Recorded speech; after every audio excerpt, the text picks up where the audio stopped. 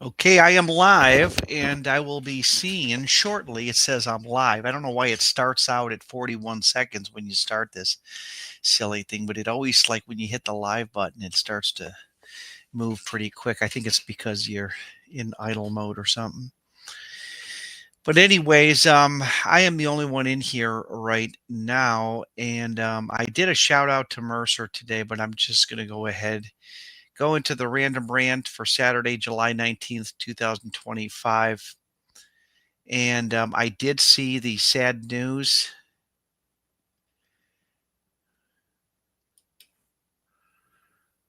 I heard the sad news.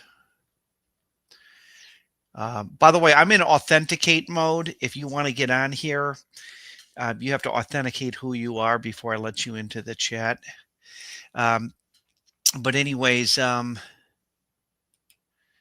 sad news is, I guess, how you doing, Al? The sad news is, I guess the word is out that Warren, the guy that people used to say talks funny, he passed away, age of 48, and that's about right because he was about 30, 31 at the time. I remember, I think when Bill Greathouse was doing his The Just Bill show um, back on a Blog Talk Radio, I think Warren was about 30, 31 at the time. So let's see, he was 46 or 48. I'm not sure. I think it was 46. He was in his early 30s.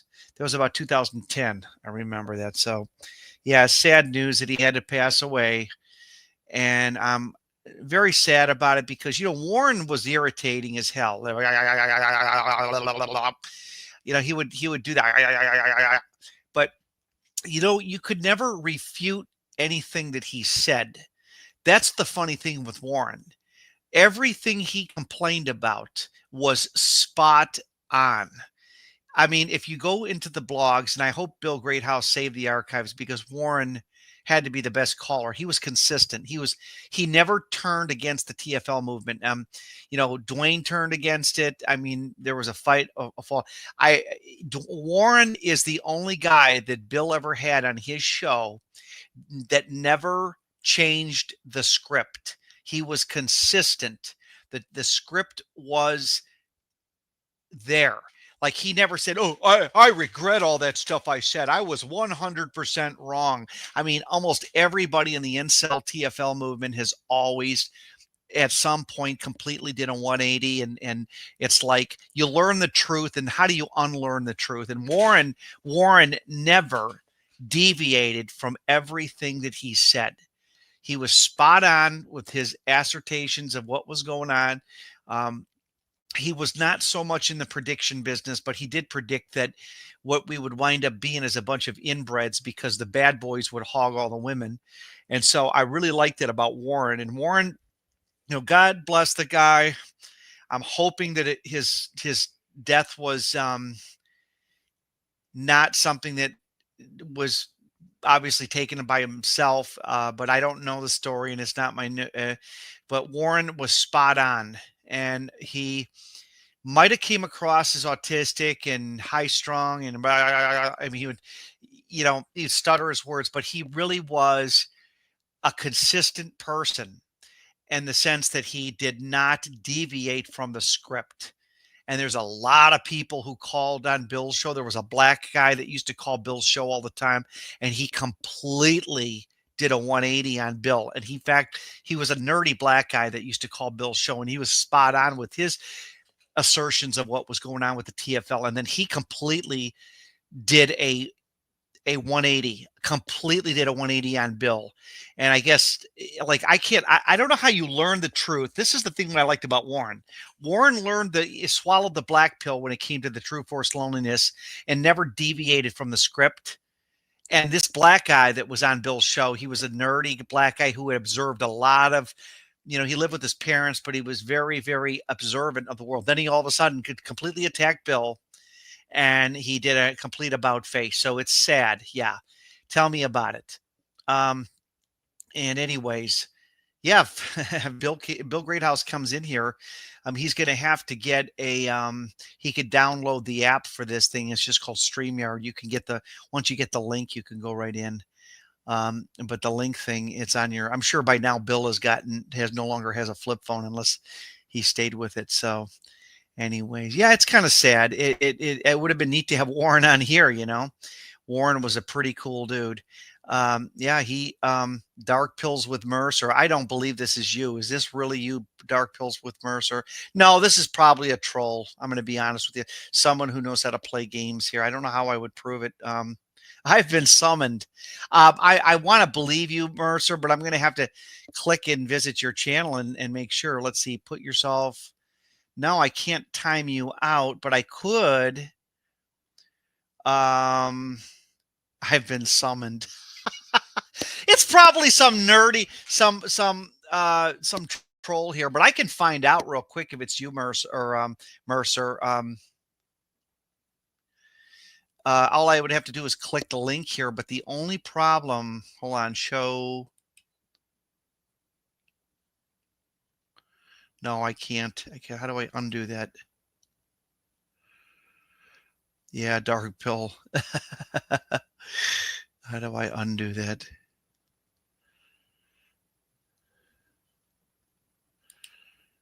Okay, that's back to, okay, it said show. Okay.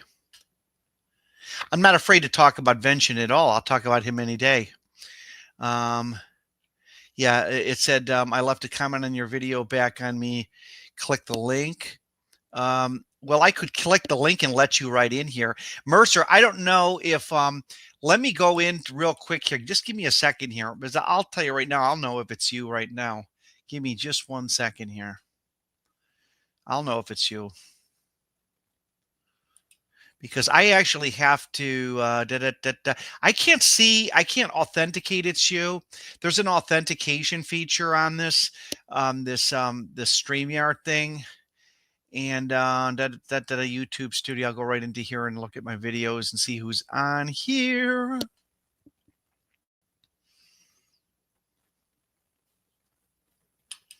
There is a live stream. I do have a few more subscribers on here too. 1 second.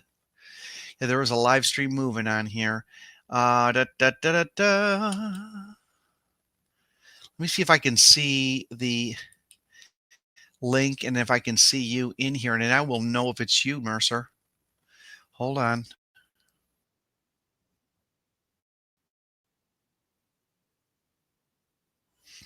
I will be able to tell if it's you.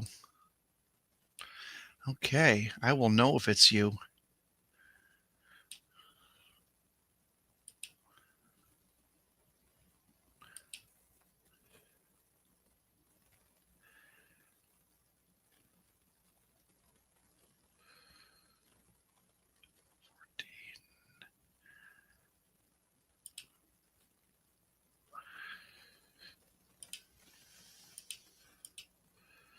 Okay, Mercer, I think it is you. I think you'd have to, Mercer. I don't think I can. You could use your phone, but you have to. Oh, this the StreamYards. You go to get the StreamYards app, and when you get into the app option, it'll say just for following. All you have to do is copy and paste the link in there. Does that make any sense? You could copy and paste the link right in there, and then you'll have what it's called the guest version of the StreamYard. So if you use the guest, just download StreamYard guest, and then you'll see the link, and then you'll get the and so I can present this to you right now. Hold on a second. Present or invite. Let me hit this in here. That invite a guest. All right, I'll copy this.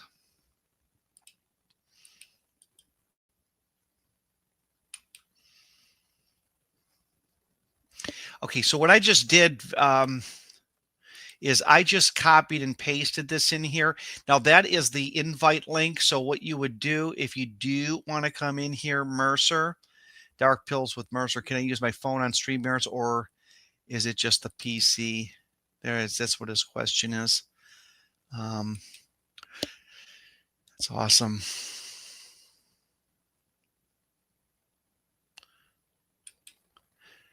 George Dio, hard to believe Vengeance has been gone for almost 3 years. Geez, think how much has happened since. Oh, quite a bit. He's, yeah, it's awesome. So I got 24 people in here already, 24 excess males in here. So if Mercer decides to come in, Mercer, you just got to download that link, and then I'll paste it one more time in there. Here, let me put the paste in here. I'll paste it one more time. But you probably already got it in here. So boom, boom, boom. Okay, so anyways, let's talk about, while I'm waiting for Mercer, if he so chooses to come in here. Let me get this. How did I, hold on. How do I get this off of here? Okay, got it off. So anyways, so one thing I'll say about, I loved about Warren. Warren, number one, he never flipped the script. He never did what all these traitors did to Bill. He never turned against TFL. He said TFL's real. He knew it was real. He never denied. He used to always say, he used to always complain though. He used to say women denied me a life, which it was a reaction to the famous expression was, I don't like women today because they denied me a life. And yeah, I do feel that, man. He had a very, it was very sad that he, well, okay, if you're going to have to use your PC Darkpills with Mercer, what you're going to do is just you could probably get onto StreamYard. And if I send you the link, I think there's an option where you can just click the link and cut and paste it into the universal resource locator, and it'll probably take you right in. I think that's ultimately what happens. I am pretty sure that is what happens. So, did you just pop in now, Mercer, or no? Say yes or no. Is that you, Mercer?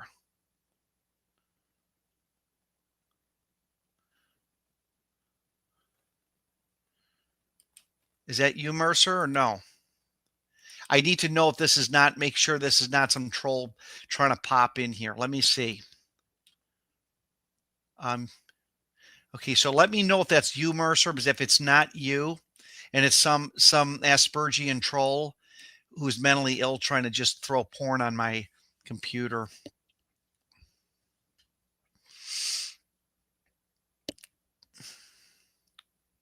Yeah, is that what you said? It's me?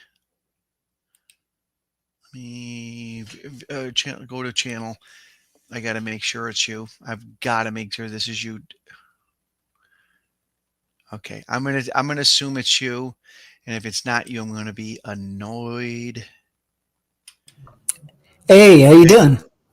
Hey, Mercer, how are you?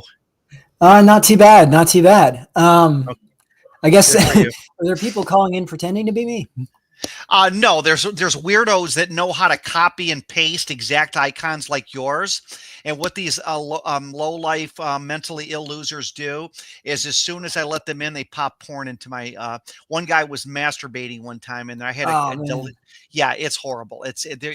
There's one thing I've learned about a lot of people who come into the TFL incel community is a lot of them have mental illness. Unfortunately, that we have to accept the fact that there's a lot of mentally ill people out there. that is a fact. That is a fact, and I can Yeah. tell you, people don't realize that streaming. It seems like something that's really easy when you see people do Yeah. it, Right. but when you're actually trying to operate from the back end and you have to manage all these different things at the same time, it can Right. be actually kind of stressful. you Okay, know? well, yeah. Well, good for you. Well, anyways, I understand you were spawned from a man who dipped into the third wife, and out came you, right? Oh, that's a long story. My father was he was born in a very fortunate generation. Yes, Um, exactly. I mean, No, he was a decent looking guy, but it's not yeah. like he was, he wasn't George Clooney in his prime. You know No, what I you mean? didn't have to be, because like the typical thing, and I'll tell you what happened, and we'll get into this, is that the mid to late 1940s boomers, when they divorced, they dipped into the end of the baby boom generation, which were the 1962 to 64s, and then they married those women, and then if they got divorced again, they married a woman in my generation, which was like 60, 65 to like 82. Yeah, they were able to dip into those women at such an appalling rate that I remember my dad owned a music store back in the 70s and 80s. And I remember these 37, 38-year-old guys who were, say, born in 1950, they were marrying their second wife. She was only 22, and that was my sister's age or whatever.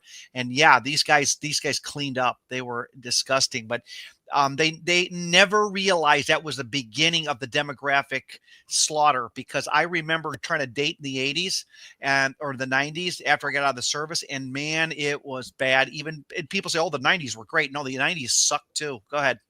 Yeah, the 90s were great if you were a kid. Yes, if they were a kid, yes. My memory of the 90s was, and I know you said I sound like I'm 19. I get that a lot. Yeah. And you know what? I don't think it's a bad thing, but I am actually as old as I said I am. I am 32. 32. Okay. Yes, I was born in late 92. So Okay. I grew up, I was a kid during the 90s. And my memory of the 90s and the early 2000s was that it was a blast, you know, but because I was a kid. For my kids, yeah. Right. But you you did not see, and I've tried to explain this to First from Insomatics, he doesn't understand it, was we had this thing, it was real popular, called Ladies Night. And this was the beginning of the sausage infestation, where what happened was, after these boomers had double, triple dipped into the dating pool, there were all these excess men looking for women in my age groups, are like these are Gen X guys, and they would say Ladies Night, Starlighters Lounge, Monday, Tuesday, Wednesday, Thursday, Friday, whatever the day was, Ladies Night. You know, all these different bars would do this, and then you'd go to the place, and it was always a sausage fest. And I told my buddy, I says, "Why do they advertise Ladies Night?" He goes, "Oh, we're just going to the wrong." He says, "You're just going to the wrong bars." You know, it's like everybody would always say that, but then you go to another one, they say, "Oh, go to this one," and then you go to that one, and it was really bad. So, the demographic situation. Let me just say this real quick. You and me and a couple of other guys talk about demographics. I think that's at the top of what's the problem in the marriage dating thing now. Wouldn't you agree or no? That is exactly what I figured out when I was when I talked to First and I talked to others back in the day. Right. We were trying to brainstorm about what could be more at play here, because obviously everybody knows about the LMS stuff. Yeah. Everybody knows about the hypergamy stuff. But the question is, okay, this is like being able to understand the problem of let's say, for example, illegal immigration in the United States. You know, not to get political, but just as an analogy. You can understand that these people are a problem and you have to do something about them, but then you also have to figure out, why are they here in the first place? And it's the same when it comes to the demographic issue. Like, we can understand that all of a sudden men are faced with like these disproportionate problems relative to women that did not exist in the past. We can talk about why, what those problems are, and like pragmatic solutions to them, you know, immediately. Right. But you still have to figure out what's causing it, and if you can address the root issue. Yeah. And oh, I don't know if you hear me or not. Do you hear me? Yeah, I do. Yeah. Okay, good. So let me give you my assessment of this. I do believe at the top of the problem, and Bill Greathouse would disagree. He said, "Steve, it's not demographics. It's social engineering. Without a messed up demographics, which I believe is in the 3 to 4 times range of men to women, and I'll explain in a minute. But without the demographic lopsidedness, you could not have this kind of social engineering. If there were 3 women and 1 man, there's no amount of social engineering would make them hate men." Yeah, you're right. You're right. Yeah. And here's the thing. This is something I noticed with women relative to men. It was the first video that I made since I did my comeback after those years. Was, you notice how white men are very protective, or they feel much more threatened over white women mixing out than the reverse. And you have to ask yourself, well, why? You know, okay, one side is much scarcer than the other. That's the reason why. Right. Well, I hear you loud and clear. I hear you. Yeah. Oh, hang on a sec. I've been having internet issues. Just give me 1 second here. Yeah, that's okay. I'm gonna. You're crystal clear on my end. Yeah, I've been having internet issues all day. It was a mess on my stream, unfortunately. I'm just gonna connect to a different node on my on my internet here. Just give me a moment. All right, go ahead. You're sounding clear. I'm sounding good to you? You got a good microphone.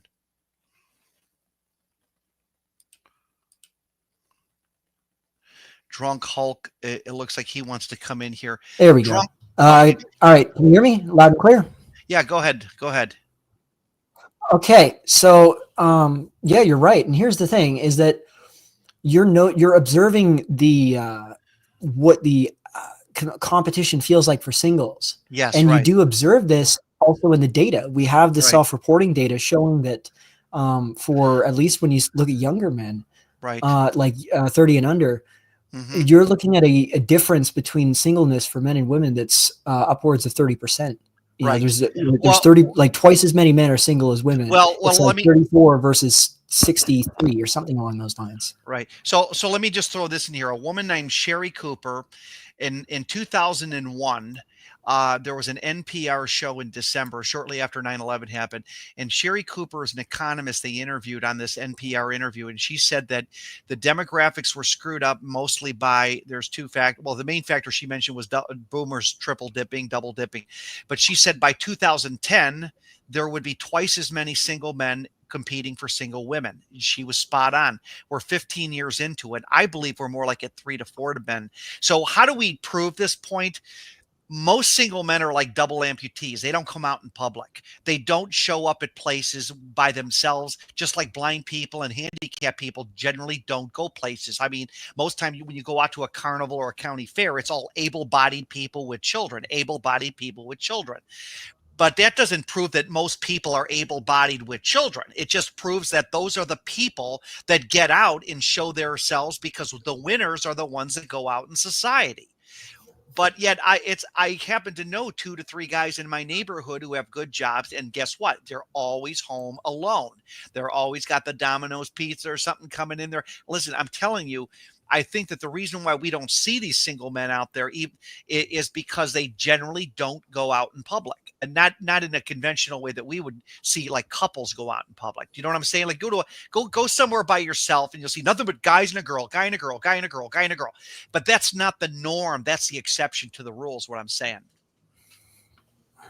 Yeah, I mean, guys generally are more introverted. Like we typically prefer to not just wander around for the sake of wandering around. So typically, if a guy is going to be seen outside, he either has something in mind that he's doing specifically, or he's with a woman and they're just doing something outside. Right. You know, like that is true. And also, it's just a fact of reality that people don't like single men around.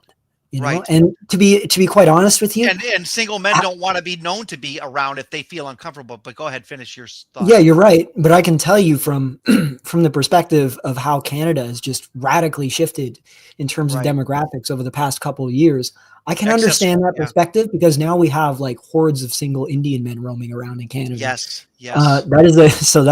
I can understand their perspectives in a way, because men do represent a certain physical threat that women don't. I got an anecdote to tell you. I was talking to a guy who was very open about the TFL, True Force Loneliness thing. He was on a plane coming from Europe to Canada. And Europe to Canada. I was flying back into Toronto. He said that there was a Canadian flight attendant who was sitting across from him, and they were telling everybody, get in your seats and put your seat belts on. And he was sitting in first class, so he was right across from her. And he kind of looked up several times at her. She gets up in the middle of the flight when they're landing, and she does an about face, and she locks herself into the seat behind so that he can only see maybe the edge of her right arm. He said it was the most bizarre thing. The woman was a Canadian, and she didn't want him looking at her. And he said he knows it. He said there's no way she would have got up out of that seat where she was locked in to get up while she was telling everybody to move so she could move back. And he thinks I think Canadian women are the worst, probably. Yeah, you're right. And the funny part is they didn't used to be that way. Right. I mean, I can remember, I don't remember personally, but I can see from like family photos from both my mother and my father's side, the world that existed before, like the world that existed from 1960 up until 1980 through the 70s. It was a completely different world, and it's gone now. It's completely gone. And the worst part is, and this is something I've noticed personally, and even though I understand the logic behind it, it still pisses me off every time that they do this, where if you're walking behind a woman, let's just say you're walking down a bike path or something, you're walking behind a woman and she hears that you're behind her, she will stop and just wait for you to walk past her, and then she'll start walking behind you as if you are a potential threat. And that thing is, I know that there are a certain fraction of men now that are a threat in that sense, but you can just look at me and you can tell that that's not me, because first of all, I'm not a big guy, and second of all, I'm not from the demographic that does this sort of stuff. But you know that the way that these women think is that they get attacked by a certain kind of man, but it's like a psychological process where they feel like they have to treat all men as a potential threat, or else they feel guilty about it. You know what I mean? I know exactly what you mean. It's frustrating. Okay, But so yeah, so where do we go from here? Okay, so let's say we agree that it could be anywhere between 2, 4, 5 men to every woman. Where does this situation? You were talking politics in a few of your latest podcasts. What is the political ramifications of a society with excess males? Do they just die off and be? Here's my theory. It's a sad theory. I'm going to tell you what I think. I think these men are just going to die off. I mean, I think most men who can't procreate or get married will just die off, and the able-bodied married people will just continue to do what they always do. You know? Yeah. Well, unfortunately, if we go by precedent, we have historical examples of exactly that happening. Yes. And that would be the entire history of China, which is something I've talked about in the past as well. People don't realize that the gender ratio problem in China is actually a lot better than it used to be, which sounds it's not, I'll tell you something. I think it's better in one respect, that there isn't this dipping into multiple pools. See, I think that if there's like 1.2 men to every woman, I believe the ratio in America could be 3 men to 1 woman. So I don't think that from a percentage point of view, they're doing as bad as we are. I think it's much worse here. Because of the immigration issue, which we know is mostly excess men. That's what I think. You're right. But if we look at historical China, I'm talking about before the current government. Historical. Okay. Yeah, that's right. Go ahead. We're talking like Qing Dynasty, even going back in thousands of years in the past. We have records because this was an advanced civilization. We have their records going back into the millennia. And they show consistently that because they've always been at the very limit of their resource extraction ability, their farming ability, they've always had to practice infanticide as a form of family planning, And this is something that other ancient civilizations did too, including the Greeks and the Romans. So it's not like this is new, but they've had to practice it consistently right up until the modern era. And what you see is they would specifically target girls. And there are cases where up to 30-40% of girls would be drowned at birth. And it was creating a scenario where you would have as much as, 30-40% of men, therefore, are excess to requirements, and they could not find wives. And they would the population ratio would be like 3 men for every 2 women or 2 men for every 1 woman. And it would be a disaster. But here's something that people don't realize. Okay. You don't need to, and that doesn't mean, by the way, that this isn't the case, but you don't actually need to have an imbalanced population ratio between men and women in absolute numbers to still have this effect. This is what my first video on demographics. Oh, I don't know. I think that you do have to have an imbalanced ratio. That's where I believe the crux of it is. If you had a 50-50 ratio of men to women, I don't think things would be nearly as bad. I think that the crux of all this is the invisible, I call it the invisible 800-pound gorilla in the room, which is there are all these excess males. And one place you can identify it? The online personals. You see how many more excess men that join these meetup groups. In fact, I know a relative that started a meetup group, and you know what he told me? He says, you have to vet the men out of there. There's just too many of them. Yeah, I get what you're saying, and I agree that this is also a problem. But what I'm saying is you can have this effect where there's an excess amount of single men in younger age groups, especially as you go down the population pyramid. You can have this effect without having that. Like you can have it even if you have a gender ratio that's balanced, is what I'm saying. You're saying that you think that the things could be just as bad as they are now if there were just as many single men as there are women? Well, no, because here's how it works. How it works. So there's an age gap between relationships between men and women of approximately 2.5 to 3 years, approximately. Okay. And the men are slightly older. Okay. Yes. Well, if you have a population pyramid that's shaped as a triangle, like a triangle with a wide base at the bottom.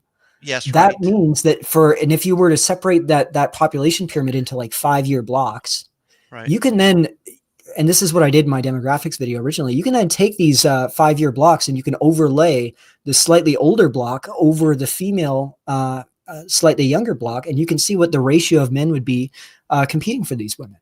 And what you realize is that when you have a wide-based population pyramid, you can actually have stuff like polygamy, and you can absorb a certain percentage of additional women as additional wives. And because these populations have high fertility rates, they're adding more women into the future population pool than they're taking out. So like a guy could have 3 wives, but if he has 12 children and 6 of them are girls, well, he's adding 6 girls into the next pool. Yeah, it doesn't work out, but I'll tell you what screws it right up is I am noticing, because I do air conditioning, I do a lot of movie theaters, and I do see more young mothers with nothing but daughters. So I do believe nature's correcting itself, but you cannot bring in all these excess men from the third world, because again, they're a nuisance. And you know as well as I do, these Indian men, they're a nuisance. They are, because that not only are they not cool, they can't break dance. I mean, obviously, I've just listened to some other bros. They're never going to assimilate, and they don't bring their own women. And we all know they don't bring their own women, which means that they're eventually going to want your women, you know? So I Yeah, don't well, know yeah, this is how. what we see. This is what we see with the birth rates here too. We have a gender ratio for these Punjabis that are coming into Canada of 2 boys born for every girl. Yeah. Oh, really? Exactly what they're doing. Oh, so they not only bring their own scrodes with them, but this is you're telling me that these guys are actually polluting the world with excess males? Yeah, that's exactly what they're doing, and they're offshoring them to our countries. Yeah. And the argument that I'm making here is not that there aren't excess men in absolute terms. I could definitely accept that. I'm just saying that if anything, this would exacerbate the problem even more, because we would have this problem anyways, even if the gender ratios were balanced. If you have an upside down population pyramid, if you just think about it, you know, men are usually competing for women their age or younger. Women are being competed for and consider men usually between their age up to maybe 5-6 years older, sometimes a little older as a woman ages herself. You know, when a woman's 35, she might extend her ceiling for men up maybe 10 years. Whereas, I don't even know. But I'm here's another thing. We're segueing into another thing. Women never hit the wall. I don't see any indication that a 35-year-old woman is desperate for anything. You know, everybody said that this would happen. Oh, wait till these women hit 30. Wait till they hit 35. Wait till they hit 45. What point do women hit the wall? Here in Ohio, I say they never hit the wall. No, they don't. Like, I could use my own mother as an example. Like, after my father died, I mean, she's never had issues dating and being in relationships. And she's not like a super attractive older woman. She's just very average, and she's never had problems. She's always been able to find a man if she wants one. Yeah, and it was my mom was like that too. After she lost my dad, it was pretty much. Of course, my mom didn't really date at all. My mom was not into that whole thing, but she's always these horny old men always hitting on her, and it was like, yeah, exactly. It was the same exact situation. So women never hit the wall. Okay, I'll get back to this question. Politically, if this excess male problem becomes any worse, what does this look like in 10, 20 years? Will men eventually be able to vote themselves out of this mess, or are we pretty much screwed? Well, I don't think that you can vote your way out. No, you can't, because if you have excess males, there's nothing that they can do about it. You can vote, but you can't really do anything about the excess male problem. Well, yeah. First of all, they wouldn't do what you need to do to solve the problem, which would be import women and balance out the numbers through importing women. Right. That's the only way that you could solve this issue. Either that, and also deporting. Obviously, for example, in the case of the United States, you got a lot of illegals. Most of them are men that are trying to find work. They shouldn't be there. Yeah. In our case, we have tons of these Indians, mostly men. They need to go back. Right. But in addition to that, and this is a point that I made with debates that I've had with nationalists, where I've tried to explain to them, even if you were to, for example, take all the non-Germans out of Germany and just make Germany a 100% German country again, you're going to have about at least 30% of the young men, like men that are like under 35, that are going to be excess to the available women there, just due to the structure of the population. You have to do something with these men. Either you have to put them to war. Yeah. You either have to send them somewhere else, or you have to supplement your population's deficit of women somehow. Right. Like this is a problem that they need to address They're before. not going to address this. They won't touch this. Tucker Carlson won't touch this with a 10-foot pole. Dr. Phil won't touch it with a 10-foot pole. We'll talk in terms of politics and procedures, and they'll even use the Z and the J word before they even touch this. This is more taboo than the J issue and the Z issue. It's such a taboo issue that they won't even talk about it. So I say that this problem. Here's another issue. Even if you had 4 or 5 single men to every woman, I believe the way the political structure is structured, the winners, the able-bodied, I have a wife and kids people could overpower the excess males. Do you know what I'm saying? Because all you have to do is give police officers a wife and kids, and they'll defend the system. You know what I'm saying? Like, you could literally overpower the way the system is structured now. You can easily overpower excess males. You have a law enforcement in the military that can overpower that. Do you know what I'm saying?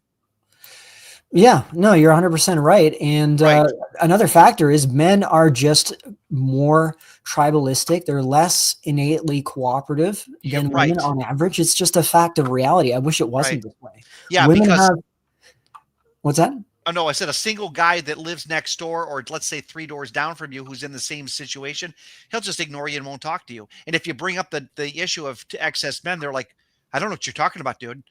I don't know what you're talking about, dude. You got the problem, not me. I don't know what you're talking about. They're in denial. It's horrible. These men.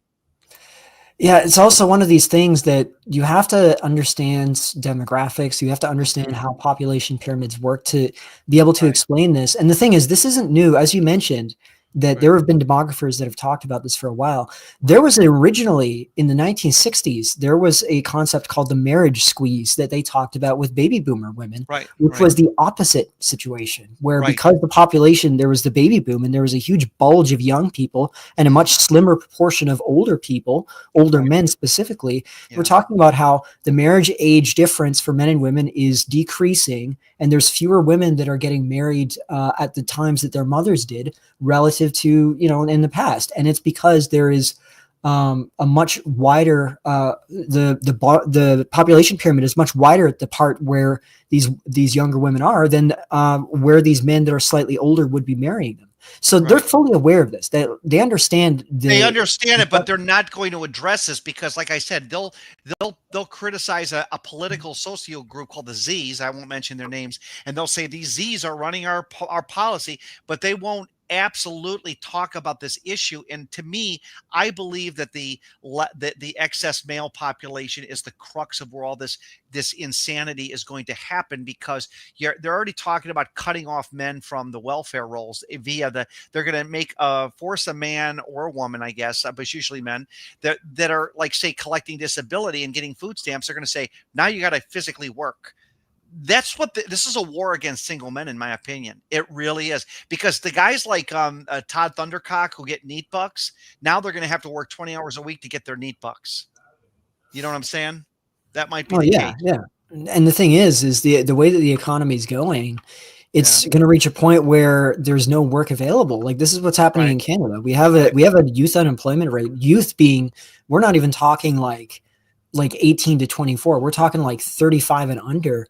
That's approaching 30% if you factor out the full-time college students, which Yeah. manipulate the numbers.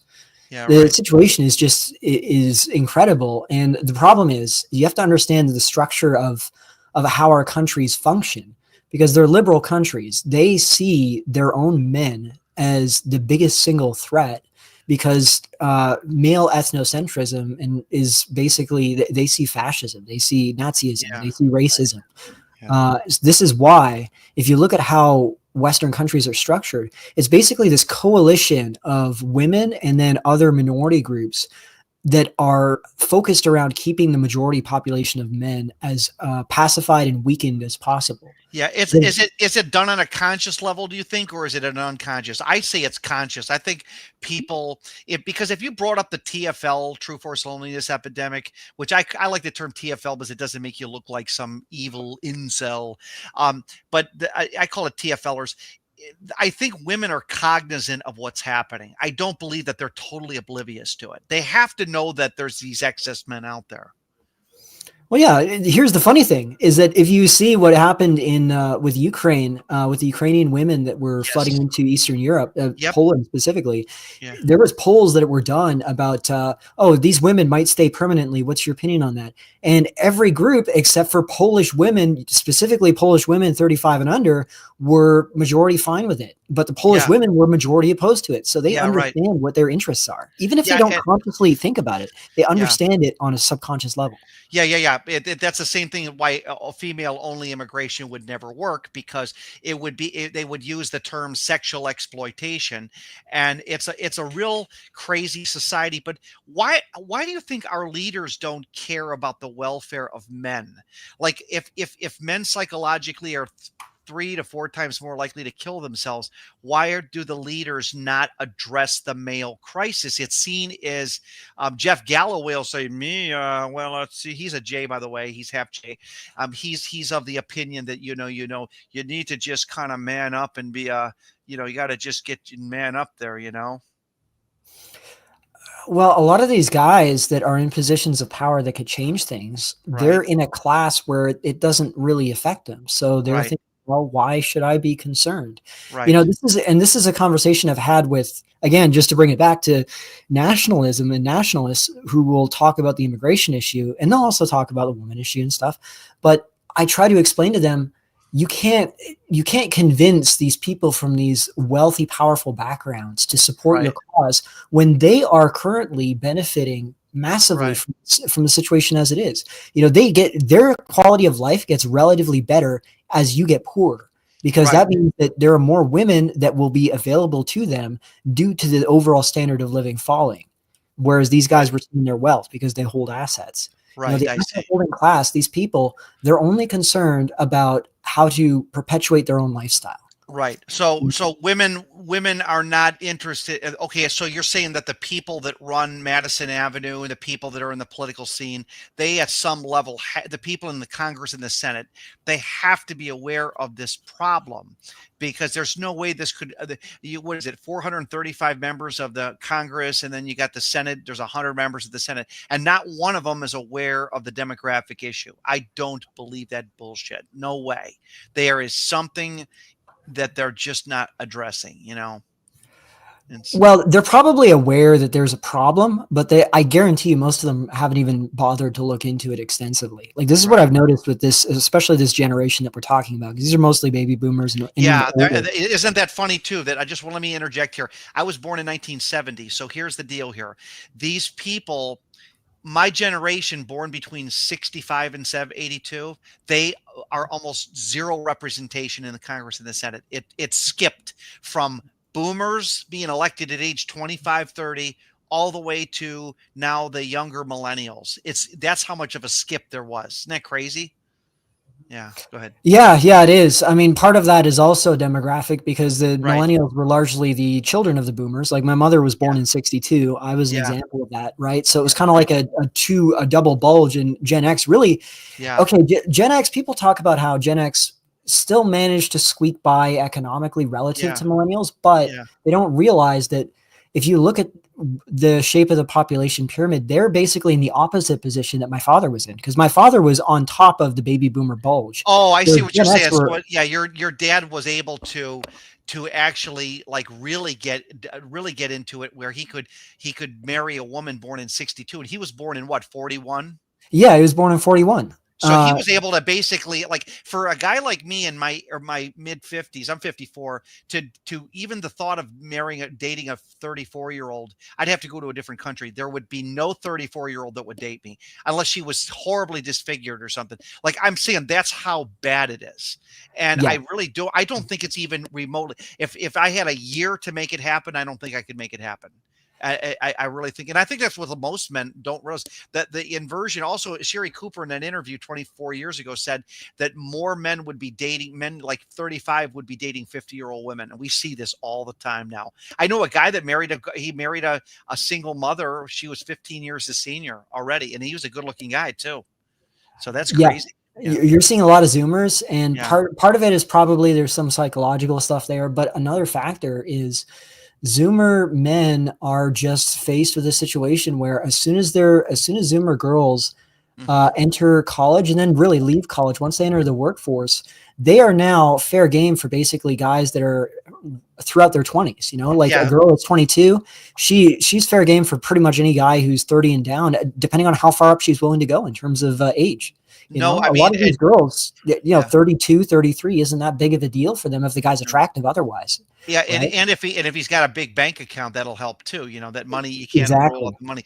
Yeah, so I see it like this. I believe that even if you have an excess male of 4-to-1 males for single females, I believe that the police force and the political system can overpower it. It's almost like when you neuter a class of the population, which is mostly single men, you can control them with physical force. You can do anything, because if you think about it, you notice how police officers and firemen never seem to have a problem with the women issue. It seems that these people are well taken care of in that avenue. I don't know whether it's because women naturally flock toward police and firemen, but these guys never live TFL. And I think that's kind of interesting. So these are people that work in the public sector that defend the system, especially the police. They have no incentive to join forces with the men who are being, disqualified in the system. That's the way I think that if I think someone made a mention of this one time. So I don't know. I think here's my theory. I just think most incel or TFL men will just die. I think they're just going to die out, and that'll be the reality of it. There will be no whimper. There'll be no fight. I think we see it pretty much now. They just stay at home and play video games, and that's what they're doing. They're just going to die out is what they're going to do. Yeah, this is sort of, and you see this despair, interestingly, on the political nationalist side as well. As I keep bringing it back. White nationalists, they're losers. I don't like white nationalists. Will not touch this TFL with the 10-foot pole. They will not. Well, and this is the irony about it, because a large portion of their base is from these guys. That's the vast majority of them. Yeah, and they want to hog the punani for themselves. I don't like that guy that Mercer, not Mercer. What the heck was his name? Yeah, I don't like him either. That Kessler guy, Kessler. His name was Kessler. But he's a guy that came on here. He's a white supremacist, and he will not touch the excess male issue with the 10-foot pole. He thinks, he deviates because it's terrifying to admit, oh my God, not only am I a white nationalist, but I'll never get any pussy. Yeah, they don't have an answer for it. That's the thing. And because the solution would be, unfortunately for them, it would violate their racial principles, because there are no white women. Like, if you wanted, let's say that you took control of the country, if you wanted to solve this problem for men in a satisfactory way, you'd have to find women from somewhere else to bring in. And it's not going to be white women for the most part, because there's just not enough of them. No, we have this problem in all European countries, in the Anglosphere, North America, Australia, etc. Like, this is a problem in all of Western countries in Eastern Europe. There's no way you can find women from Europe that would be able to satisfy the numbers that would be needed. Yeah, I think it's, and I do think that this is what I call this is what I call black pill 2.0. And it's another thing is that, another guy that won't address the demographics is a guy named Stardust, Mr. Stardust Thinking ATV. He will never touch this issue of demographics with the 10-foot pole. And either he's too egotistical to do it, or he just doesn't want to admit that it's over for him, because he even lives in Europe and he has to know what's going on. So, well, I think a lot of these guys, in a lot of cases, they don't understand the mechanics of what's happening. Right. Like, I found this is an issue I found with my demographics video, is that half of the people would be like, wow, this makes a lot of sense. And then the other half would be like, I don't get it. Yeah. And it's because it's kind of hard to, I think you can understand it because you're Gen X and you had to deal with a huge cohort of baby boomer men, far more numerous than Gen and they're X. not only that, I'll tell you this, I get trolled for saying this, but they were the horrible people to work with. They would abuse you physically, mentally on the job. You were like a competing piece of shit to them. If you tried to get a job, like when I got out of trade school, military, whatever, they were like, basically, you're a piece of crap. The job market is flooded with people like us. We certainly don't need you. And they were horrible people to deal with. I think a lot of guys in my generation got like post-traumatic stress disorder from this shit. Yeah. Well, yeah, a lot of these guys have enormous egos, largely because they grew up Yeah. in. And here's the thing: this is not just a dating issue. Like Right. this is also it impacts the economy. Yes, it does. It Yes, for impacts the sure. society. They Yeah. grew up in an environment where there was a lot of money that investors wanted to invest in expanding production and expanding capital. Like just the way that private investors do, but there was a Right. concentrated, limited supply of labor during the baby Yeah. boomers golden age, and also before that, like from the 1950s post-war right up Right. until around the 80s, I would say. Yeah. You had this massively restricted supply of labor, largely because the Right. amnesties hadn't happened in the US. Now I'm talking obviously specifically about the US. Right. The amnesties hadn't happened, and Right. immigration, even though the 1965 Immigration Act was passed, it took a Right. long time for that to snowball Right. and Right. have a demographic effect. Right. And Yeah. as a Oh, result, one thing I want to make a point about the yeah, boomers too. Not only did we have baby boomers born in World War II after, but we had these 747 immigrants from Eastern Europe that came here. I forgot about those. There were so many of these immigrants in the 70s and 80s that came to America off the 747. They were these lottery winning immigrants. You ever see those immigrants that don't work in the coal mines, or these immigrants that come to America on a 747 jumbo jet like famous people do, like Martina Navratilova was one of them. But they were adding to the boomer problem as well. Would you not? I mean, like, in other words, that generation of boomers was added to the compounded double, triple dipping, whatever, you know? oh yeah, I mean yeah, and then after communism collapses, they're able to quintuple dip because now they've Yeah. got all of these women in the 90s from Eastern Right. Europe that they Yeah. can poach. Yeah. Now that's gone, of course. Now, I mean, if you Yeah, talk it's to gone now, Europeans but now, but I do say this much. It's highly likely that even if you have a 40, 50-year-old wife, these boomers will they can still potentially poach them.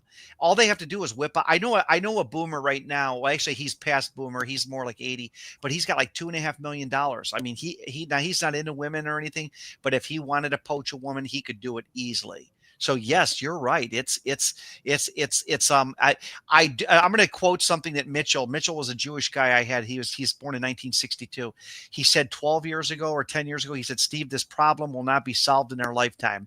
And I think Mitchell was spot on when he said that. He said, this demographics nightmare will not be solved in our lifetime, which is to say that, yes, most men are going to have to deal with this.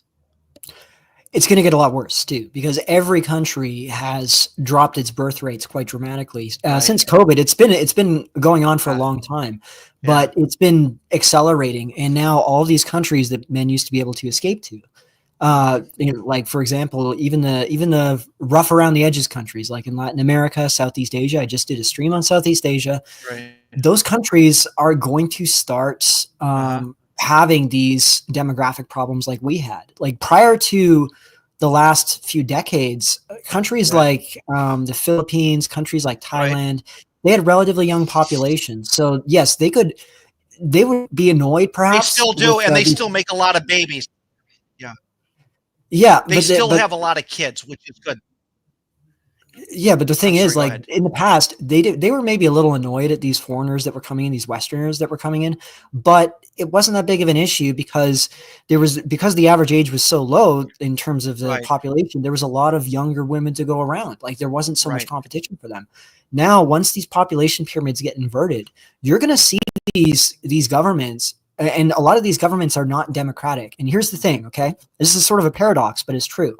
If your country is democratic, it means that your men are going to be seen as the enemy by the government. Oh, if your country is not democratic, for example, the CCP in China, the Vietnamese government, the absolute monarchy in Thailand, women do not have a say in those countries the way that they do in democratic countries, because the way that women are able to exercise influence in the government is through voting. They don't have the latent capacity for collective violence. They don't have the intelligence and the physical strength. I agree. Yeah, they don't have the ability to do coordinated violence like men do, and that's not to say that men will do that. Nor can they fix the infrastructure like I do air conditioning and heating. I never see women climbing ladders, troubleshooting electrical. None of it. I mean, like there's zero women out there doing this. And if there was one woman, they would exalt her to a genius. Like, oh my gosh, she's so smart. She can can tie a wire nut. They would be putting her on a pedestal. But yes, you're right. Women don't make infrastructures work. Yeah, and the thing is, the Chinese government and the Vietnamese government, let's say, they recognize that their armed forces are all men. Okay, their police forces. And Israel's supposed to be of equal opportunity, and even they only send their men to war too. By the way, I just want to throw that in there. Yeah. I mean, Israel's another interesting case that we could talk a lot about. But as far as these Asian countries are concerned, they understand, these governments understand that they are relying on their men to defend their property rights and defend the state. And as a result, if a situation becomes so dire demographically that there's a huge chunk of their men that are not able to get married, and the remaining men, even if they are able to get married, their options are much worse than they could have been because of the competition for women. This will massively demoralize their men. They understand this, and even if they can't correct the issue on a core level, they're absolutely going to make sure that it doesn't get worse. They're going to expel expats. I guarantee you. If it's scary. I think it's going to happen, and it's going to start transitioning fast. That's the scary part, because I actually have traveled overseas a couple times, and I think you're exactly right. I think they're going to start exercising this very quickly. I don't think it's going to be 20, 30 years. I think it could be in the next 5 years. Back in 2010, Cambodia passed a bill, which was they said that any man 50 and over cannot marry a Cambodian woman. And they said that the Cambodian women were upset about it, because sometimes there's a 45-year-old woman that wants to marry a 52-year-old guy, and she couldn't even do that. So they said, yeah, it was discriminatory. But that Cambodia, I think, was the first third world country to initiate a law like that. You can Google it if you want to. Yeah, no, I believe it. And you're going to see these Asian countries do that, because here's the difference between a country like China and countries like ours. Okay. The Chinese elite, the CCP, they understand that their prosperity and their personal fortunes are directly tied to the future of China. Even if they're completely selfish and they are only concerned with enriching themselves, they understand that in order for their riches and their family's prosperity to grow, China itself needs to be growing, prosperous, and strong. It has to, yeah. And they're already addressing they're probably going to let their men out marry into other women. But now think about this too. Chinese men will probably try to get something, import women from other Asian countries. I mean, they'll have to do something. But you're right. They're going to kick these excess males from like Australia and America out of there for sure. Yeah, I can see that happening. Absolutely. And the thing is, our elites are completely different. Our elites have bank accounts in all of these tax havens. None of them are directly connected to the state. All right. They just bribe the governments to get whatever they want out of it.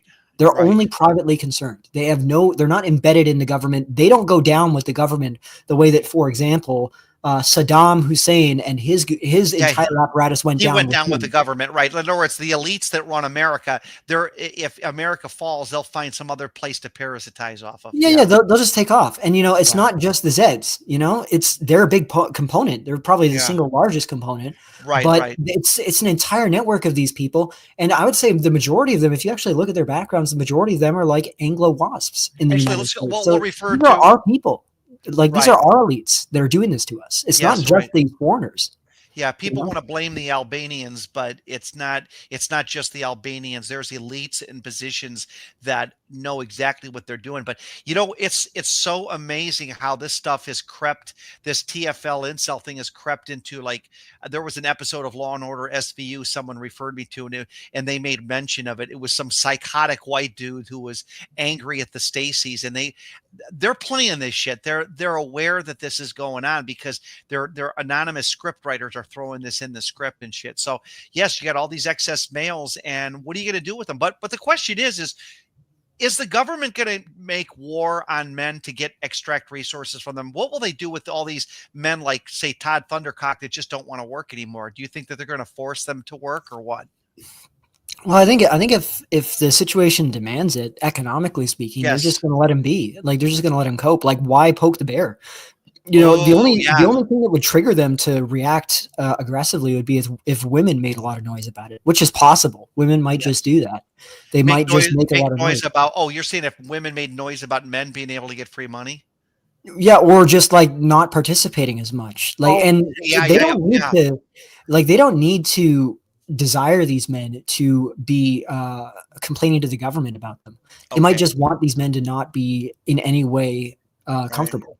You know, like they might just deeply dislike men. There's a certain portion of women that are like that. And I'm going to say this, and I believe that the Todd Thundercocks of the world, that he does show his face out there, that he's not an exception to the rule. He's becoming the rule. It's just that he's out there. Most Todd Thundercocks are hiding like cowards. They're not putting their face out there. They're not going to ever admit that this problem affects them. This involuntary loneliness that is being waged mostly because of lopsided demographics, in my opinion.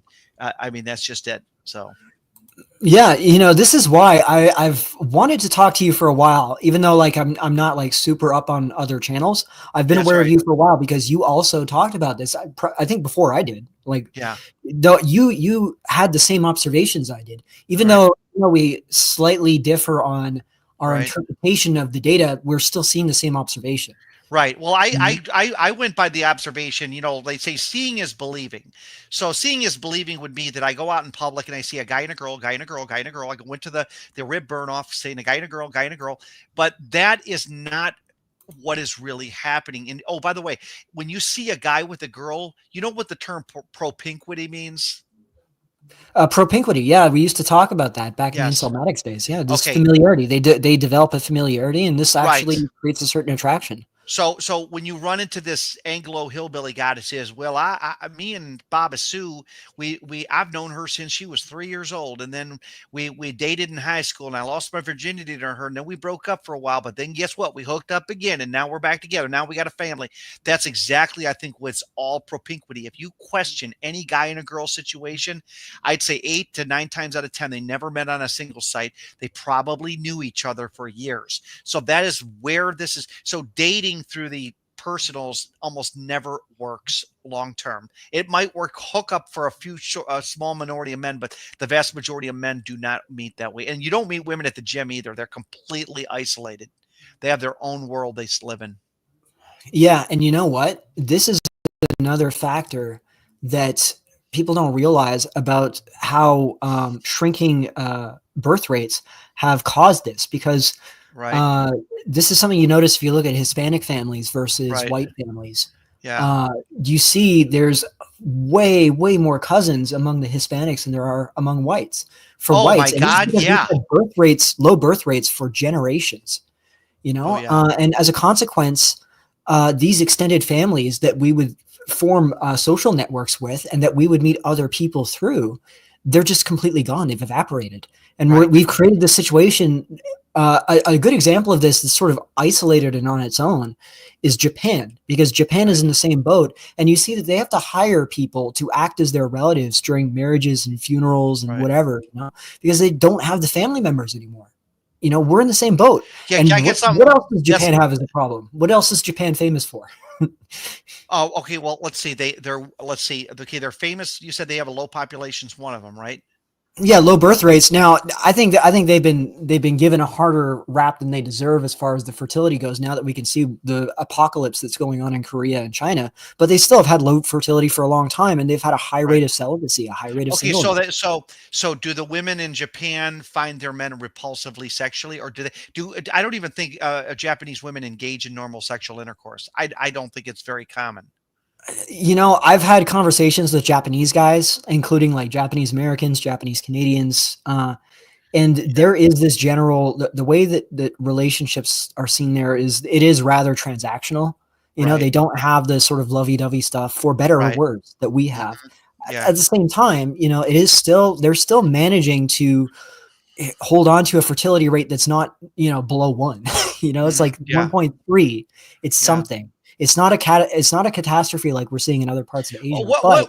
You live in Canada, so let me ask you a question. How many men do you think are living TFL? I mean, give me kind of a number, like say 18 to 30. Let's just pick a demographic, 18 to 30 or 18 to 35. Do you think it's half the men, a third of the men, or would you push it to 3-4 men? What do you think? I would say, I'll be conservative about it. Okay. I'll say probably a third of the men are in dire straits. Another third are precarious. And then another third are okay. And by okay, I don't mean they're doing great. I mean, they're doing okay. They're doing what we would consider acceptable in previous generations. Yeah. You know, like where they're able to have relationships and whatever. That's what I would say. And there's data to back this up. There was, and I was actually going to mention, because people were asking about proof for this stuff. Do you want me to prove it? Show me empirical evidence. Prove it. I don't need to prove it. I know it. I feel it. I know it. I don't feed. It's not my imagination. You know what? I've been right when I use my intuition. 9 times out of 10, I'm right. But go ahead. Yeah, I was just going to say that we could show them, like, if you want, I can either send you some graphics that you could put up, or we could do that, because I have the data. I can show them the data backing this up. Like there was, I did a YouTube post on this. Right. There's data showing that the rate of singleness or the rate of sexlessness, and this is more important than just singleness, because this tells you a lot more. This tells you more truthful data than people just reporting whether they're single or not, like the frequency of sex. And what you see, if you combine people that are in having sex less than 3 times a month, or having sex 3 times a month or less, which would be, in my opinion, this would be somebody who is not in a relationship or can maintain a steady relationship. So this would include people that, even if they can get like a hookup maybe, or they pay for it, you know, like it's not factoring this in. Like this data is only showing men that are able to have some kind of sexual interaction, or that report it in the past 3 months. Okay. And if you combine that with the guys that haven't reported anything in the past year or more, you're looking at 70% of men in the United States. You're saying who have not reported what? Reported sexual contact of any kind over the past 3 months. Okay, yeah. Well, I think that, and I don't know how to prove it other than the fact of lack. In other words, if you're not going to respond to it, you're probably not getting any sex, right? Well, do you have, I can actually show you guys some of the data, because I have the stats on this. Like I have a graph that I can put I don't know how to put, I have the free version. I don't know how I can. I'll see if I can add my screen. See if you can insert it in there. That'd be cool. Yeah, add a slide. Okay, I can add a slide. Let me just see if I can add Let's see if you can add the slide. That'd be awesome to see it pop right up in my screen. Just don't add any porn, please. Yeah, of course not. I'll have to eject this whole thing and then erase it. This is a great conversation, by the way, Mercer. Yeah, no, you're like a mini celebrity. I mean, I've been told that too, but really, I mean, I'm surprised. I've been seeing like the stuff that I've been putting out. I'm like, damn, like this could have been a lot better than it was. But people are telling me that they like a lot of this stuff. So okay. Yeah, Unnamed, so I'm glad to hear it. Should I put it? Add an unnamed PMG. Okay, is that what it's called? Yeah. If you could put that up on the screen. Okay, there it is right there. Okay, good. So this is what prompted me to look this up. I was scrolling through Twitter. This guy says, Gen Z is fine. People are dating and getting married. You're just a terminally online loser. Okay, we've heard all that. Let me see. Why is that not showing up? Let me put that back there. Yeah.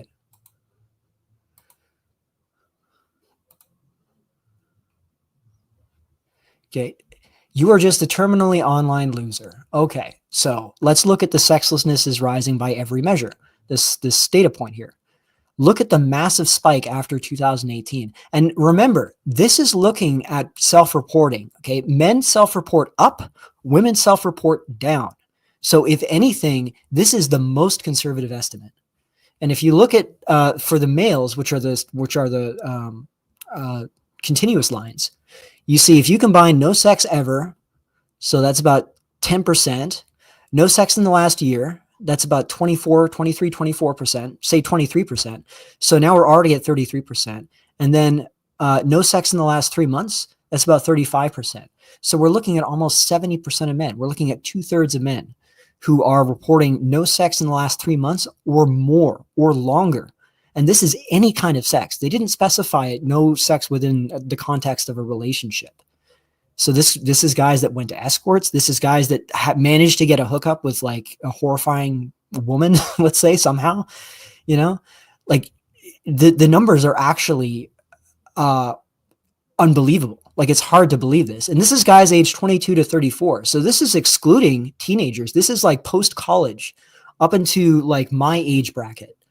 So this is not including older men who may have gone through a divorce, let's say, and are just less interested in sex due to, natural aging, just lowering your testosterone, making you less horny.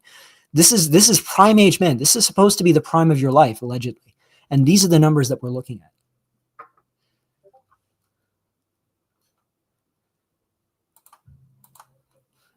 Am I still on?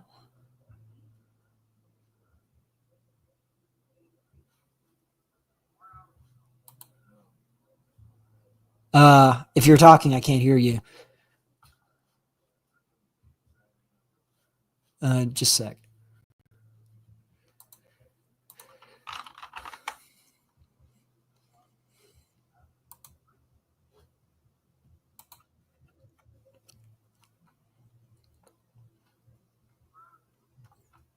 Yeah. Are you still with me?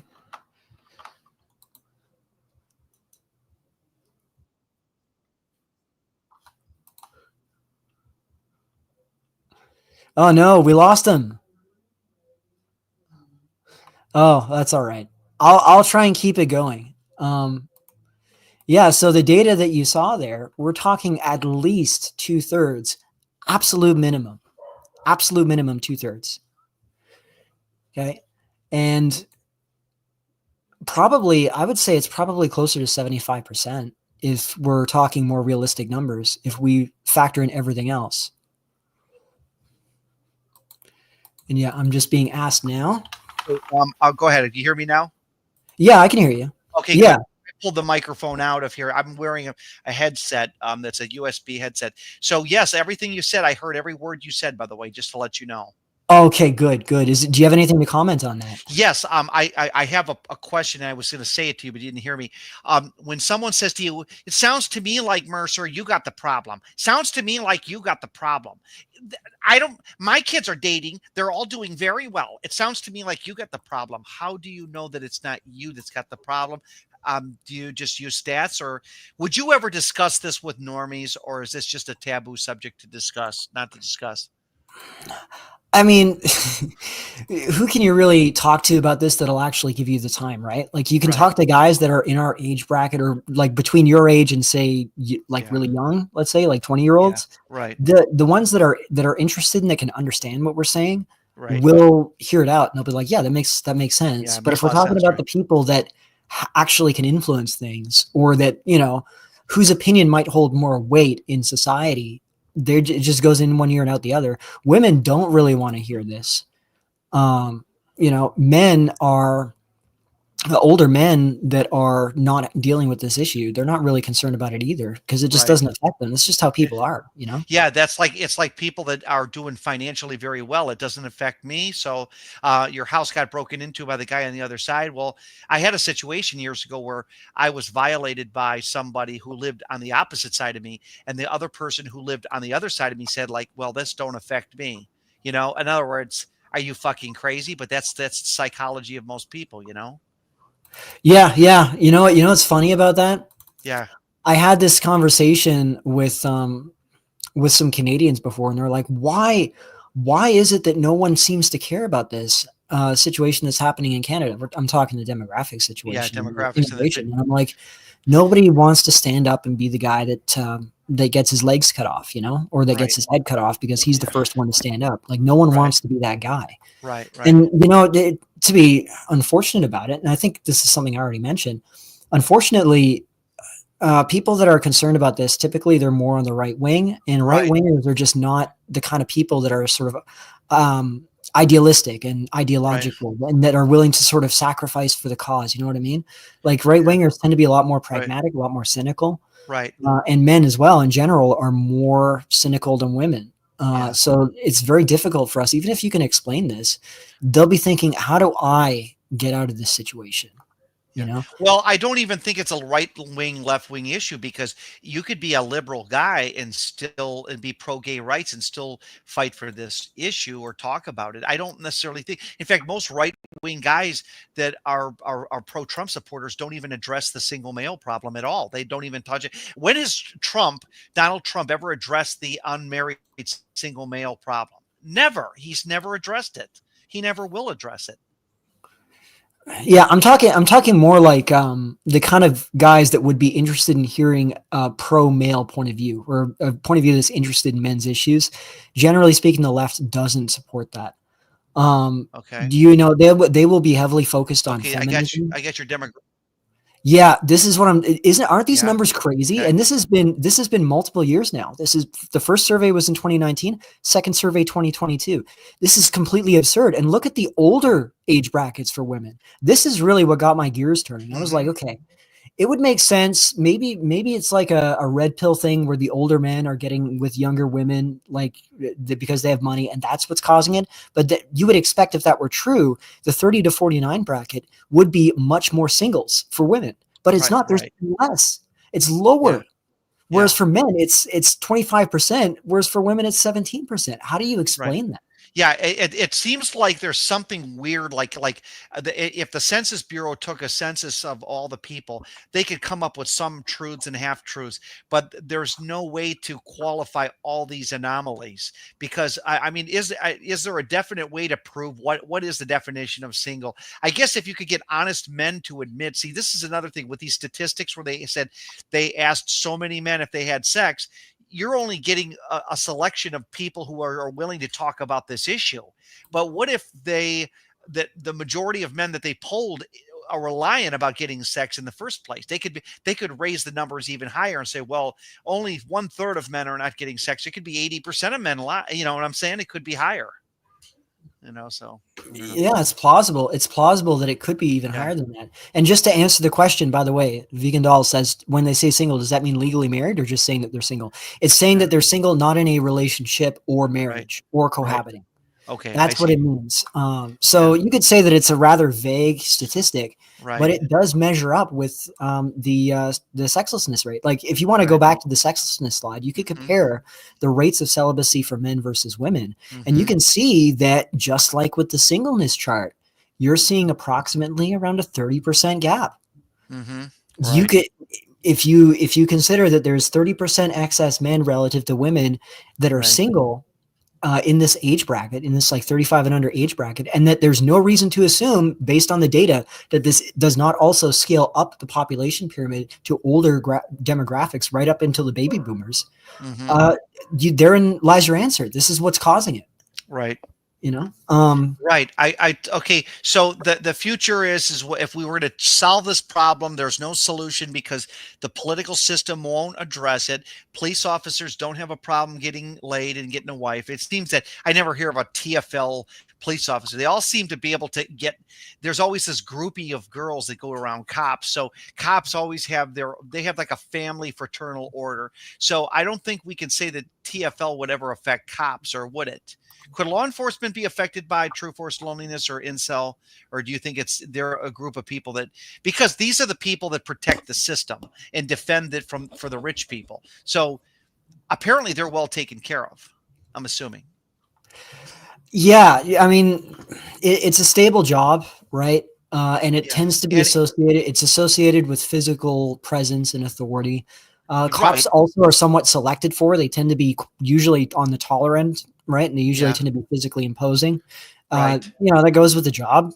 So in a lot of yeah. cases, they're not hurting for women, Right, and that right. is It true. seems, yeah, it seems like all police officers now. There's a lot of very devoted husband police officers, but they still always have an attractive wife or a mildly attractive wife, and they seem like they're.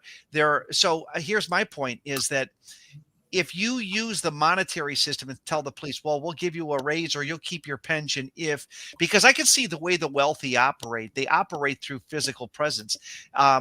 Without the presence of defenders, there's no way that these wealthy people could rule the masses the way they do, and they as long as we have this.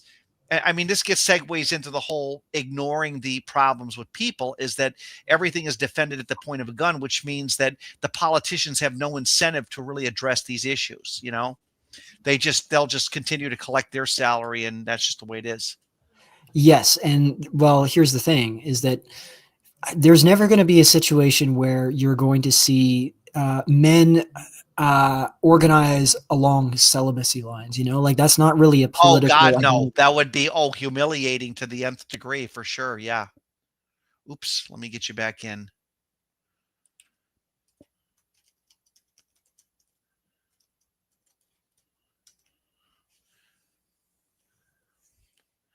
I'm sorry I kicked you on accident. I was trying to kick your presentation, and when I kicked you out of here, I accidentally kicked. I'm just you can post a link again. Okay, I'll post a link again because what happened was Dark Pill with what happened was I kicked you, and I didn't mean to kick you. I just went to kick those links out of there that you sent me, and it kicked you out of here. So I'm learning more about this program, and then I'll keep talking, and maybe we'll let some other people come in if they so choose.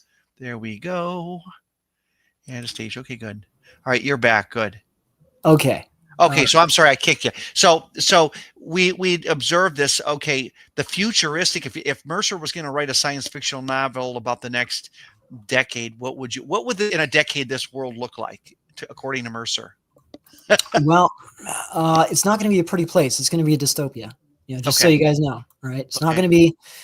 I don't know if I could paint a hugely broad picture. I'll focus on America. You're not going to see, as I said, you're not going to see men organize around these celibacy issues. No. What you will see are men organize along political lines to overthrow the system because they have no investment in the system. Their needs are not getting met. So they're going to be incentivized to overthrow it. Now, that doesn't mean that they're going to be successful. But yes. That's where my concern is because let's say they don't meet each other on the grounds of inceldom, but let's say that instead they do it under some angry at immigration. That's not going to be enough to overthrow because, like I said, like a police officers can outnumber like beat up 10 guys, single dudes, 10-1. I mean, they got the authority. And if they take away the guns, forget about it, And a lot of these guys don't realize that their property rights and their authority is entirely dependent on men with guns enforcing those laws. Yes. You know, people have there's this liberal notion, and I mean liberal in the classical liberal sense, that property rights and human rights, these are universal and they're primordial.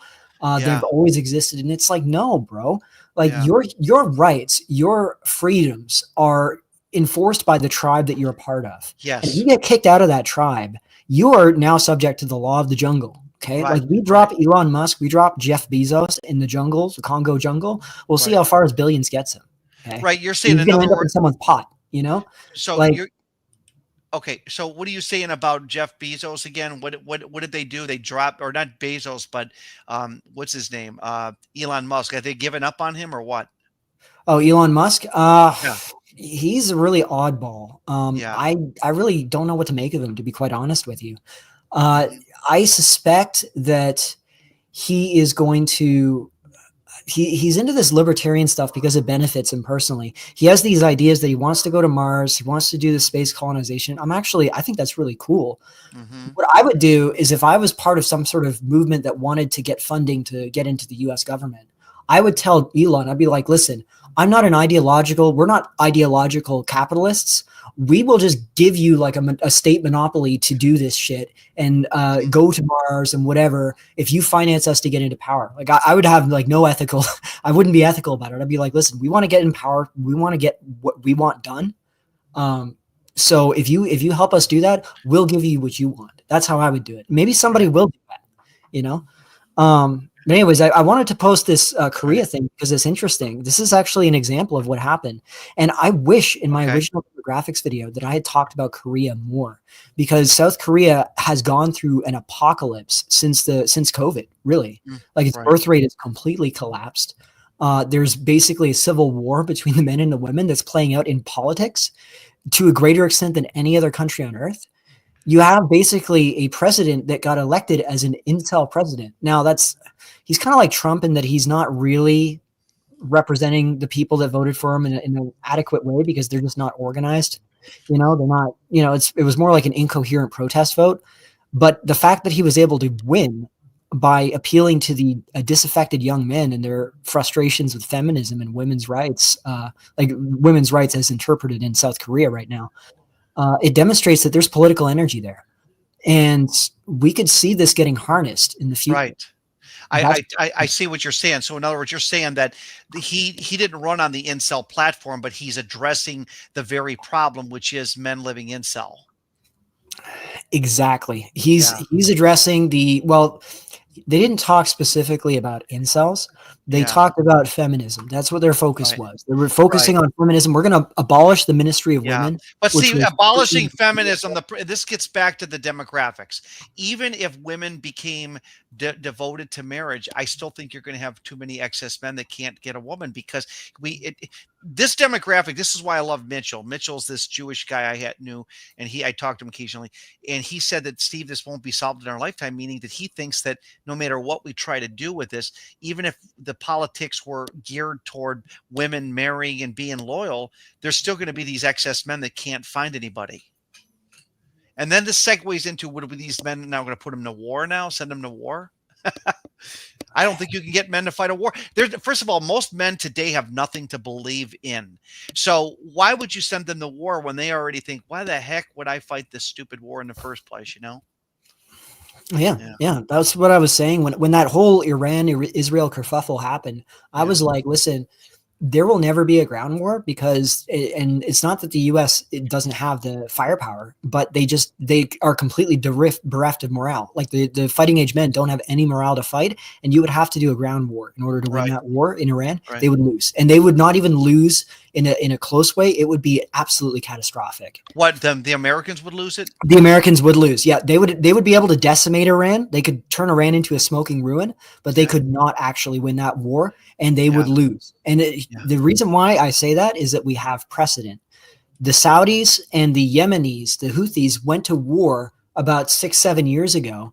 The Saudis had American firepower to the nines. They had the firepower difference was so overwhelming. It was it's like comparing Israel to Gaza, basically. They completely devastated Yemen. Like 1/3 of the population was starving to death. They had massive cholera outbreaks. The Saudis still had to sign a peace agreement that was effectively a surrender. It was a surrender because they weren't able to achieve what they wanted. And these guys were just basically a militia. And the reason why is because Saudis do not have a ground army. They had to hire Pakistani mercenaries to staff their army. And guess what? As it turns out, Machiavelli was right when he wrote about this. Mercenaries are completely useless as soldiers because they will not fight and die for you. They will not fight and die for a paycheck. Nobody will. They will maybe defend your borders like a security guard. They're not going to march into enemy territory under gunfire to capture this land for your state if all you're doing is paying the money. Okay, so you're saying that Machiavelli had discovered this hundreds of years ago? Because they had this problem in Europe because the city-states had a massive economies that were way outsized relative to their populations. So they would hire mercenaries to fill out the missing gaps in their armies. In order to accomplish what they wanted to do. So they discovered the human algorithm hasn't changed in thousands of years. Every behavioral pattern the humans have exhibited have always shown up themselves to be, or even in modern times, mercenaries are no different today than they were yesteryear. No, it didn't work in the Italian city-states. These mercenaries would not risk their lives because why would they? They're not loyal. They're not patriotic to this state. They're being paid money. And guess what? This goes even further back. You can look at the Roman Empire and their hiring of German foederati, which were like basically mercenaries. They were like a mercenary army of Germanics that were used by the late Roman Empire to staff their army because the Roman citizens would no longer fight. They had no reason to fight. Like the actual benefits of being a Roman soldier by that point had become so piss poor for the risk. Nobody wanted to get involved in that. Okay, well, I'm gonna throw something else at you, and this will make your head spin, maybe and maybe not. I have a theory that, let's just take America for example. I think the incel problem, or TFL as Bill Greathouse defined it, True Force Loneliness, I think that there's only been an excess of women after World War I and II. I think this country has always been a sausage fest through immigration, and the only reason why you didn't hear about it is history never reports on the undesirable men that couldn't find. So I could imagine this in the early 1800s. You might have a bunch of guys working on a farm. Boy, that Sally Sue's a pretty little thing. Man, I'd like to get one of them girls too. But boy, just like she died, or some girl would die in childbirth after her second, third kid, and then some farmer with money would remarry, and he'd find a woman to remarry, a virgin or something. So I think that the Civil War, and this is a theory I have about the Civil War. 635,000 men lost their lives in the Civil War, more than any war. And guess what? We have so many excess men that they all went out west. I think America was a sausage fest up until like World War I, when we lost like I don't know how many 100,000 men. I think it always was. I think it's just that history never recorded it because they never talked about this issue. You know. It could be. And guess what? That's not even a pressure valve that we can release anymore, because the women will take off. Like, look at what happened in Ukraine. Right. The women just left. Yeah. They just left for Western Europe. They left for America, Canada, UK, Australia, New Zealand. Oh my God! If this these guys who are sacrificing their lives aren't even going to get the benefit if they survive. You know what you'd have to do? This would have to be an international thing, and you'll never get governments to agree on this. But you'd have to have an international symposium. Like, if we could solve this problem, I would say unlimited. You would have to have forced male abortions where you would only have female births. Then you might be able to flood the market with too many women, and then every man could find a woman. But my God, that's like Fantasy Island. Yeah, look, I mean, I personally would rather avoid abortion if possible. Yes, I would too. If we could come up with like a selective spermicide to target specifically male sperm cells, because that's where it's coming from, and only have female. And the thing is, this is not science fiction. The reason why there's a gender ratio at birth that's not 1-to-1, that it slightly favors men even naturally. Why is that? Yeah, I'd like to know this one. Yeah. Well, it's not been empirically proven without a doubt, but the current theory is that sperm cells that have an XY chromosome are slightly faster on average, just slightly faster in reaching the egg. And as a result, they have a slight advantage when it comes to fertilizing the egg.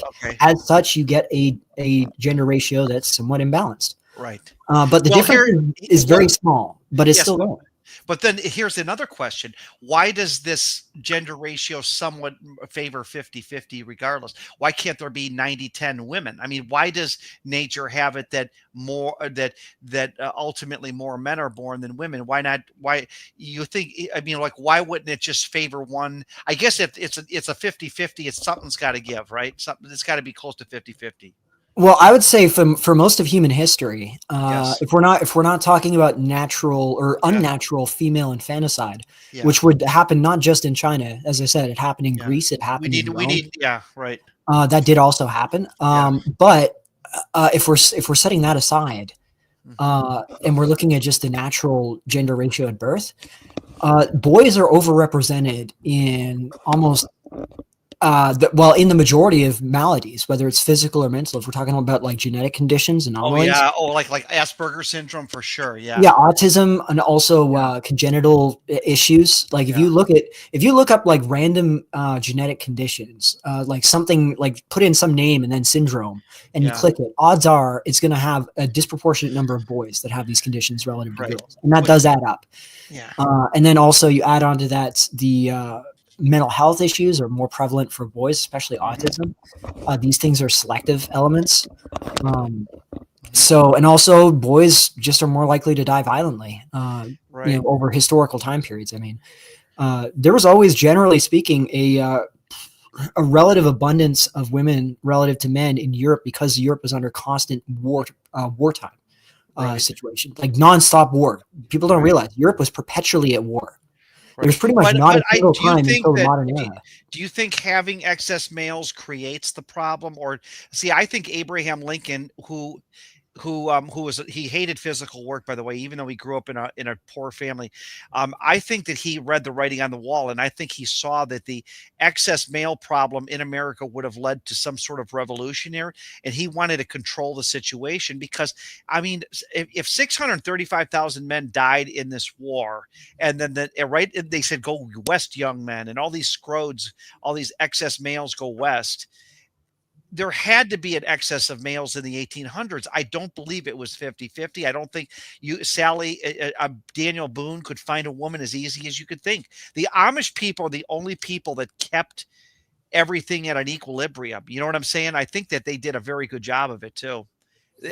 Amish men get laid like crazy. I don't know if you realize that. They can have 10 kids. Like, they screw a lot.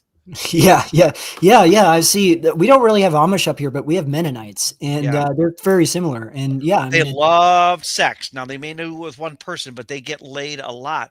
So I think the men are very sexually satisfied. yeah, and you can tell they're very decent people overall. Yeah. Like I've some people have said that there's issues with them, and like for example, puppy mills or certain things. I haven't seen that personally. I've lived around Mennonites. Generally speaking, they keep to themselves and they build like handmade furniture that is Yeah. expensive, but it lasts for like hundreds of years, basically. Uh-huh. Uh, Yeah, and they usually have these lovely families that they have these really intricate outfits that they have their little kids wear. Like it's mhm. really lovely. They're lovely people. But yeah, you could tell. I mean, they're and ironically, I was making a joke about this. I don't know if it was on a stream or if it was just on a voice chat, but Uh, uh, World War III or like the American Civil War II is going to be between the Amish and the Orthodox Jews over who's going to rule whatever's left of America in like 300 years, because that's all. Those are going to be the only ones left. Why? Oh, that's because they're the only ones that have kids and make Yeah, it's babies. Amish, ultra Orthodox Jews, and I guess Mormons too. Yeah, Mormons, I Mormons guess. are a little different, but I will say this though. In my let me ask you a question. Speaking of that, does the church have an answer for the loneliness problem with males, or do you think that they too are just ignoring the problem? I remember at first from Insomatics talking about this, and he was real cynical, and he says that they pretty much what they'll do is that if you bring up the subject of this issue, they'll kind of like walk away from it. Like the church leaders are cognizantly aware of this incel crisis. I don't know what your opinion on that is. Well,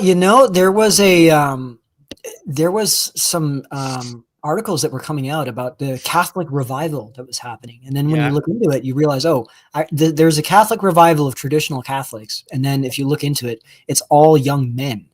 There's like no women. Ooh, It's all young and men. that's no good. That's not doable. If you can't get women into Catholic revivalism, then that's not going to work.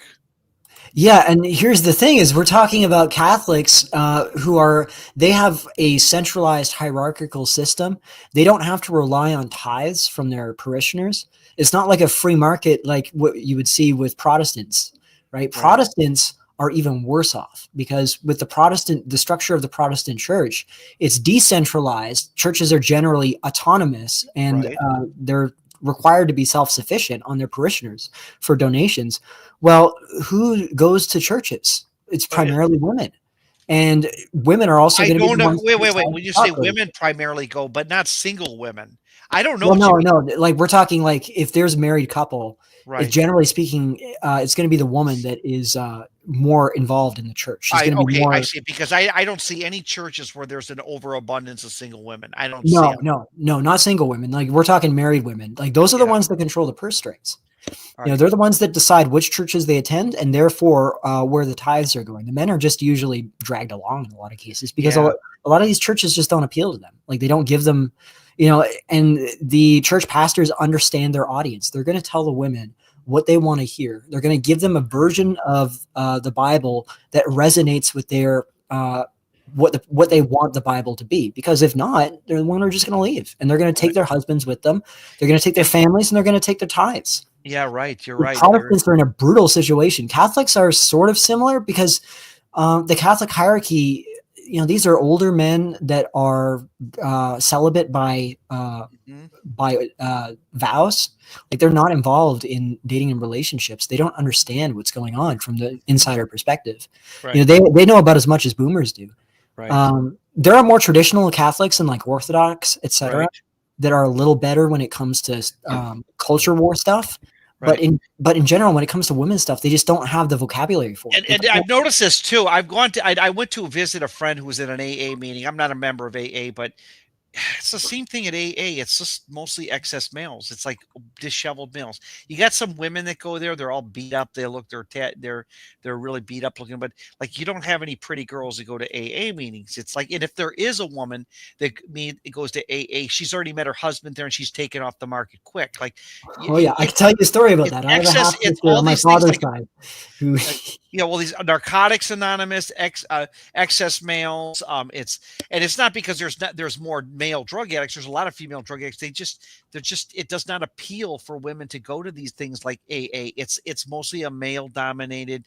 I counted one time. I was there with my buddy because he had a problem with alcohol. It's a long story, but this is like a year ago, and like I counted I did a head count. It was like 19 men and like 4 overage women. Maybe over 50 or whatever. It's really weird. Go ahead.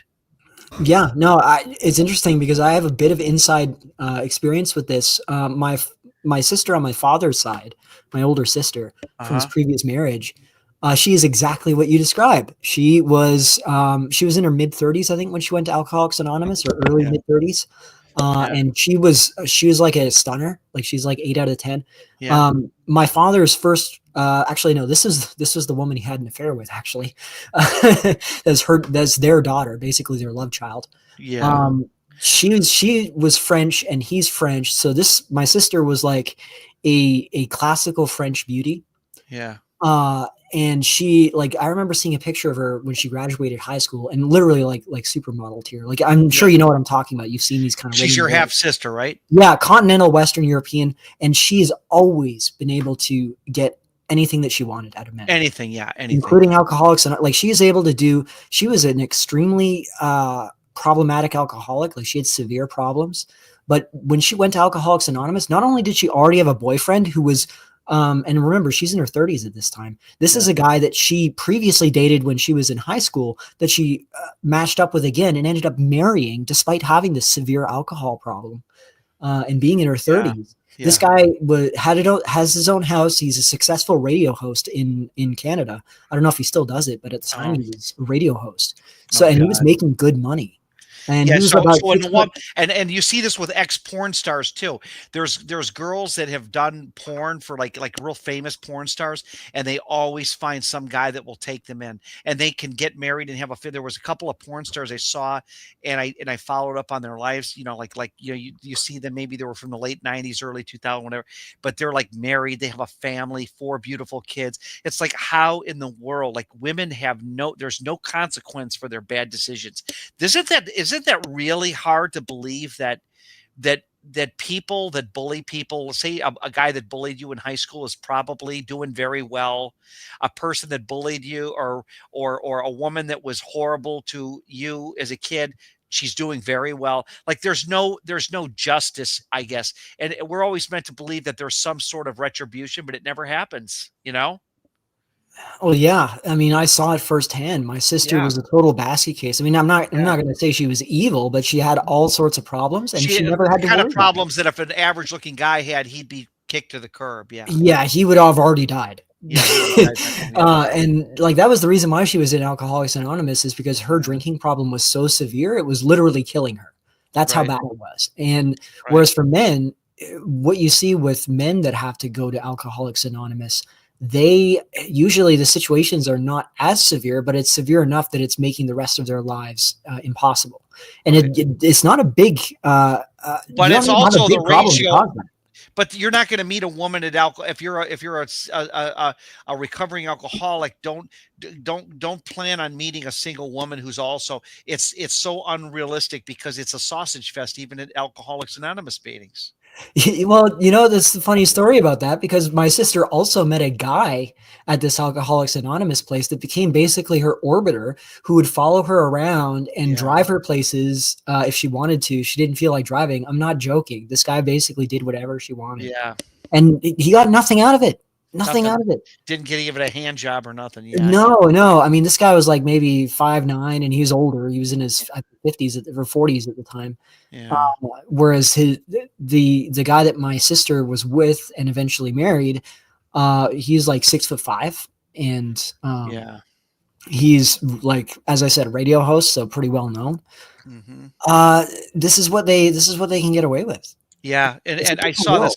Yeah, these porn stars, the same thing. Like, I think Riley Reid, there was this porn star named Riley Reid, and she got married, and she found some stupid guy. I mean, like they're all a porn star, a stripper. It don't matter what they do, alcoholic, drug addict. All they have to do is get their act cleaned up, and boom, they're right back in.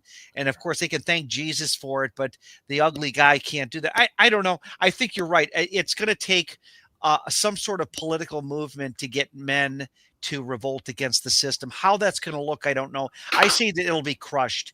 I think that even if 5 out of 6 men are disenfranchised, I think that they will crush it, because you only need a small minority of police. You'd have to disenfranchise the police in order to not crush it, or the military, you know? So yeah, I mean, well, it depends on how things go economically, really, yeah. because you can keep this thing going Hmm. if people are able to cope. If Yeah, they can people are cope able to with cope, video games, right? Like Todd Thundercock, he's getting neat bucks and he's able to cope with it. And yes, it sucks for him, but he even says that he's able to use his money to get prostitutes. So he's finding some way to cope with it, you know? yeah, exactly. But by the way, you were saying that if this girl cleans up, then she's able to get what she wants. And I'm saying you don't even need to do that now. You got to get with the times. Times have changed. What did you? Oh, did Take a you look at what I send just me? uploaded. Take a look at what I just uploaded. Okay, do you want to let it up? Is it? Yeah, It's not. pull it up. Pull it up. This is a great one. This recent fiasco with these OnlyFans chicks.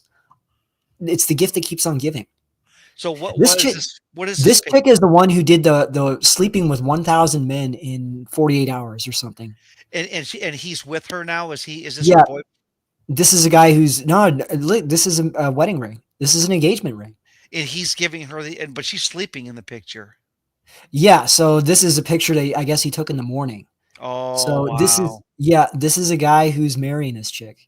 Oh God, he's actually going to marry her. And you know Yeah, what? He doesn't, these guys, there's like, God, is he so pathetic? This is we had this excess male problem. It is insane. It really is. I don't know yeah, what's this is going on. getting normalized. They don't even have to come up with a story now where Yeah. oh, it was in the past I was exploited, but now but they don't even have to do that anymore. God, They this, can keep doing it. They could, like, this chick is still doing what she's doing on OnlyFans. yeah. So do you believe that she really had a sex with 1,000 men? I don't think so. I think it's hard to believe. I don't There know. was, I don't know if that's literally exactly the number. I know it was probably a huge number. Like it was, yeah. it's still horrifying, right? Yeah, but there's no shortage of men because men are so desperate for pussy. It's not funny. Pussy, I think, is another thing. It's become the thing to worship. There's never been pussy worship has never been as bad as it is today. I think that, like, I don't think in the 1800s pussy a guy would pedestalize a vagina. I think it's insanity now, you know? Well, people had real problems back then that they had to, Yes, it they was had more real, about yeah, you're right. survival. They had real problems for sure, yeah. It was, like I was reading my family history on my mother's side, and in the 1800s, I had like a great grandmother or something like that, Uh-huh. and her husband fell out of an apple tree when he was like Oh, 20 or 28 or 29 or yeah, something. he was They had paralyzed. like 4 kids, and she basically had to raise them alone. Like this was shit that could happen back then. But did he die or was he People's lives paralyzed? were a lot more serious. Did he die though? Yeah, he died. Yeah. Okay, so she had to raise 4 kids on her own. Well, why is it any different than today? I mean, women can raise kids on their own too without a man. Yeah, but this was before the welfare state.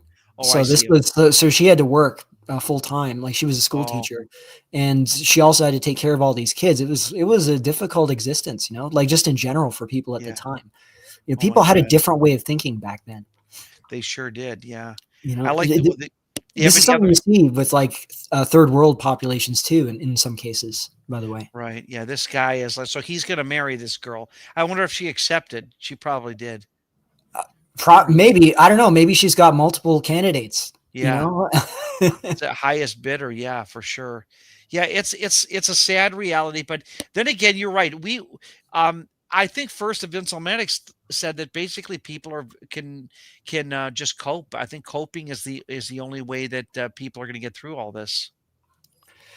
There's going to be a certain segment that will, and it just depends on if they can maintain a minimum level of economic development that allows them to Right. ride this thing out. Though I think as Zoomers, and younger millennials, like guys that are ranging from, say, around my age down to in their 20s, early 20s, as the economic situation gets more extreme. And this is something that, by the way, just as a side note, this is something that we've noticed with the rising rates of unemployment among computer science grads and even engineering. Yeah, that's interesting. I'm in the trades. We haven't seen it yet. I've had this conversation, but these guys with computer science degrees and everything, you're saying AI is going to replace them? They're going to see, it's not necessarily going to be that AI will take all their jobs. What AI will do is it might increase the productivity of an individual developer by like 50%. So like there's a guy that's he used to make videos. He eventually got nuked by YouTube for making a dog pill video. it was a joke, but YouTube didn't take it as a joke. His name is Drawlix. He used what does that mean, dog pill? Oh, that's we could get into that later, okay? But I just want to make this point first. Okay, go ahead. He's a guy that's closer to your age than my age, and he is a senior developer. So and he, even back when he was going through his education, this was like 2000s to 2010s. He went to like a super prestigious American university. It was like one of the top. It was in the top 10 or top 15 or something. Wow. Like it was a good university. And even he told me, guys that he went to school with, they were struggling even to get off the floor. And these are guys that are going to top tier universities. We're not even talking like state college. Okay. And what he's telling me now is that as a senior developer using AI, you can do the work of junior developers to the point where you don't even really need them, or at least you don't need nearly as many. You could get rid of like 3/4 of the junior developers because you can do, stress testing. You can do bug testing and the stuff that the junior developers would do while they learn to eventually become senior devs.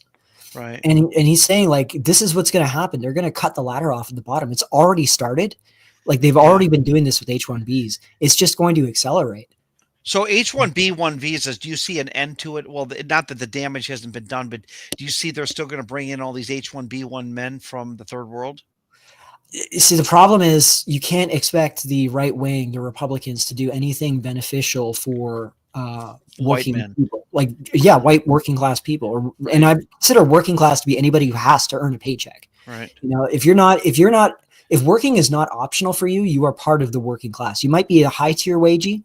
You might be a super high tier wagey if you're like a doctor and you're making like $500,000 or more, but you're still a wagey. If you have to get up to work every morning and it's not an option for you, you're a wagey. And are you a wagey too? Oh yeah. Yeah. What kind of work do you do, by the way? Well, I used to do IT work. Now I haven't been able to get a steady 9-to-5 job for pretty much since a year after COVID. I've had to do whenever temp work wherever I can find it. I'm in a fortunate living situation where my cost of living is really low, including for Canada. That's very rare. That's extremely I got very fortunate in that regard. Most guys are not in that situation. So you were able to find a place to rent or live where it doesn't cost you next to nothing. Yeah, exactly. Most people are not in that situation. You are lucky, and if it's with your parents, God bless you. Because I would stick it out with any relative. If you can deal with it, do it. I don't care. It's nothing ashamed of it all. I think I applaud men that stay with their parents because you can save money, and exactly. You can do a lot of shit. But yeah, I agree. It's a better situation, and you get to watch the shit storm as it happens.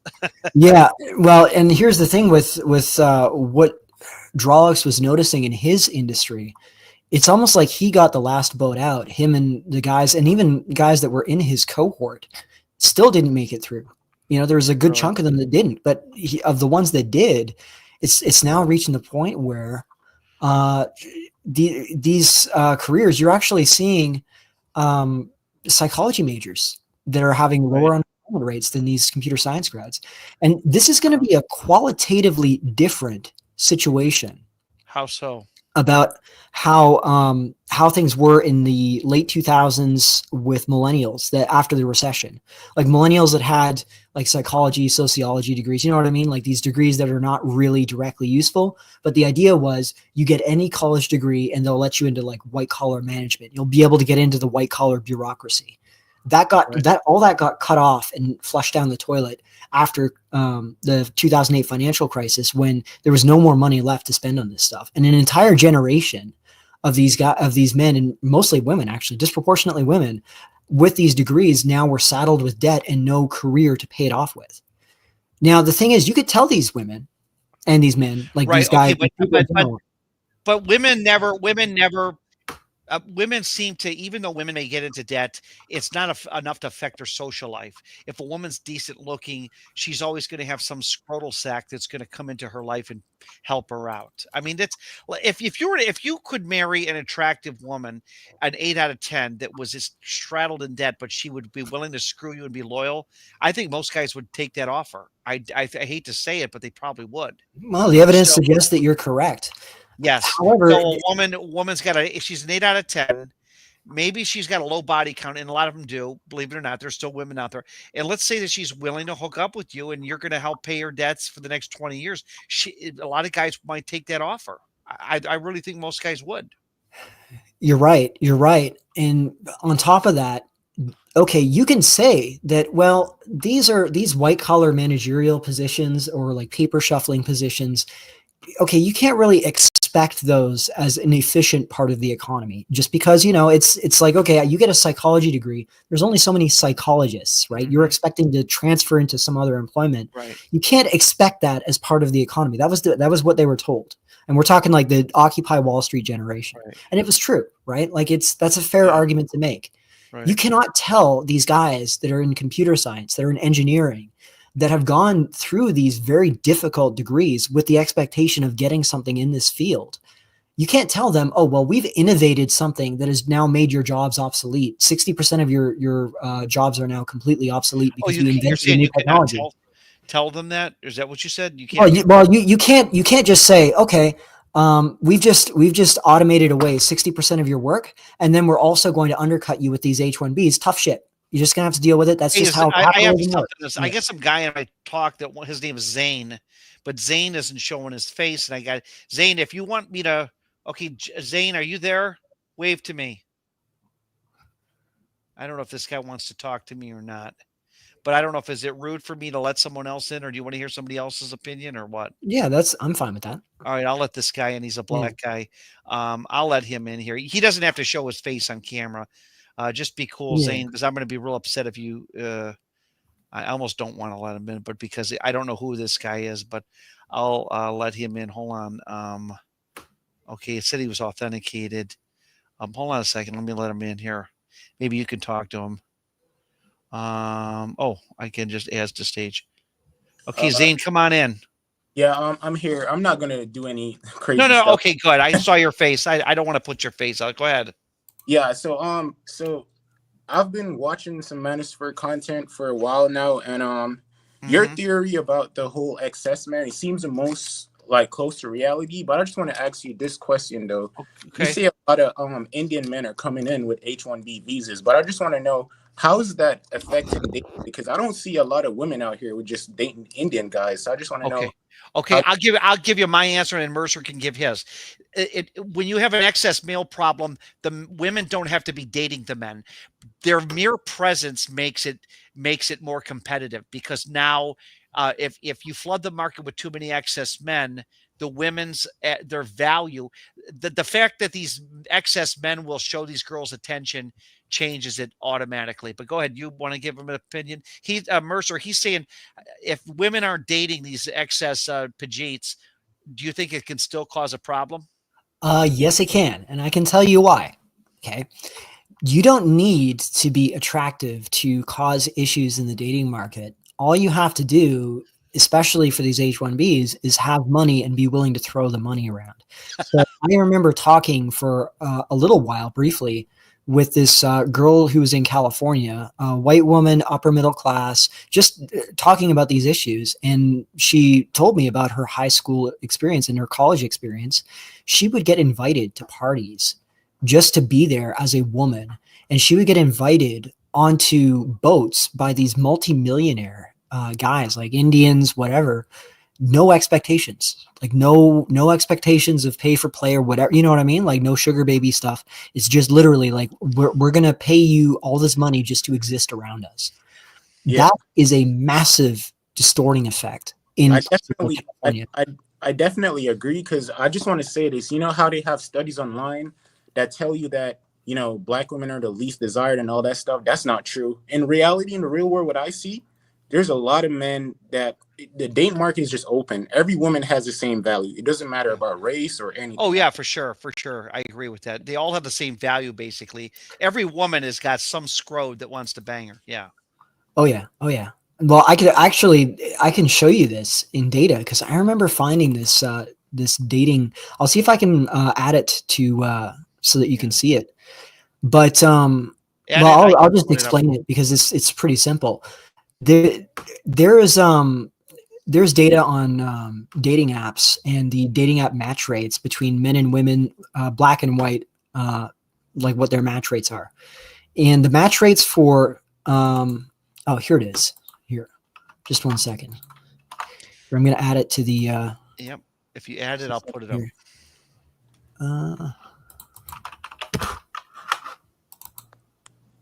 Okay, there we go. It's AAA date.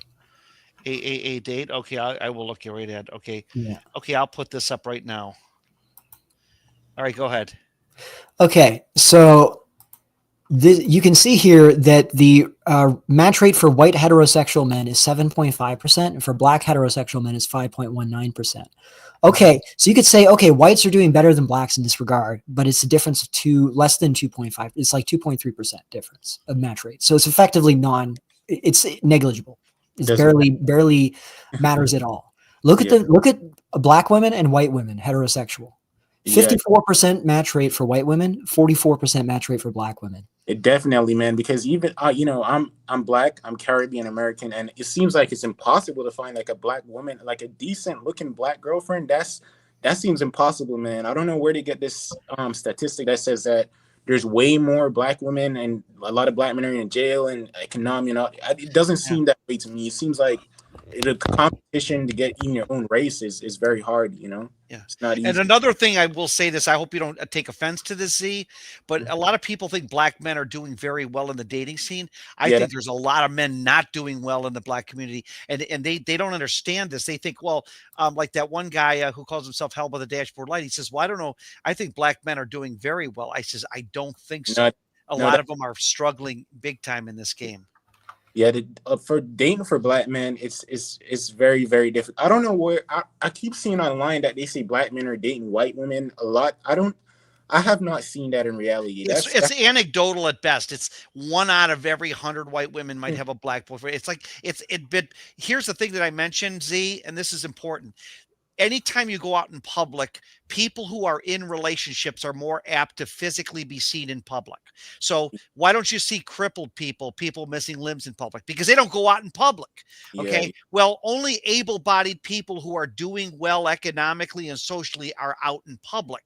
So the illusion is they're all doing good because you see them, but that doesn't prove it, because there's so many more men who just stay at home and are too scared to go out because they're not doing very well. So that's my whole scoop on it. Yeah, you know, and another point I want to add to that, you know what I've realized? When I used to go to the gym, I used to look around and think that everybody's in a relationship, but then when I properly look, I see way more single men by themselves working out than couples. I was just focused on the couples. So I thought everyone was in a relationship, so I think that matters too. But and then the girls that are mildly cute, like got a real big fat butt, they got a big fat $4,800 ring on their finger. It's inevitable. Even the overweight women at the gym have a husband, you know, or a boyfriend. They all do. But the reality that they're saying that Black men are out here just dating all the white women, it's overkill. It's a very small minority. And you're right. But you're right.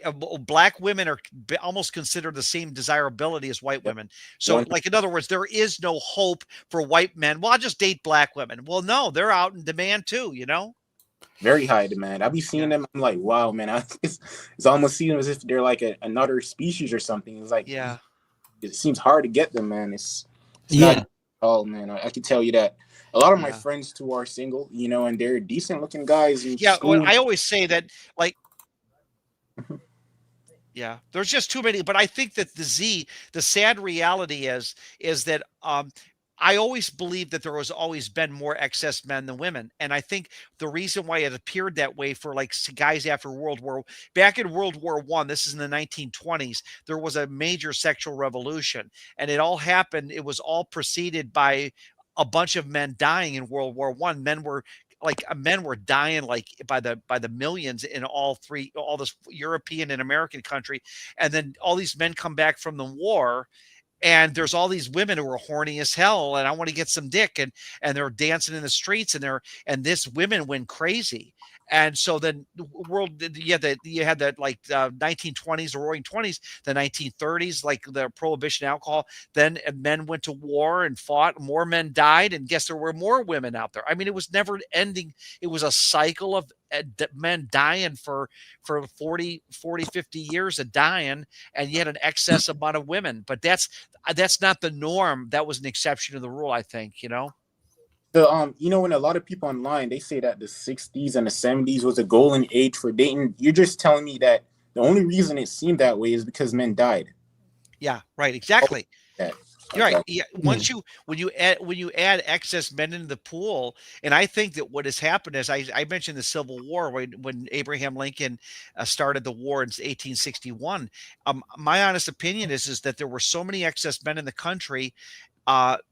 After during that war, I think that Abraham Lincoln saw it as an opportunity to thin the herd, and not to consciously do it, but there was a lot of.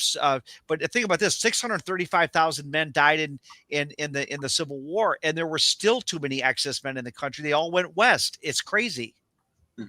So I just want to ask you this question: is there like a solution? Is like traveling, or I don't know what. Yeah. I'll answer that. The solution is, do it while you can, because the foreign governments are going to put the crackdown on it. You go ahead, tell them, Mercer.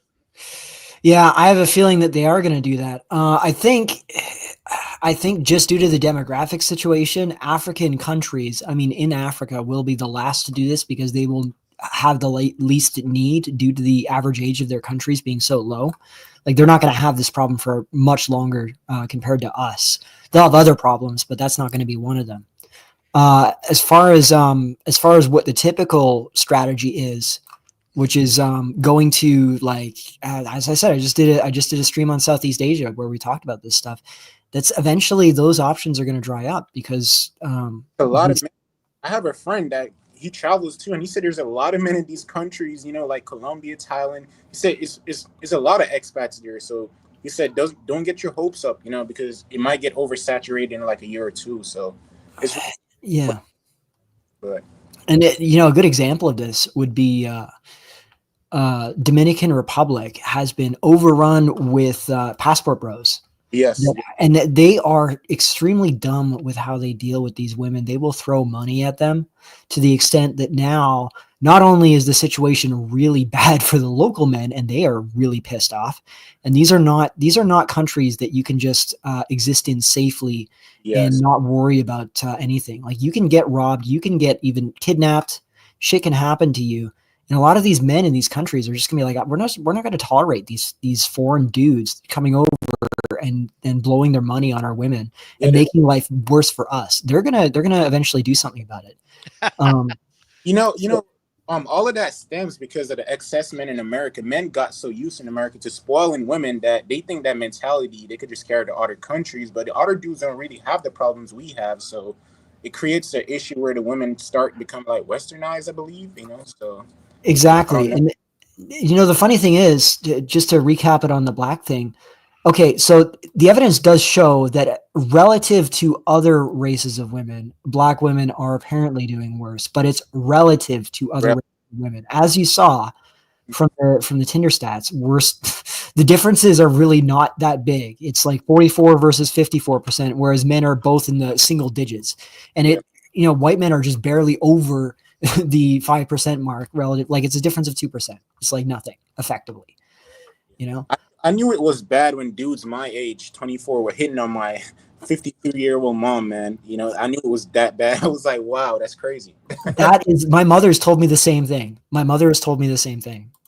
Young dudes my age, hitting on my mom. Yes, exactly. And it's like, I guess my mother's like, ew, gross, but she's also kind of flattered by it. But it's like, God damn, do you realize what the situation we're in now? Like what this indicates for the rest of us? Like, Yeah. I hope you're not expecting to have grandchildren out of this situation. That's true. You know? And actually, by the way, this is something that I wanted to talk about because even though black women, okay, there is a certain percentage of black women that are like, I'm sure you've seen, there's this odd movement that just popped up, the divestors and YouTube. yeah, you don't see this with white women. White women are just completely, they just don't really care about white men either way. They just kind of ignore us. Whereas black women, you do see some kind of reaction going on there. So there is something, but another thing people don't realize is that there is a difference between Chad and Tyrone. Okay. Tyrone is probably like 10 times worse than Chad. If we have to talk about how these guys act towards other black men or men in general, and the way that they deal with women, like our Chads, they might take an excess share of women in terms of like they'll go through them in a serial dating way where they'll do one after another. With these Tyrones, you see some of these guys that'll have like baby mamas that are 5 or 6 baby mamas. These are where these women are getting absorbed basically by these dudes. And you know what? You know what's crazy? Because I read some stats and they said that 55% of black men supposedly don't have any kids, but I believe it's that high. It could be, yeah. There's a lot of black men out here without kids or women, but they keep saying that black women don't have enough options and there's a limited amount of black men, but I don't know where they're always pregnant, so. And because they're pregnant by Tyrone. Yeah, they've always got some guy in the neighborhood who's able to polish through them. Yeah, for sure. There is. I think the Tyrone phenomenon, by the way, is more pronounced than the Chad. What I'm saying is I think in the black community, it is realistic to say that there is a small amount of Tyrones that are hogging the women versus the Chads that people might think are hogging the white women. You know what I'm saying? I think that Tyrone is a threat to society in the black community. Yeah. And it's creating a situation where these guys see, okay, what works? Okay. Who is the most famous TFL or incel or black pillar who is black in the community? It's Face and LMS. Okay.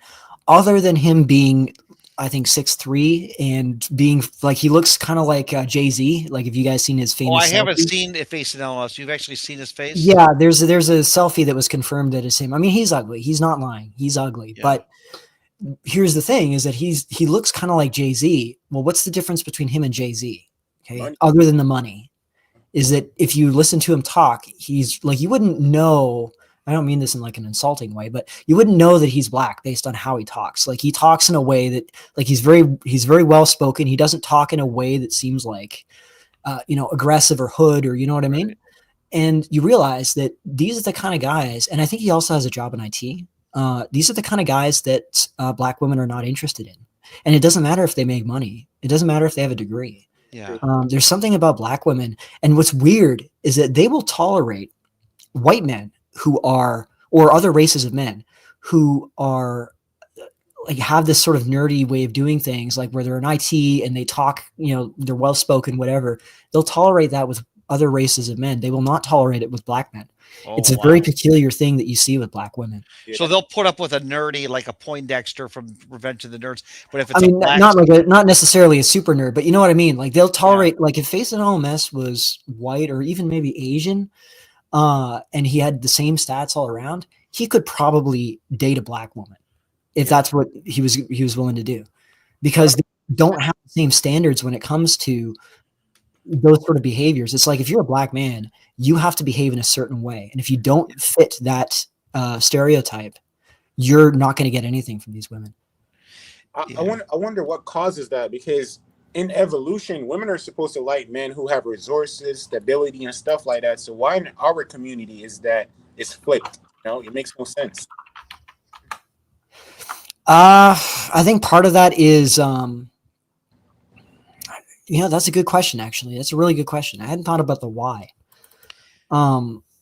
I don't think it matters to black women. They don't care because they have easier access to government assistance. And a Yeah. lot of them grow up in a society where even in the 1930s, I would see movies like with a black maid and a black female maid, and the woman was always sassing the male. And yes, ma'am, yes, ma'am, yes, ma'am. It's the black culture has always been top heavy in America with the woman being on top. So the woman has always been able to sass the black man, and he kind of backs down to her, you know? Part of it might be like a cultural, Yeah. I don't want to use the word stereotype because it's too easy to use, but it's like you have certain spaces you can fill based on how your race is perceived by America, if you're an American. So the way I would also think about this is think about Asian guys that try and act like hood, or they try and act like they try and work out and they try and do the gangster thug stuff, and it just doesn't work. Nobody takes them seriously. Like it just seems silly. Like women don't take it seriously. It's kind of the same way in reverse for them. Yeah. Whites are kind of like all around. They can be nerdy. They can be cool or jocks. They can be anything because America was kind of centered around white people. So it's when we look at other races, we look at them from the perspective of whites. So for blacks, you're going to be seen as like the athlete or the gangsta or the rapper or the performer, whereas if you're Asian, you're going to be seen as like the engineer, the doctor, a nerdy guy and who plays computer games during lunchtime. You're not going to be seen as having like masculine characteristics relative to whites. This is something I think is really specific to America, but also to the UK to an extent too, because it's sort of the same thing. Yeah, I think this is an American problem because if you talk to African women, they're much different in temperament and in what they want from men. So I think America is it's a different nation here, man. 100%. Everything is flipped backwards here in regards to dating, relationships, jobs. So there's options for black men like that. You could travel, but as you said, you got to do it now before stuff starts to happen. But yeah, exactly. And I wanted to link this other thing, Steve, if you want to pull the Hispanic versus others thing up, because this is characterizing how the dating market in America is segregated somewhat, at least by ethnicity and race. Because with Hispanics, they're a much younger population. And you notice that they're saying dating is getting easier for them. Okay. And they're less likely to be single than other races, both whites and blacks. And what that tells you is that because they have this community, including like the large percentage of illegals, both men and women, their population is much younger on average. They don't have the kind of pressures that we're dealing with because both blacks and whites have the same demographic problem. Blacks are a little bit better off in terms of the percentage of because men have a more of a rate of dying off as they get older, just due to various other reasons. But it's not that much. It's not as much as people think. Yes. And it's offset by the other factors that we talked about. Like you can see, I mean, black men or black people in general are saying that the dating market is harder for them than white people are saying. But both white people and black people are saying that it's getting harder, and very few of them are saying it's getting easier. But almost a third of Hispanics are saying it's getting easier for them. I will say, is it just Hispanic in the United States? Is it? I will say this though, I rarely see a pregnant white woman. I don't see white women pregnant out here. Like young women, it's very rare for me to see a pregnant young woman. You're right. You're right. There's this website called CDC Wonder Tool. It's like a database, interactive database, and it shows you all the stats on American births. And you can break them down into these really precise categories. You can look at the average age of the woman based on her background, Hispanic background, race, and you see that for pretty much every race of women, even Hispanics, but Hispanics are lowest in terms of the average age. But for white women, I think the average age for births is like 30 now or 31. For blacks, it's like 29 or 30.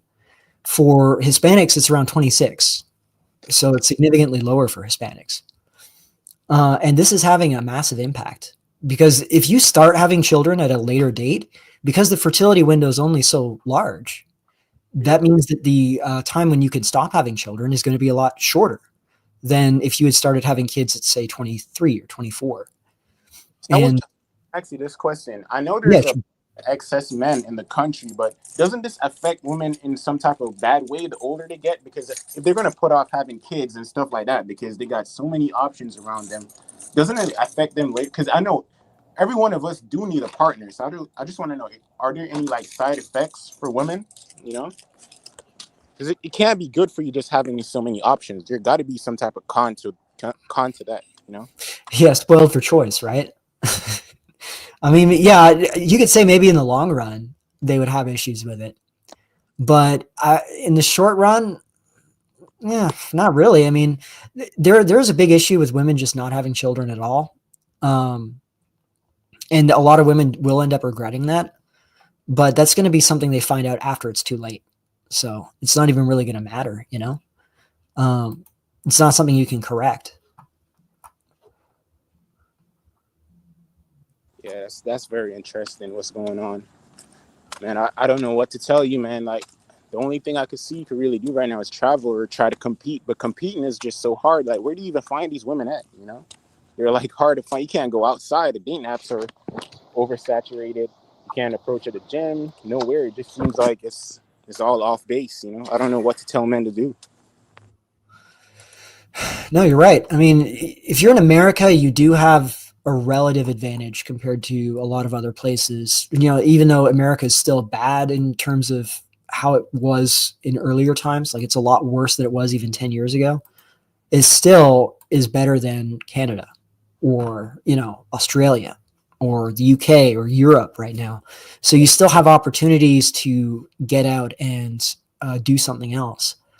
For the younger guys, the Gen Alpha and the younger Zoomers that are not fully aware of what's going on, it's going to be extremely bad for them, and they're not really going to have options. I mean, other than I suppose, other than Africa, because Africa will have a high fertility rate for a while. They have a lot of space that they can still fill out. But for Latin America, for Southeast Asia, it's going to be bad. It's going to be bad for a long time. I don't even know if they can turn it around. We might be able to at some point because of the wealth of Western countries if we get a better government. But these poorer places where people don't want to raise their kids in that, you know? So I don't see it really turning around. But yeah, I just uploaded a demographics of the U.S., and you can see the differences in the population pyramids between these different ethnic groups. Hispanics are like, I think the average age for Hispanics is 29 or something, or 28. Yeah. You know, I gotta wonder too, like, you know, society is getting so violent out here. I wonder if all of this ties into the bad dating market and the economics, because a lot of young men, you look at the violent rates out here, the homicide rates is so, especially in the Black community, the homicide rate is so high. And I'm wondering if a lot of these men are actually, as you say, TFL, because I know a man with a woman is something to look forward to, is not out here just committing crimes like that. So I really gotta wonder if, you know, the bad dating market ties down to the whole homicide rates and the whole crime rate in America. You know, it's very interesting to look at too. I don't know if you have any data on that. Well, you know, if you remember the rioting that happened during and after COVID, I think it was during COVID. It was like the George Floyd riots. What you notice if you pay attention to the footage is that there's a lot of women walking around. There's a lot of women that are just wandering around, watching these men basically gesture for them, getting involved in crimes, you know, getting themselves on camera, etc. And as the women are just there just to observe the show. If those women were not there, I guarantee you there would be no riots going on. Right? They're there because the women are there. I think you're going to increasingly see that. You know, and this is another thing I've said in the past, is that one of the reasons why the right wingers in the U.S. can't get anything done is because they can't get women interested in their side. So all their gatherings are sausage fests, and no dude wants to stand around with a bunch of other dudes for several hours, you know? Yeah, the sausage fest thing is real. If there's one thing I've seen that this guy talks about, it's the sausage fest. I've seen it real life. If you go to any club, man, or just any party, there's I mean, like, there's way more men than women. I don't even know where these women are at. You know, where are women at? Are they on just online? Like, you know, it's crazy. Yeah, no, you're right. Exactly. It's almost as if it's so rare to find one. Yeah, Western future is Hispanic. I can see that happening. And here's something else. And Zane, you could probably look at this from the outside looking in as an immigrant to this, as opposed to being part of the, I guess they call themselves foundational Black Americans, where it's, you know, the original slave stock. Yeah. There's this black-white thing in the United States that they just can't get past. Oh yeah, it's like this fundamental. Yeah, I don't know what's going on with the race issue here in this country, but it's definitely a big divide. But, you know, in the Caribbean, we don't really grow up to, like, you know, have a hatred for Caucasian people or anything like that, you know, because we, you know, when they come to the island, we take care of them, we show them around. But, you know, when I came to America, I just saw, you know, it's just like a big divide, like a fight. You know, they don't like to be friends or anything. It's just like, it's very weird race here. It's almost as if no one lives in, like, peace or unity. I don't know what's the issue behind that. If it's because of the dating market, economic. Well, I have a speculation on that. Uh-huh. I think if you look at American history, because they've had slaves since like the 1700s, the 1600s, I believe, actually. 1600s is when they brought them in. There's always been a problem with the slave population being seen as outsiders and being excluded from polite society, you know, segregation, that sort of thing. So you get this idea that America was, up until the civil rights era, it was like white good and black bad. You know, white on the inside, black on the outside of society.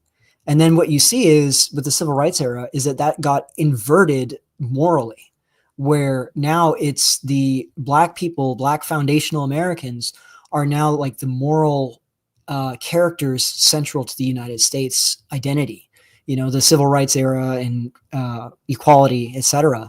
And the white people are always on the defensive. And this creates this, it's like this binary system where it's one side is always against the other. And they can't just sit down and be like, okay, we're two large populations in the United States. There's like 45 million blacks and I think 180 or 200 million whites or something like that. There's a lot. Okay. Both populations are huge. We both have interests, you know, that in some cases we're going to have conflicts of interest. In other cases, we can come up with some way of coexisting together where both groups of men, because it's the men that are ultimately the political agents here, both groups of men can figure out some way to live together and get their needs met in their communities without conflict. But they can't do that because it's like this moral narrative in the United States. You know, one side has to be the good guys and one side has to be the bad guys. But Hispanics exist outside of that. They don't exist in that moral narrative. And so to bring it back to the BLM thing, you saw these weird sort of quasi-religious behaviors where you had like these white, I guess they're like white urban liberal types that were doing these weird religious ceremonies where they were washing the feet of random black people and doing these. It was totally bizarre. Yeah. Can I throw my 2 cents in here? Yeah, sure. Yeah. Okay. So I remember watching, there was a guy who had a great channel and his stuff has been deleted. I'm sure it's called Jacob Snake Up. And he recorded this all live.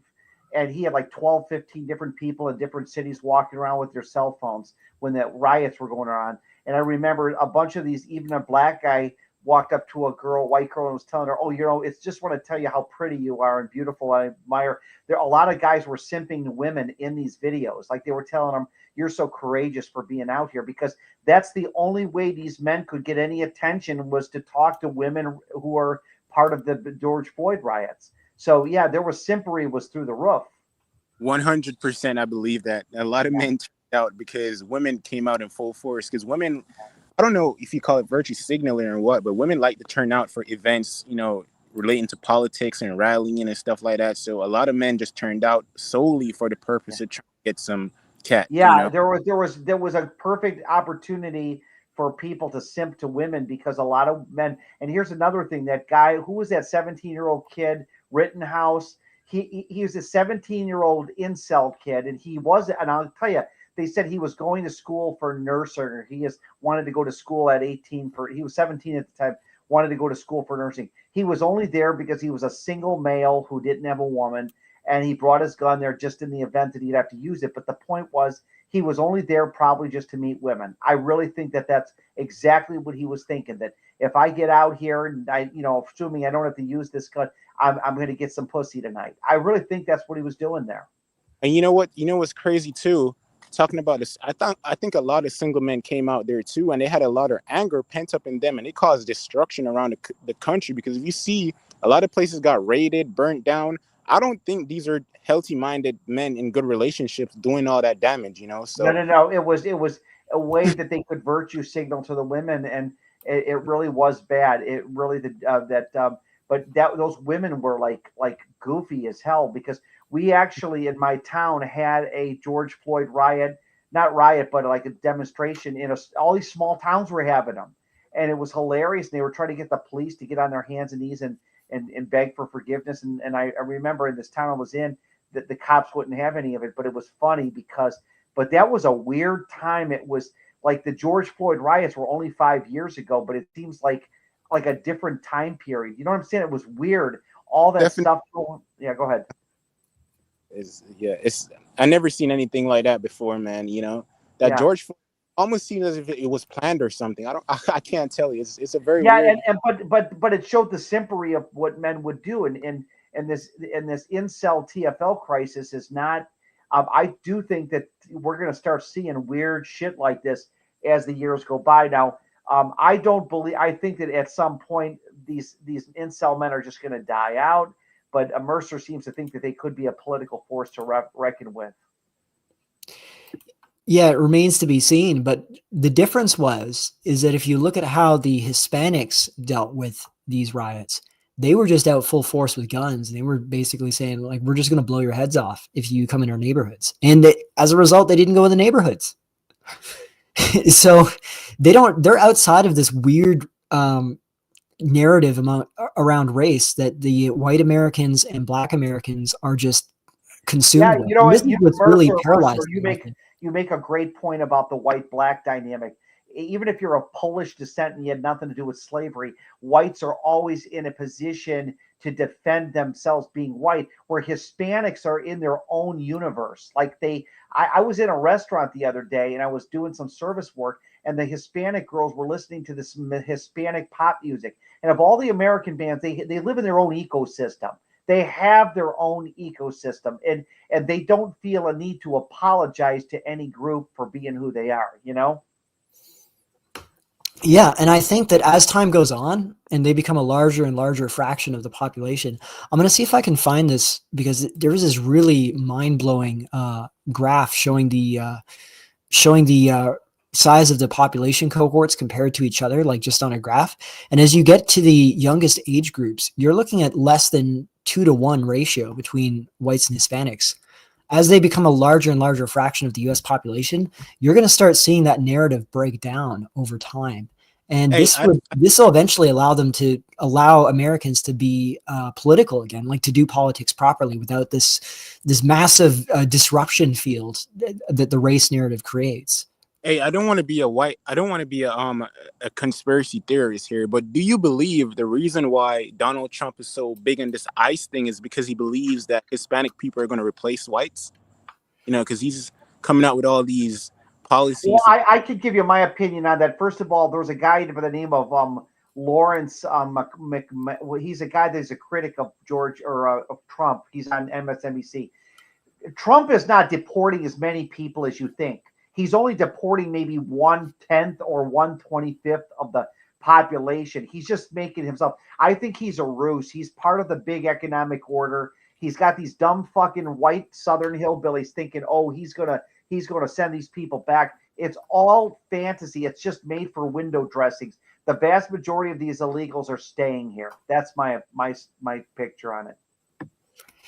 Yeah, you're right. That is what's going to happen. I think that like what you're seeing is that the Americans voted Trump in to deal with the illegal crisis, because it's just been a total crisis, the amount of illegals that are in the U.S. now. Without question, everyone's dealing with this problem. It's a disaster. It's like Canada. I mean, Canada's in the same boat pretty much.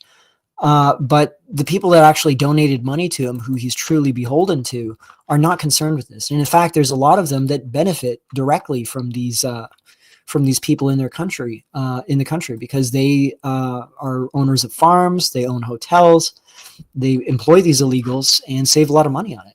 And so this is actually a conflict of interest that Trump has to somehow deal with on that end, without seeming like he's creating the illusion that he's doing something, but it's not really happening, because that Lawrence guy who was on MSNBC said, "Okay, Mr. Trump, let's see what you've really been doing." And he pointed this out. He said that he's only getting rid of a small minority of this huge plethora of people that came in, and it's looking like, oh, he's deporting them all. Do you understand that he could not deport 1/10 of them if he wanted to?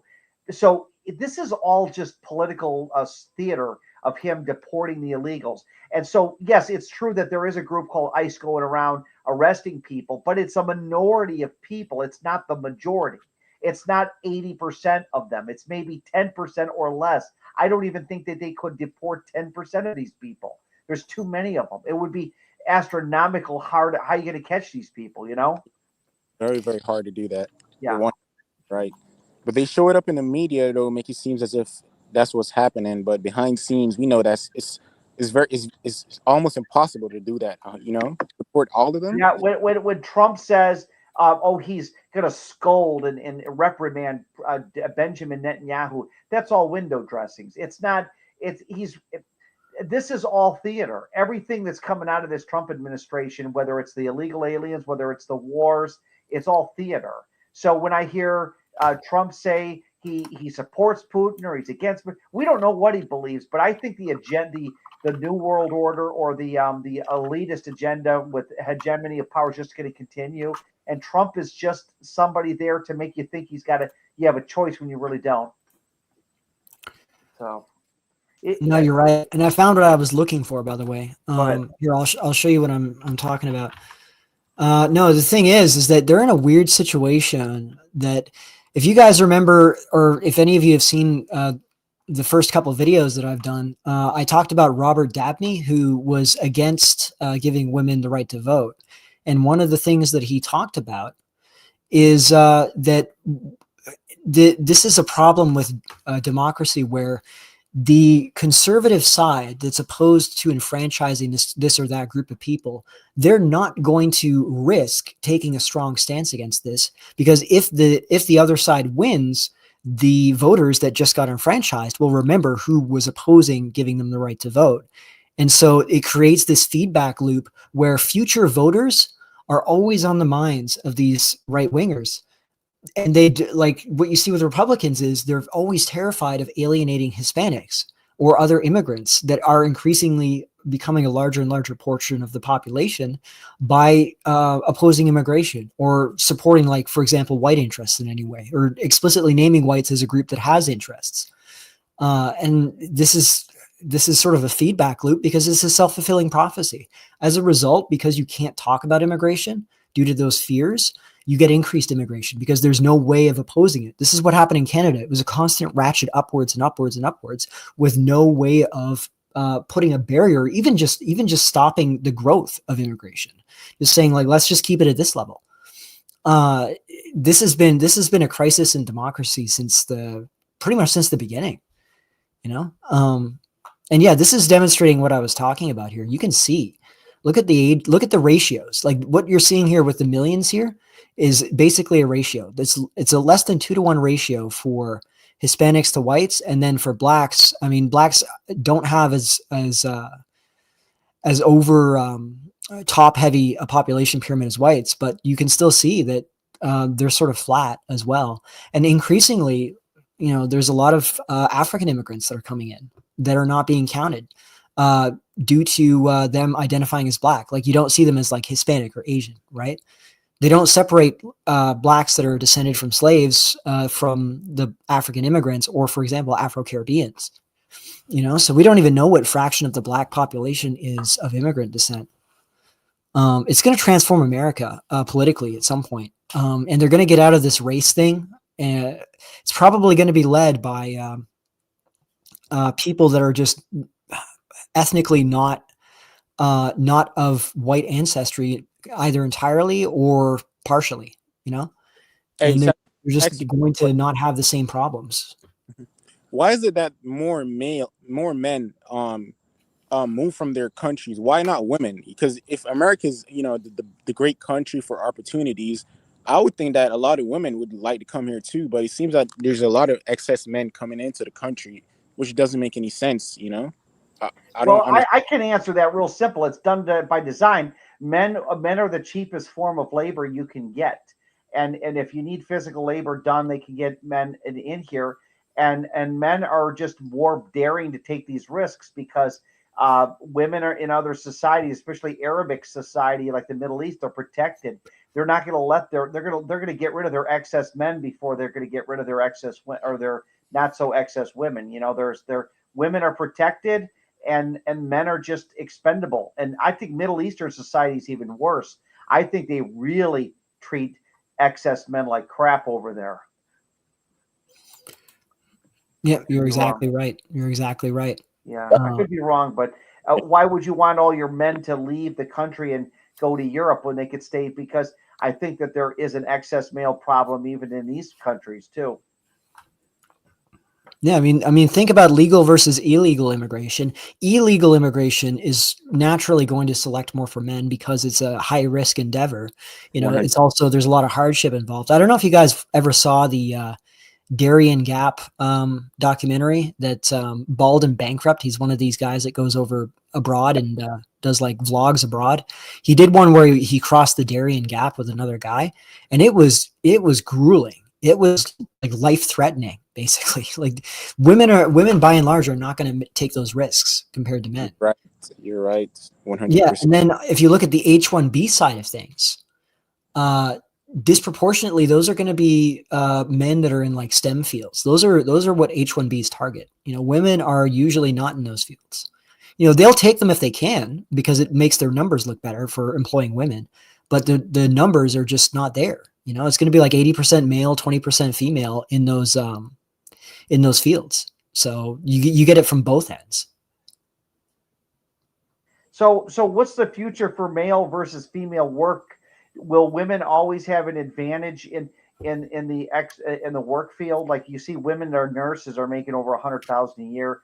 I think that women have better opportunities, but I don't know. I mean, it's hard to say. You seem to be of the opinion, Mercer, that women are struggling to pay these bills, these student loan bills.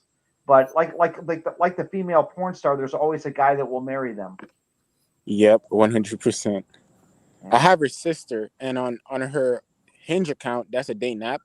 They're just random guys offering her to send her $500 for no reason. Not even to just go out on a date. Just send her $500. It makes no sense why men would do that, but it's a state of the dating market. Just offering her money, So I don't believe women could truly be broke. That's only a choice, Well, yeah, I mean, there's a lot of people that just want women around for the sake of them being around. This is sort of a tragedy of the human condition, I guess you could say, if you want to be dramatic about it, but it's true. I mean, men actually find women endearing. Like they find femininity attractive to be around, just to coexist around. Whereas for women, and this is because men selected for this over the millennia, because it was men that were providing for women, materially protecting women from both the stated nature and other groups of men.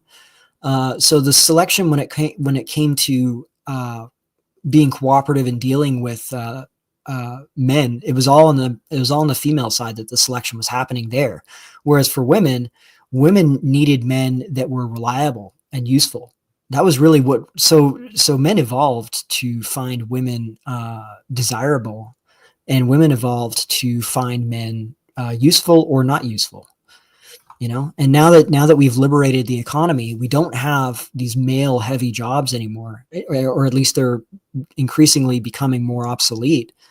And women will be given favoritism over this. Like there was another thing that was shown is in addition to the unemployment rate going up for STEM grads, you also see a large number of a large gap growing in unemployment rate between men and women. Women are actually much less likely to be unemployed now than men in the youngest age brackets, including with these graduates. Okay, so let me throw this in at you guys. Mercer, what do you think of this? This is something I invented. Somebody repeated it. A man needs $1 million so he can live the social life that he desires, but a woman doesn't need that because a woman is $1 million. So a woman who doesn't have a lot of money but's got an average to decent looks, she already is worth $1 million without having $1 million. Where the guy strives to have $1 million or more just so he can get an audition. You know what I'm saying? Like men would never strive for money if they didn't think it would help them with women or the wife they already have. But women are already worth $1 million. Now, if a woman has $1 million, she's even doubly doing well, you know?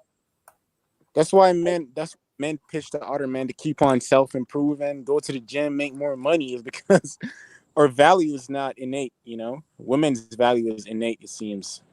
At least that's what society makes. Yeah, men evolved to find women desirable to be around, to find women endearing, you know, because men had to feel the need to take care of women. And this is what you see just instinctively. Men will naturally be fine, more or less, with giving women free stuff. Like, even if it's, you know, even if they're not the type of person to simp, like they're not really pathetic like that. If you compare, let's just say that you have excess resources and you can give some to someone. Okay. Women are much more likely to be given free stuff than men, by men. I mean, you know, it's just human nature. Like, men just have a natural instinct to want to take care of women. Women don't have that instinct for men at all. Like, why would they? What would be the benefit? How about this one? Women love women, men love women. Women hate men, men hate men. So, I mean, that would be a good bumper sticker. Women love women, men love women, women hate men, men hate men. So if you think about it, everyone loves women, everyone hates men. More or less. I mean, groups of men hate each other. And this is another problem, is that these, you know, and this brings it back to the racial narrative problem in the US, is that you have these groups of men, both are dealing with a massive problem due to what I guess you could say the elites in this case, what the economic elites and what other more organized groups are doing in the US and exercising their power against the interests of the majority. But because the men are divided amongst themselves, they can't get anything done. They can't cooperate. Whereas the women, because women have such a strong in-group preference, even if there is some general dislike between like white and black women or white, black and Hispanic women for each other, they're not necessarily as warm towards each other as they are within their own groups. They're still going to side with the others over some random man, including of their own ethnicity. That's one. It seems like racial dynamics are more intense with men than women. Like a lot of you're definitely right about that. When it comes to racial tension, it's definitely more intense with men than women. Women seem to look out for each other because even in school, black, white, Hispanic women, they seem to get along fine. I don't see, you know, a lot of racism or anything like that happening between them. But with men, it seems like there's a big divide, and it could be caused by evolution, trying to look out for your own group. And there's a lot of factors that make men the way they are, from society to evolution. There's a lot of factors that contribute to that, in my opinion. But women definitely are more calm when it comes on to racial dynamics and stuff like that. Yeah. I mean, if men were outside of the picture, I'm sure that like black women and white women and whatever, they would have issues with each other. But when you introduce men into the picture, it's kind of like all the Greek city-states in the Greek age. They would always fight each other. But then when the Persians showed up, they would unite to fight the Persians. That's the way women are psychologically. And yet, if you can, I just uploaded an image that this is a this is an X post, but it really does demonstrate what I'm talking about. If you want to just click it and show it, Steve, if you're able to. It says, I loved my ex's mom. One time she overheard him being horrible to me in his parents' home, mind you, and he stormed off. She walked into the room once he was gone and said, he is like that with me too. I love him because he is my son, but you don't have to put up with that.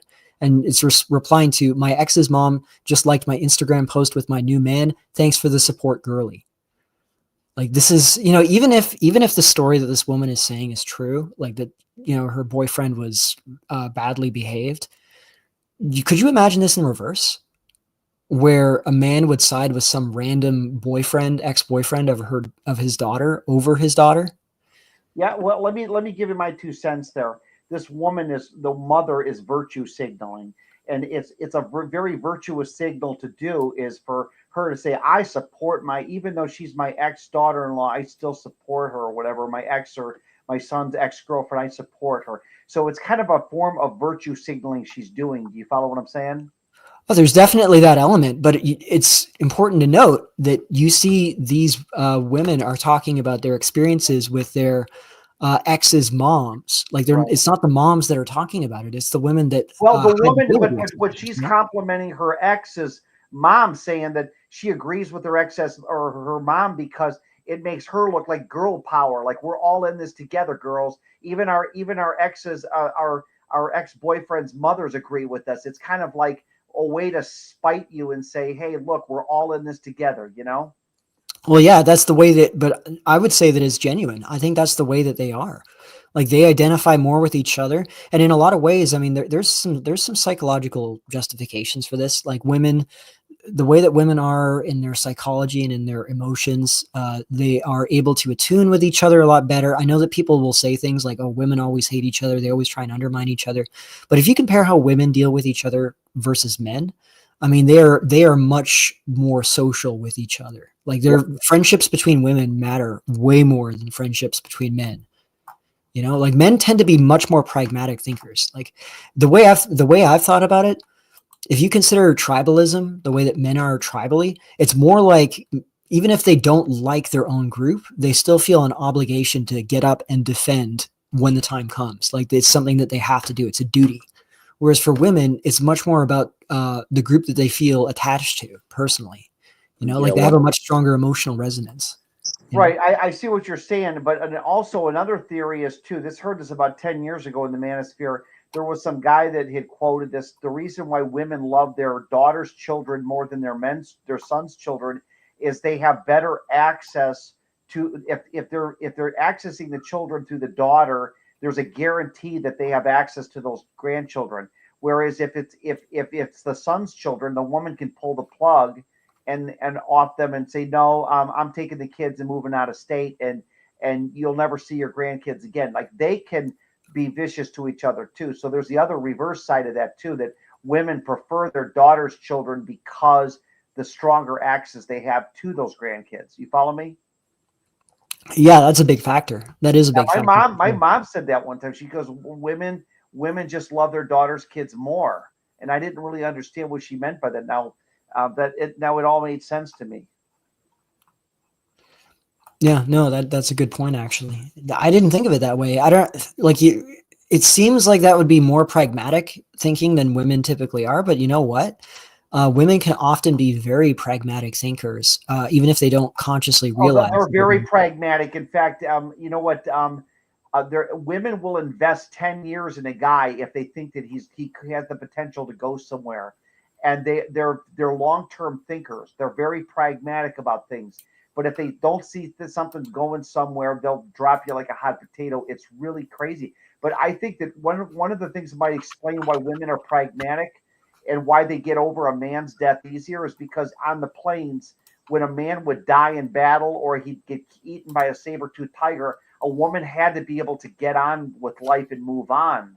And it just seems more natural. Like if a woman witnesses a horrific accident of a guy gets splattered on the road, she gets over it. A guy is more horrified that than a woman. Like I've seen women can watch a person die and they seem to, I don't know, it sounds sadistic, but they can get on with their lives much faster. Do you know what I'm saying? Like you and I, if we saw a guy get run over by a car, we might be thinking about that for days or weeks, but a woman seems like she can just kind of turn that off like a light switch. Yeah, that's nature. That's nature speaking. Yes, right there. I do. And I think there's something with nature that makes a woman much more pragmatic. Like, okay, this guy just got killed. Let's get on with life because this is what biologically I did 6,000 years ago. Yeah. I mean, psychologically, women that would get too attached to their men would be selected against, because the way that male tribal conflicts went is that women basically stayed in the same spot that they've been in since the Paleolithic, more or less. And it was the tribes of men that would move in and out of the regions. Like if you look at mitochondrial DNA, which is DNA passed down from the mother to the daughter, only the daughters can pass it down. So you get your mother's mitochondrial DNA, but you don't pass it down. If you reproduce with a woman, she passes it down. So it's sort of like the female version of the Y DNA. And what you see that mitochondria, that's how they came up with the theory that women are more apt to produce than men. Is that correct? Yeah, they looked at the mitochondrial DNA, and there's much more diversity on the women's end than on the men's end. There's much less diversity for men. They got it down to a science? Yeah, literally. I mean, it's they've got it down to the point where they know for a fact that, say, only 20 or 40% of men reproduce, whereas almost all women reproduce. That's interesting. Yeah, and yeah, they did. Yeah, because you can map the Y DNA versus the mitochondrial DNA, and you can see that for Y DNA, you can trace like half of men or 3/4 of men in the British Isles are descended from one man that lived in the Bronze Age, basically from a patrilineal side. Oh my like God. One branch of a Y DNA lineage. Okay, whereas for women, it's like there's like 20 different lineages. Of the same time frame. You know, that theory that Steve just talked about, that women are able to move on quickly. We could see that same dynamic in the animal kingdom with the lions. You know, when rival lions come in and they kill the cubs, they just move on and just, you know, mate with the stronger mate. So I believe that same dynamic is present in females now. If you know, if that's something that's possible. Like women make very good paramedics because they're dealing with death all the time. And they seem to be very, very pragmatic about it. Where guys go crazy if a guy is a paramedic and he's around death all the time and picking up dead bodies. I think he's more apt to have an instinct go crazy than a woman. A woman just kind of like, hey, I'm a paramedic. Oh, it's a dead body. I've seen them before. But yeah. I drive the can. I see that guy get ran over. You know, they just, I don't. It's a weird insensitivity that they might biologically have. Like when a man sees that, he's traumatized by it. Like I think if women had a fight on the battlefield and their best friends were getting killed, they would not be as traumatized as men are. Men don't want to see their best friends get killed, you know? Yeah, could be. I mean, we do know that, you know, as I was saying, if you want to know why there's a big difference between the surviving male lineages versus female lineages, it's because tribes of men would go to war with each other and kill each other off. And as a result, they would take the women that were in the region that they occupied. So the women were almost like natural resources in a way. Yeah, war brides. Yeah, and you see this throughout, whether you're looking at Africa, you're looking at Asia, Europe. Yeah. The mitochondrial lineages are basically static. They just sit there. Whereas I'm laughing at this war in Ukraine. The Ukrainian race or ethnicity is going to be wiped out just through intermarriage. It's going to be because the men are dying and the losers in this battle will just be incels and die. But the women are just going to intermarry themselves out of existence because that's what's happening with these Ukrainian women now. They're over in Poland. This is like a paradise for men that couldn't get women. Now they've got all these excess women coming over the border. So I don't know. Yeah, Polish women are throwing a shit fit over it because they're causing issues. Yeah, but it's going to be interesting because men never have a problem with excess females, but the women are now going to assert their girl power. I don't know. It's kind of crazy. No, it's true. I mean, at a minimum, back in the day, okay, maybe 1/3 of your men would get wiped out in a war, but the survivors would have it pretty easy because there would be way less pressure to find a woman, you know. But that's not even the case anymore. They don't even get that. Like, what do Ukrainian men get out of this? It's a total disaster for them.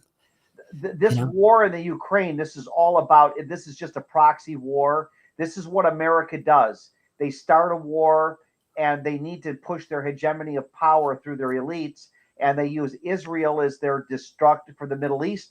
And they're going to use Ukraine as a way to get to Russia. But either way, it's just a proxy war because heterosexual men are expendable anyways. And so it doesn't matter. But that's what it's all about. I mean, it's a very vicious situation, and God, it's maybe just something what we're just going to do until the end of time. War it's certainly not obsolete, and the nature of things hasn't changed at all. And what we're seeing today is probably no different than it would have been 1,000 years ago. No, exactly. It also varies based on the background. Like we were talking about the Middle East a little bit, and I made a post on YouTube about this. There's this Mizrahi woman. Mizrahi are Middle Eastern Jews. Like they were always been in the Middle East, so they didn't mix with Europeans. And her husband died in Gaza, and she was at the funeral saying, you would come home every day, tell me how many houses you destroyed, annihilate all of our enemies in Gaza, is basically what she was saying. And it's like, holy cow, man. Like, this is a way of thinking that is completely alien to what we would see in Europe. And then if you look at how Ashkenazi Jewish women act, I mean, they're a lot more ethnocentric than non-Jewish European women, but it's still like they're way less extreme in that regard. I do think it varies based on the background of the people. Like Ukrainian men are willing to fight and die for their cause. Like these guys are extremely brave. Yeah, they are. Oh, for sure. Yeah, for sure. But what's happening now, you see what their government is saying. They're like, oh, well, all these men that we've lost in the war, we're just going to import men from other parts of the world to replace them, Yeah. And they're already doing it. Like there's a guy on Medican's server who's Ukrainian in Ukraine. Yeah. And he's managed to dodge the draft so far because he has a good job and he was able to avoid it. But he's telling us that they're already seeing that they're bringing in Indians, they're bringing in Africans, they're bringing in Here's another thing I have thought about. Maybe these men are being enticed with the promise of pussy. I've wondered that if they did this with men back in the days when they would build ships and go overseas, where they would get these excess males and say, look, we need to fight this war. But because they called it booty. When you would win, when you would go over to a foreign country and you would win, you'd get the booty. And I think that's exactly what's happening. These guys these are incel men going over to fight in Ukraine, thinking that their reward will be pussy. And I wouldn't doubt it that that's exactly what they're thinking. Probably a good number of them are. You got African American guys that want to fight in Ukraine. I just think it's for the booty. I think it's well, they're gonna have another thing coming when the war's over and there's going to be no women there. It's going to be all old. They're going to have babushkas that they can get. Yeah, and that's going to be pretty much, that's what I think these men think. I think that they think that if they go over there and fight this war, that there's going to be all these pretty Ukrainian women. Not that most of them are not that beautiful, but the ones that are, they're just going to pimp themselves to the highest bidder. Well, I mean, these are still white women. They're going to be like men of all backgrounds are typically competing for them. That's just how it is. I mean, they know, like Slavic women know their value now. It's not for sure. Yeah, Slavic women have definitely surpassed Anglo women when it comes to value because most of them don't have tattoos. They're thin. And yes, they're the last remnants of women that still can maintain beauty at a young age. You know what I'm saying? So yes, it'll be interesting to see how this plays out. Well, we already know because I talk to guys in Eastern Europe and they say, no, it's game over. Like it's the boomers were briefly able to take advantage of a really bad situation post-communism. That's already over with. So we're going back to Eastern Europe is already going to be a tournament mating and survival for the fittest, or as First would say, a race to the bottom, which is the guys will be fighting over the table scraps, which is the race to the bottom. Yeah, pretty much. The guy that marries the ex porn star is racing to the bottom. Because you see Russians trying to push this sort of trad Russia meme in order to bring over Americans that are dissatisfied with their government. And they don't realize that the situation is not what it used to be. It's not the 90s anymore. Russian women are not like desperately looking for husbands. Right. It's a completely different situation that they walk into, and they find out when they get there. Unless they have a good amount of money and they're not too old, right? They're not going to be doing well. Like these women know what they're worth. Mercer, what it tells me also is that men really are human doings, not human beings.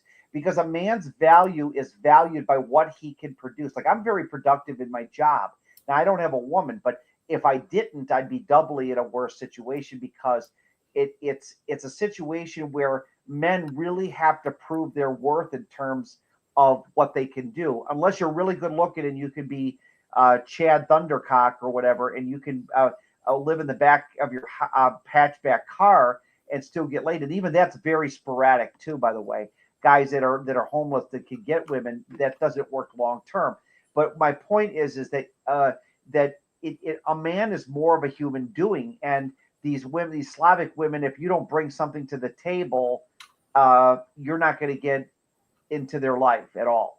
Yeah, that's what I heard too. There was this one guy online was saying that women in Eastern Europe, they actually value money very, very highly. These Russian and Ukrainian women, you got to have a bank account to mess around with them. Oh yeah, you have to prove it. You have to. Yeah, there's no doubt that but there was a time in the early 2000s, around 2004 or 5, where right after communism, and then Putin was now the president, there was a window of opportunity where Ukrainian women were looking for a better life, and you could marry them. But these dating agencies are done now. There was maybe an opportunity back in the early to mid, maybe to the later part of 2008-9, where there was a window of opportunity to meet these women, but it's all done now. I don't think that opportunity died, and that the same thing with the passport bros in Colombia and Brazil. I think those guys are going to realize how obsolete they are very shortly.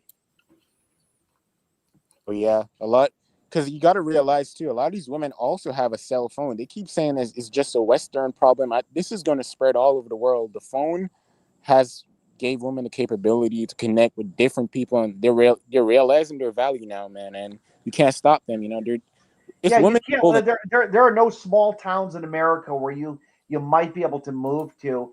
I did talk to a couple girls online a few years ago, and even the last couple years, and these were girls that I had talked to, I'd known them for a while. But there are some pockets where you might meet a 30-something-year-old woman that's been with one guy, but they're fuglies. They're not overly attractive, and they might be a girl that maybe got married and divorced, and they were too busy raising a kid. But the point I'm saying is that it's very rare that you're going to even find enclaves in America where you'll find a single woman. I think the cat's out of the bag, Mercer. I think we might as well just enjoy, as Aaron Clary would say, enjoy the decline. Yeah, I mean, well, the thing is, you're starting to see people the woman issue is real, but in order to even get started on that, as you said, unless you're some kind of giga chad, even to get started on that, you have to have these other things down. And what we're finding with these younger generations is that they're not even able to do that. Again, due to how the economy is changing, you're seeing these guys being put into a corner where they don't even have a career to look forward to at least accomplish something in life. They don't we don't have that in Canada anymore. It's pretty much gone now. Men have fallen behind big time, because even if you're not a Chad, now you're gonna need a Mac mansion. You're probably gonna need a house, some good stuff. Where are men gonna find all these opportunities to get all this stuff from? It's very hard, So I don't know what to tell you. But I mean, this is why there has to be someone to address this problem directly, even if it's unsolvable. If the excess male problem is unsolvable, it has to be brought to Congress and the Senate. Even if it's not solvable, it has to be addressed. And that's the problem. Nobody wants to address this. Nobody wants to address the demographic imbalance, and because it's a start. If people address the problem, the imbalance problem, and the lack of opportunities, it would be at least we'd be going in the right direction. Maybe 20 years down the road, we can have a medical cure that could have favor female over male births. That could be a possibility. I mean, anything's possible, but it's got to be addressed to a congressional group of people, not just some random people talking about it in the internet, and then people like Scott Galloway going, well, you men need to, I'm worth $40 million, and what you men need to do is just man up and be more powerful, that type of crap. Once you got so many old people in office, that that issue will never be brought up or addressed by them. You need And someone. one thing I want to say about the boomers, Mercer, I hate to burst your bubble. They're going to be around for another 20 to 30 years. They're not dying anytime soon. These boomers are they're flourishing. They're still alive, and we're talking boomers could. We got Hollywood actors and actresses that were born in 1930 that are just dying. Um, these boomers could last another 20 to 30 years in power. I hate to burst your bubble. I think they're going to live longer than you can imagine. I mean, if they do that, then we're just going to be heading for an actual collapse because they will live. They will live because you're talking, and I'm not talking boomers born in 64 or 63. I'm talking boomers born in 50, 51, 52. Steve Bannon was born in 53. I thought he was born in like 65. This is a guy, he moves real well. He doesn't have any speech impediment. He's not old and raggedy looking. He looks like he's ready to live another 15, 20 years. I'm not kidding you. These people are not dying fast enough. They're going to live a long time. I just hate to say this, but the boomers aren't going to die anytime soon. They probably got another good 20 years before they're gone, or 25 even. Yeah, it's a long, bumpy road. It's plausible, yeah. I wonder if due to the immigration issue not being solved, maybe that's going to be in its own weird way a silver lining due to how they're just going to demographically eventually outweigh these people, even if they're going to be around a long time. And what I suspect is going to happen, and I've mentioned this in my live streams, I do think eventually it'll be the radical left, like we're talking like the Bolshevik left, that will eventually take over, because the right wing can't do anything about this. They can't deal with economic problems that harm business interests. It just doesn't work for them. They're too liberal. The LGBTQ transgender left, they are gradually fizzling out because they're losing elections. People are not interested. I wanted to address something else. Now that you mentioned the LGBT, this is depressing. I talked to this. Of all people, I had this conversation several months ago with somebody I used to interview, and he says that what's scary about with Trump being back, he pulled the plug on LGBTQ. He just said, we're not going to deal with this anymore. Bye. So you got an entire generation of people that might have flourished in a society by pretending, even if they went the trans route, now they're going to be physically attacked. So really, this is the creepiest thing to do. You invest 5-10 years into LGBTQ, and then you pull the plug. It's up, done with it. We're done with this now. This is wrong. This is something freaky as from hell, that they can just pull and there's no protest from the Democrats. There is nothing. Like when Trump said, nope, we're not going to deal with this anymore. Guess what? There's no protest from the Democrats. Isn't that funny? How the Democratic Party is in lockstep with these elites completely. Well, yeah, the thing is, people were fine with this LGBTQ stuff when it was like a boutique issue and people didn't have real problems. Now you're dealing with, in the US at least, you're dealing with a crisis that is a class issue, really. I mean, it comes down to having a ruling class that has no sensitivity to the real problems of the people, and that they have no incentive to fix these problems because, again, as I was saying, they're not tied to the US government and nation being successful. They just want to bleed this thing for as long as possible and then leave. And it's the entire plutocratic class. It's not just a single ethnic group. If we already talked about that. They have no incentive to change. The right wing doesn't really offer them anything except the alt-right, which we see being led by Nick Fuentes right now. I mean, they're going to be a minority, but they're going to be the single biggest minority as time goes on. Because once again, you're offering some alternative. I thought was good about the LGBTQ as it related to men was men who felt unappreciated could go the trans route and get some attention from women and men. They don't have that option now, which means we're back to square one. We had a pressure relief valve with the LGBTQ men that went the training route. Now that Trump has come to power and pulling the plug on the experiment, now guess what? These men are back to square one. They're incels again. They're irrelevant. And yes, you're right. It's going to cause a lot of social upheaval. Yeah, well, yeah, that's the thing is that a lot of these guys were in a situation where their identity was basically evil, according to the United States. As we were saying, this sort of moral narrative where it's switched to now whites are the bad guys, blacks are the good guys, and this is the moral narrative of the United States. Well, if that's your moral narrative, you don't want to be part of the bad guy group. You want to identify as something else. So, well, and the training thing gave men a way out, and a lot of people believe that Bruce Jenner transitioned into Caitlyn Jenner because of just that. He basically, what happened, this is the theory I heard by someone else in the community, was that when he was on that show, The Kardashians, he was becoming more and more irrelevant. And all of a sudden he decides, well, he's as manly as can be. You know, he won the gold medal in the 1976 Olympics. He dated Linda Thompson, who was, I think he was married to Linda Thompson, who was the girlfriend of Elvis. And then all of a sudden he decides, oh, I'm going to be gay. He marries this Kardashian woman. They have a child or two. And then now he wants to be a woman. And I think it had to do with the fact that he realized, Bruce, it doesn't matter. You won the gold medal and you're a masculine man. You're good. You're irrelevant in today's society. And people saw this. So he just made this jump to become a woman. And another thing is interesting with him.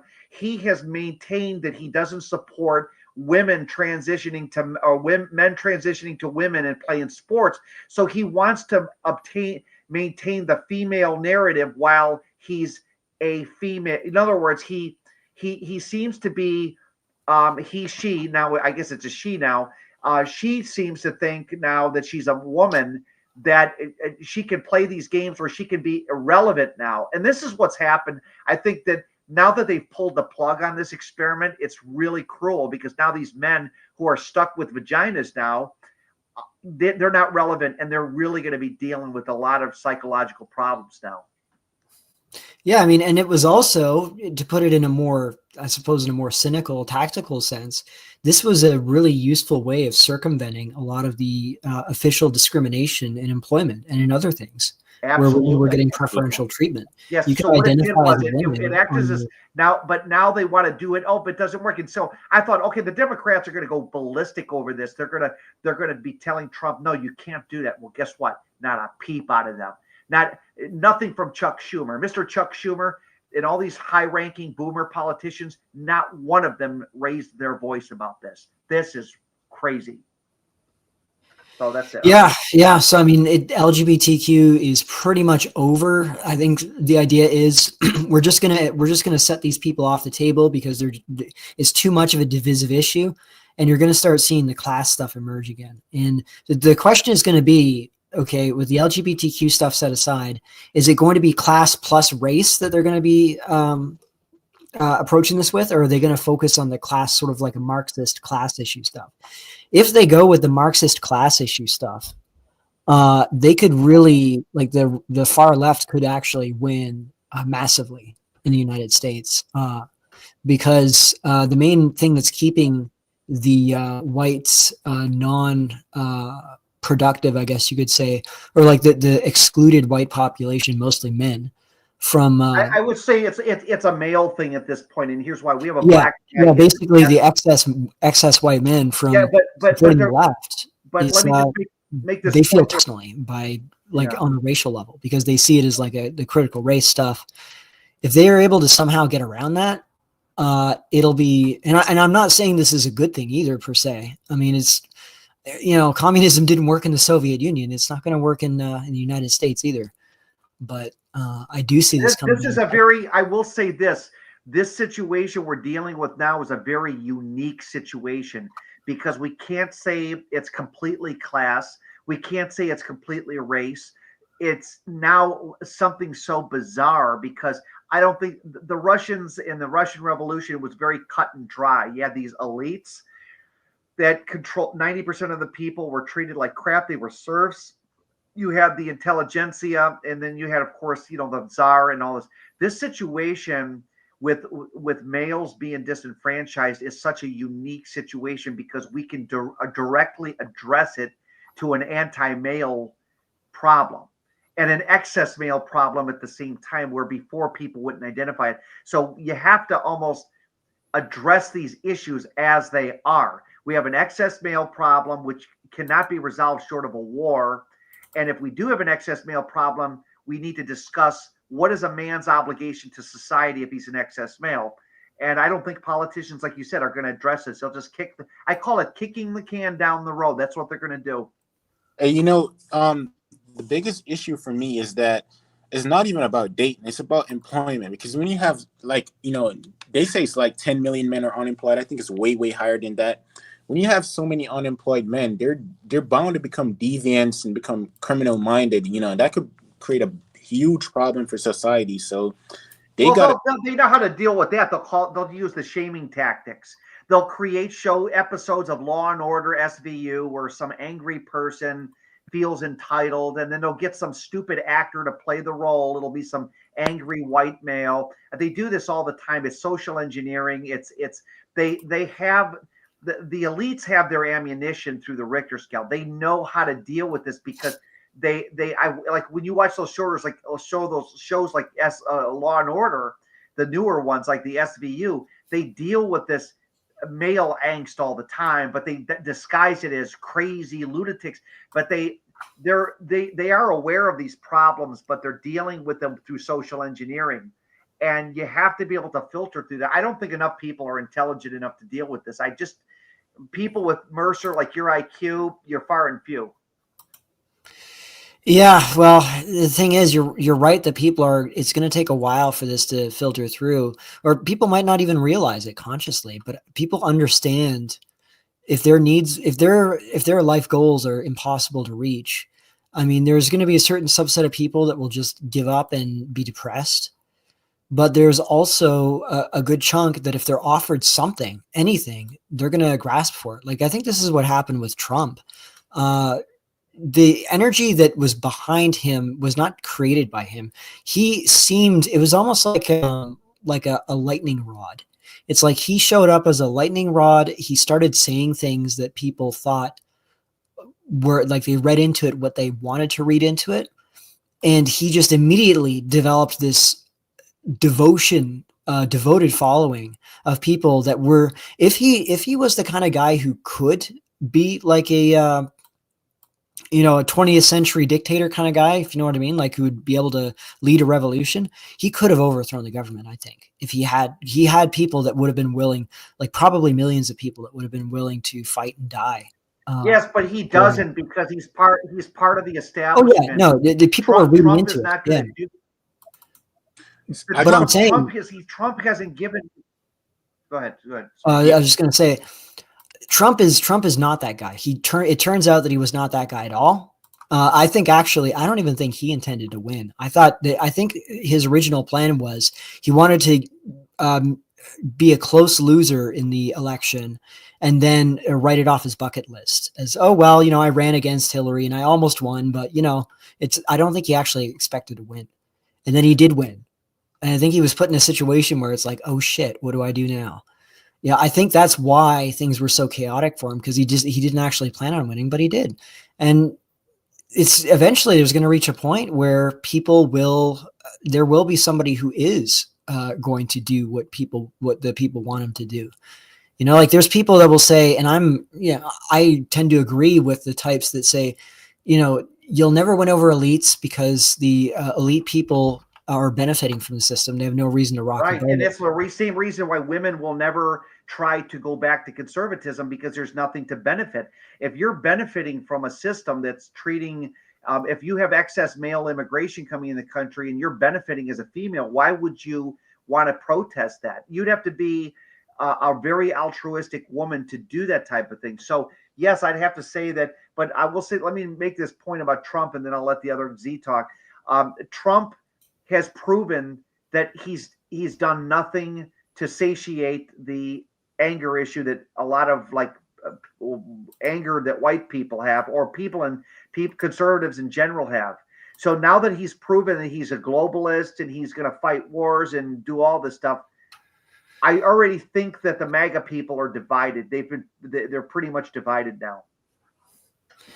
Yeah. I mean, and the thing is, though, is there's going to be somebody who is a genuine radical at some point that will come up.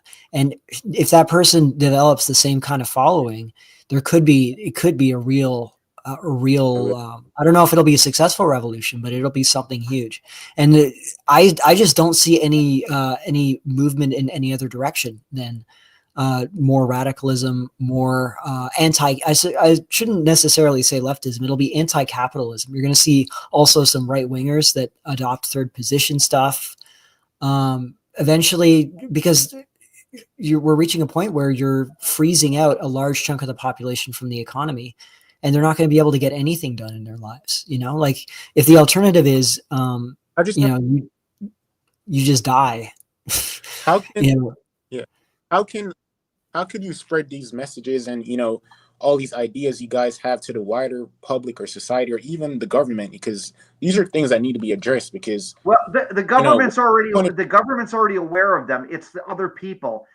It's ego, and I don't think you can ever spread the idea of these problems because, like the excess male problem, because guys will just deny it. They'll fight you. 99.9% of guys will fight you on this. If you were to go up to 1,000 random guys and bring up, say you think there's 3 men for every woman, I guarantee 999 out of 1,000 would argue with you. And no question that they would. I would say most would just say, no, there's way more women than men.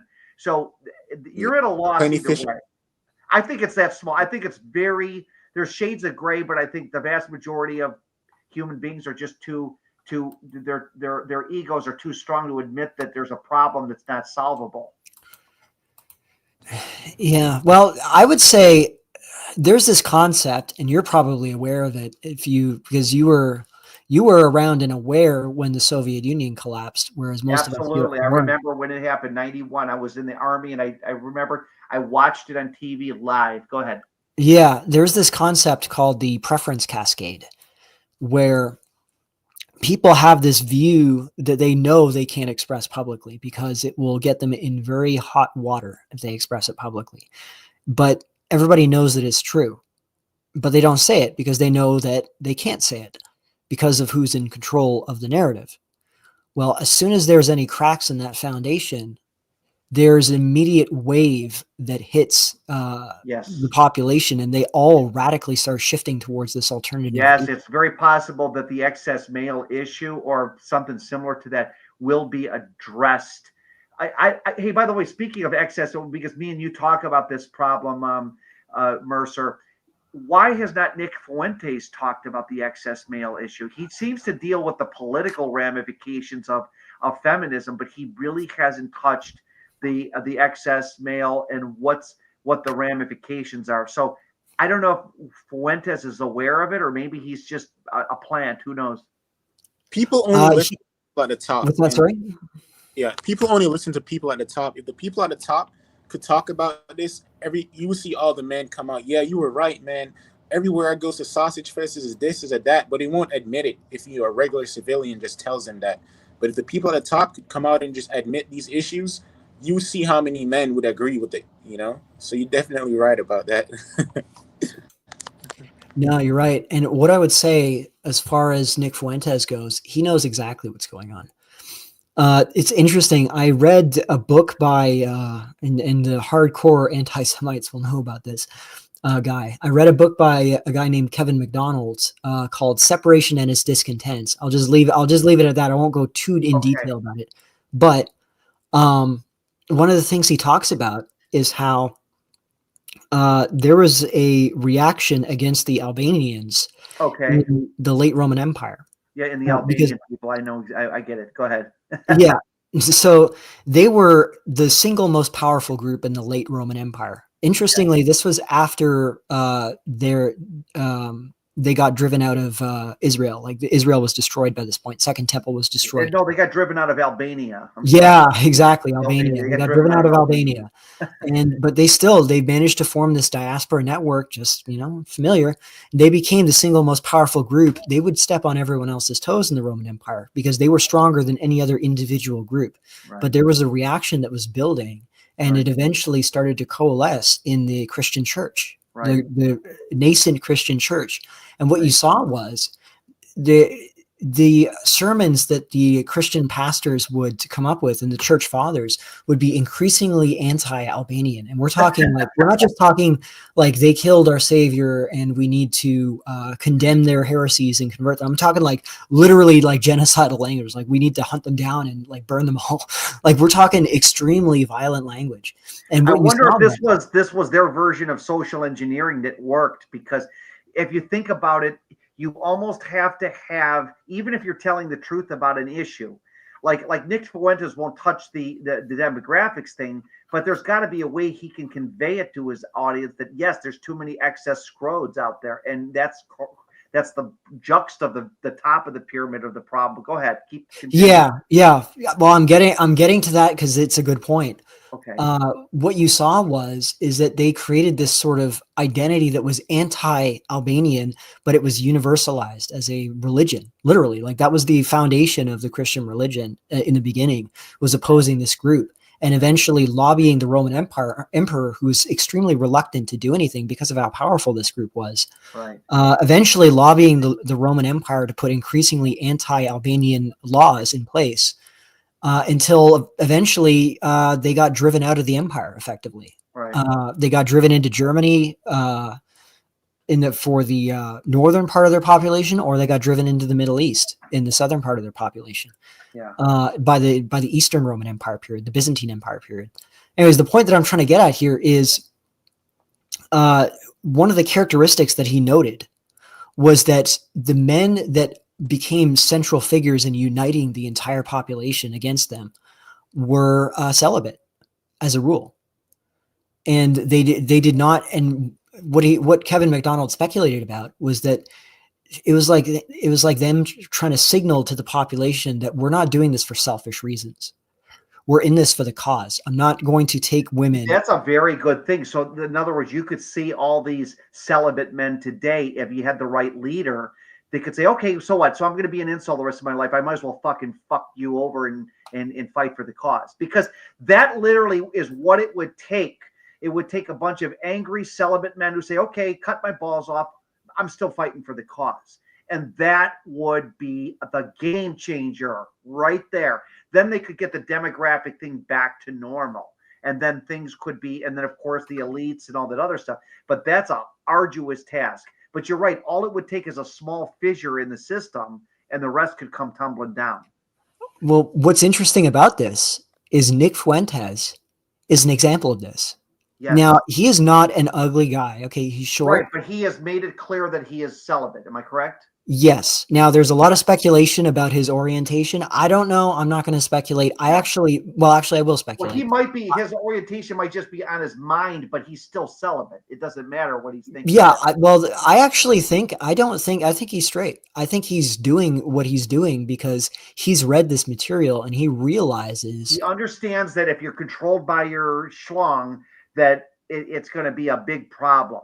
So he understands who his audience is. Yes. And what you're dealing with now is he knows he's dealing with mostly celibate men. But in fact, that's why he said that heterosexual sex is gay, because he's saying that it almost heterosexual sex never was at the level that gay sex was at. So he's saying that if you think about it, modern day heterosexual sex is really like gay. And now it makes sense what he was saying, what he was trying to say in that article or whatever he was doing. Am I correct? Yeah, it was one of his streams, and he was being videos. He did that because he was trying to say that the sexual act has become the end all be all in a relationship where it shouldn't be. Yeah. But the point of that was he's demonstrating to his followers that he's not in this for the punani. Right. Okay? He's sincere is what he's signaling, and it's worked. He has a following. Now, I'm not saying he's perfect by any means. There's multiple things I disagree with him on, but he has a following that is genuinely devoted. Like they will follow him to the grave. He's building like a revolutionary guard, like that gets dangerous. And if he becomes too powerful, the elites can just take him out too. I think that's definitely a possibility, but. Yeah. I don't know, and I don't think that he consciously planned this to happen. I think it just sort of happened, and then he realized what, like the following that he was developing, and what these people could potentially do for him in the future. if his notoriety grows. Now he started off in a bad situation. By that I mean he was politically locked off because he started from like the white nationalist stuff, and America's demographics, as we demonstrated, there's no future for that movement in the United States. It's just not going to be a thing. Well, I think that we have to accept the fact that one thing might be a write-off is most men, or at least twice as many men, are not going to find a woman. So what other thing could those men do productively to fuck the system? It would be to say, okay, you cut my ball. Like, this is like being castrated. Okay, you did this, fine. Well, then you leads can go fuck yourself, because that would work. That literally would be you took it like Gerald Celente used to say, if when you what was he say? He used to always say this all the time. He said, you eventually lose everything and then you lose it, or something like that. Yes, that's what. Yeah, I remember that. Yeah, he's a theatrical guy. He's full theatrical, and his predictions never come true. Most of them, he predicted 15 years ago we'd be in a depression, but he said when people lose everything, they lose it. So think about a TFL guy, a lonely guy that can't get a woman because of demographic shifts, whatever. Let him lose it. Then he says, okay, but let him be aware that he's a warrior, that, hey, like if he is fighting for a cause, the cause might be a good cause, is that the old order sucks. And let's make it better for the new order, because this order really sucks. It's not just the sexing, it's the oligarchs. They run.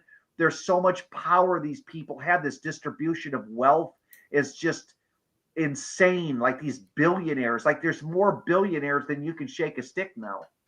Yeah, and what use are these billionaires as well for the American people, really?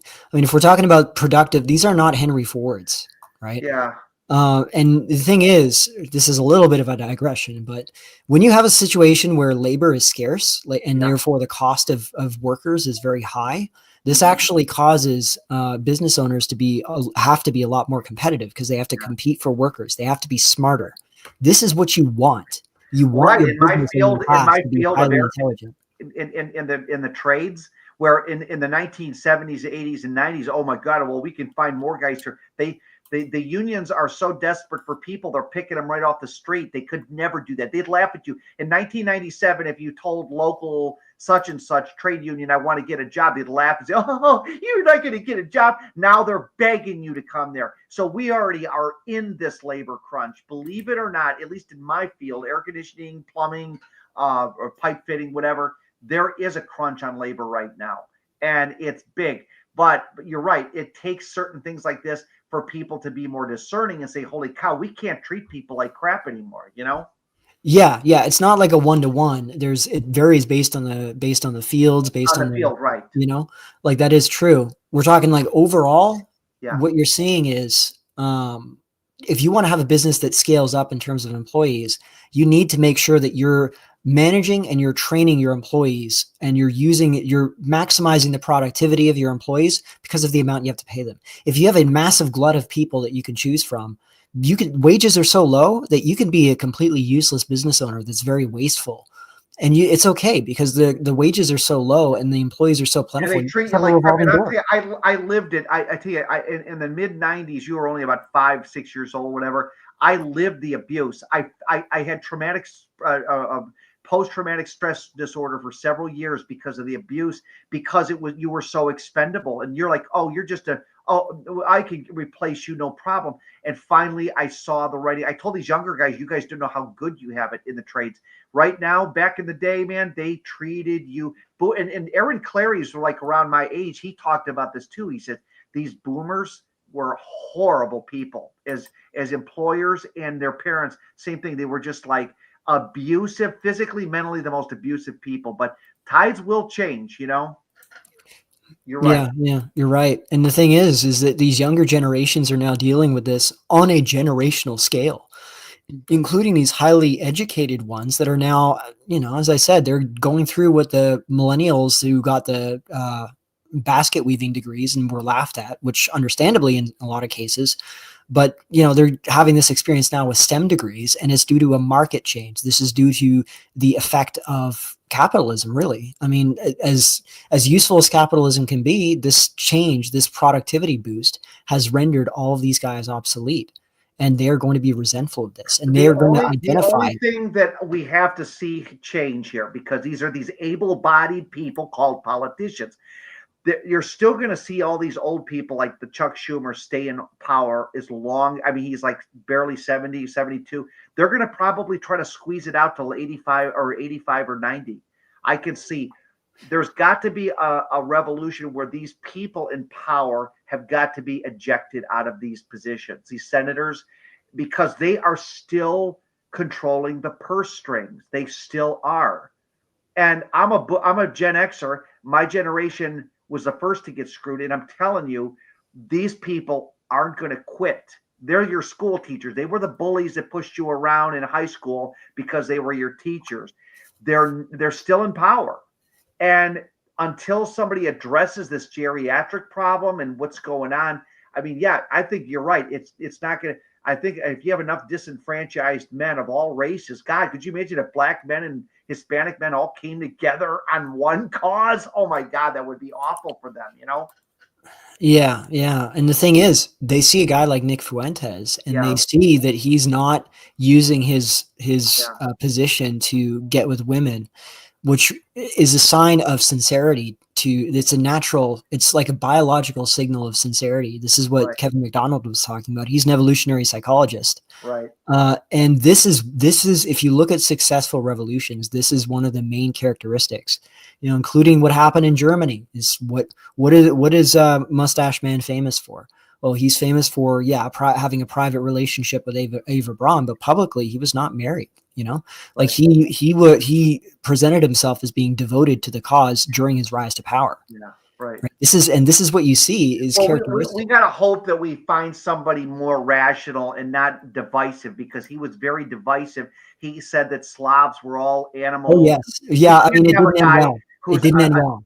Right? Yeah, you can't tell half the white population you're a bunch of animals. I mean, that's just insane, because a lot of those people in Eastern Europe are very smart people. They're not all dummies like you think. I mean, look at the Russians. They basically control a good portion of the nuclear weapons in the world, you know?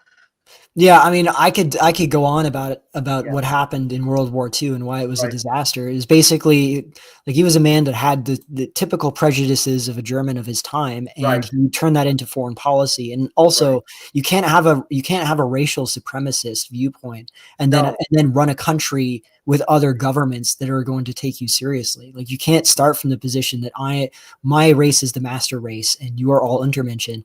You can't. How are you supposed to deal seriously? How are you supposed to have trade? How are you supposed to have trade relations with the people once the war is over? Okay, you're going to now tell everybody that they're Untermenschen, and how that philosophy was able to get across, I don't know. I think it was just out of the Germans were just desperate for anything, and they thought, oh my God, this is going to be the guy. But in reality, the Germans got along fine with the French prior to that. I mean, I think they did. But yeah, you're absolutely right that it was a crazy time, but we need like a philosophy, almost like you're right, like the Roman Empire with Christianity, where you have to have an all-encompassing philosophy that's going to get all the oppressed people. And this is what it really boils down to. These oligarchs are of all races, really. They're everywhere. And they're like in the Middle East, you've got the Saudi princes. And then in the West, you've got the oligarchs that run the banks and stuff. So this problem is an economic problem. I'm not saying everybody's going to adopt democracy, but at the very least, somebody's got to be able to understand this and articulate it well enough where there can be a common fight, you know. And I think men are the ones that will, just like men have always fought revolutions. The excess men will have to hopefully be led in the right direction. I don't know if that's possible either. There could be a lot of subterfuge going on in too, you know? Well, there was a lot of historical issues at that time as well, because historically this was at the time, white supremacy was a real thing. It was an actual like belief system that existed among thinkers like Lothrop Stoddard. Like it was primarily in America and England, actually, funnily enough. It wasn't really a German thing. This is where Mustache Man got his ideas. Yeah. Right. Mostly from the UK and from the USA. But so there was historical contingencies there. But the point is, is that America is not the situation that Germany was in at that time. Germany was basically entirely German. They had a huge base of ex-soldiers that fought in World War I and were out on their own and had no means of supporting themselves. Like, it was an economic crisis, etc.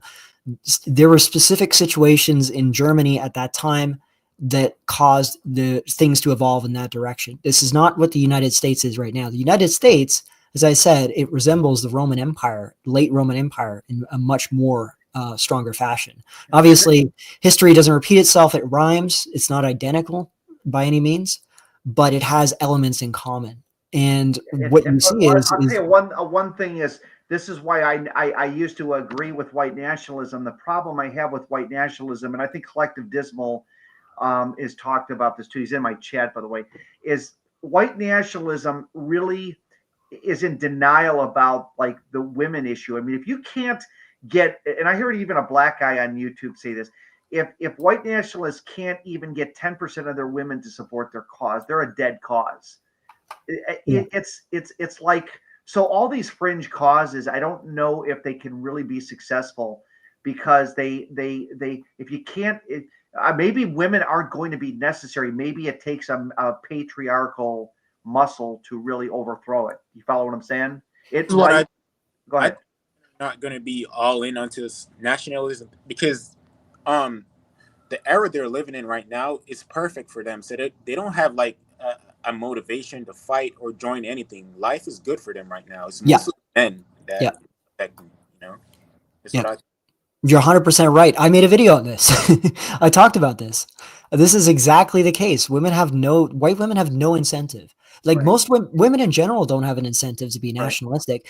I would say the group of women that have the most incentives, or at least have the least lack of incentive or non-incentive, would be like black women to an extent, but we're talking relatively. And even then, you know, black women are just as many black women that are extremely hostile to black men, and they're doing this divesting stuff, as black women that are doing the pro-black, Afrocentric stuff.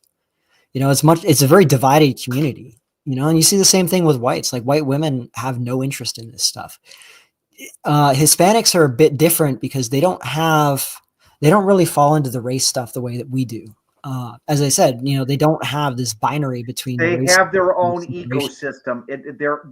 They survive. They listen to their own music, and they could be around a bunch of black and white people listening to rap or power rock and roll. They're playing, dude, about the me, yes, about the other. I mean, they're listening to their own music in their kitchen at the local like the restaurant they're at, and they're going back and forth between Spanish and English, talking to customers. But the funny thing is, their ecosystem is so different. Like, the men and women interact at a more organic level. I'd say that Mexican Americans, Puerto Rican Americans are more organic in the way they react, and we're just like mechanized, brainwashed machines. I don't know. Yes, I think that this situation is bad, and something's got to give. But you never know. Maybe another problem with the human condition is, Mercer, humans adapt, and this is the number one thing that could be our worst enemy, is adaptation. How people who are from really cold regions of the country or the world can adapt to heat. People who are from Africa can adapt to the freezing cold. Humans have a problem with adapting, and it works for the good, but it can work for the bad. So maybe men will just keep adapting to this, you know?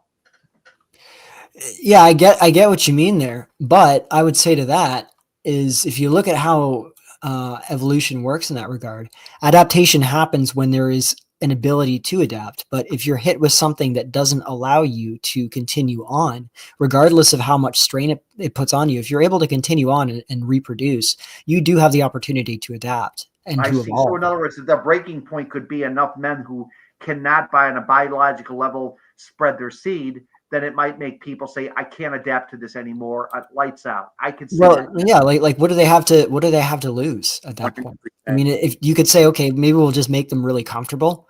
We'll provide them with we'll do like VR, we'll do AI girlfriends or something. Which isn't going to work. It'll work for maybe a portion.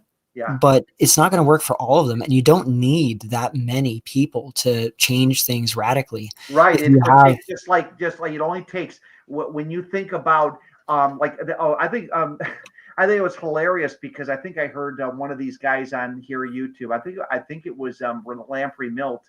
He says that in these Italian neighborhoods, 30,000 Italians, there would only be about a dozen or two of these Italian thugs, and everyone knew who these people were. But it only takes a small minority of people to make a big noise. You know what I'm saying? So it's possible, like you could have a situation where it only takes about a fraction of a percent of the men who are living TFL incel to and the disenfranchised economically to make a big splash, and that's all it would take, you know. well, what's interesting about just to bring it back to what I was talking about with that book, Separation and Its Discontents, another factor was at the time in the Eastern Roman Empire, which is where most of the problems were concentrated. The average age for marriage for men was in like the mid 30s or something. Like competition for women was intense in that time period. Yes. Oh, I imagine it was. Yeah. It was. So you're saying it was a sausage fest even back then? Well, these were times when infanticide was used as a means of population control, and women would disproportionately experience that, or girls, because girls are just, they take longer to provide for themselves if they can at all. Like if we're talking like the lower classes in particular, they just weren't able to do work that they could support themselves with. So if you had to choose, if you had a son, okay, well, you could probably take care of that son and eventually the son will be able to provide for himself. But if you have a daughter, I mean, she's not going to be able to do the kind of work that will allow her to be independent. So oftentimes there was this note that was found that a Roman in North Africa wrote to his sister who was pregnant. And, he said, if it's a son, keep it. If it's a daughter, expose her. And expose her meant just abandon her and let the elements take her. That was a common thing back then, and it caused a gender ratio imbalance, like that you were talking about. In absolute terms, it was big. It was like China sized, like ancient China sized, where it was like 40% of men were excess, and there was intense competition for women as a result. And it's as I said, the striking parallels are really eerie. Yeah, that's really eerie. Yeah. Right now, because it seems okay. You're saying that men back in the day, they were more valued, so they usually kill off the women. But now in today's society, men are not that valued, and it's causing a whole bunch of competition for the small amount of women we have. Which is just crazy. That's crazy. Oh yeah, like consider the amount of hatred that's exploded over the past couple of years for Indians, especially Indian men. Now it's not to say that there's elements of that are deserved just due to the behavior, but the primary driver of that is not their behavior. Is actually because they are a direct economic and social threat, like just due to their presence in the economy. They're pushing people out of work on all levels of the economy. They're not just being a political or social nuisance like what you see with certain Middle Eastern immigrant groups in Europe, let's say. They are an enormous problem because they're mostly only men. Like they don't bring women over. In the case of Punjabis, they actually do the female infanticide and abortion thing where they have an excess male fertility rate that's been very high, like China levels high for decades. And it's actually increasing. It's not actually going down. It's going up in prevalence. So it's all these men that are coming over and they are taking all the jobs at all levels of the economy from white collar downwards. And there is an intense hatred building up for them. Now, this is going to reflect itself wherever you see these economic conflicts, because that's much more direct than something that's a little more amorphous. Like, for example, let's say that you are having trouble dating and you're a white guy and you're having trouble with white women, let's say. Okay, you might be aware on some level that, okay, there's these other groups of men that are also pursuing my women, and this is increasing competition for me. On some level, you might be aware of that. but it's not as direct as when you're dealing with the job market. And it's like, oh, I can't get this job now because these H-1Bs are brought in to replace me, and it's right in my face. You know, like it's not as obvious. It's extremely obvious. Mercer, that reminds me of when you put fish in a bowl, and they said when the male fish are comfortable, they're fine with, they're pretty laid back, but they'll push when you change the temperature in the fish tank and make it colder for tropical fish, they start to go into a hyper survival mode, and they don't give a crap about pussy and women or mate and whatnot. They almost actually, so they men will actually put the women aside, like you said. And what's more relevant is housing, which is necessary, with the Pajeets are driving through the roof. And then, of course, you've got the job situation. So maybe jobs and housing will be the issues that push these excess men over the edge. Because if you give an excess male a house and welfare, he might be satiated enough that he'll just watch porn. But if you take away their job and their ability to live in a place, and God, then maybe it's good that Trump is going to make them work a shitty job, because maybe that's the very thing that they'll resent, because it'll be a horrible job. And I don't know. We'll see what happens, you know? Yeah, it could be. And it's weird because you're seeing these parallels. This is exactly what happened in Europe with the rise of the church, the Christian church. Eventually, it became so powerful that they were able to overrule the Albanians, despite the Albanians being able to prevent the emperor from doing anything for hundreds of years. They managed to eventually push that over, and they were able to do that because they created this identity that assimilated others and created this uniform moral framework that was not specifically ethnic or tribal, but that identified the enemy. They strictly identified an enemy outgroup that the community had to unite against and destroy. That's just how it is. One thing I want to say too, I want to talk about the excess male problem. I don't think that we should blame the Albanians for everything. I'm a firm believer that humans are capable of being incompetent assholes.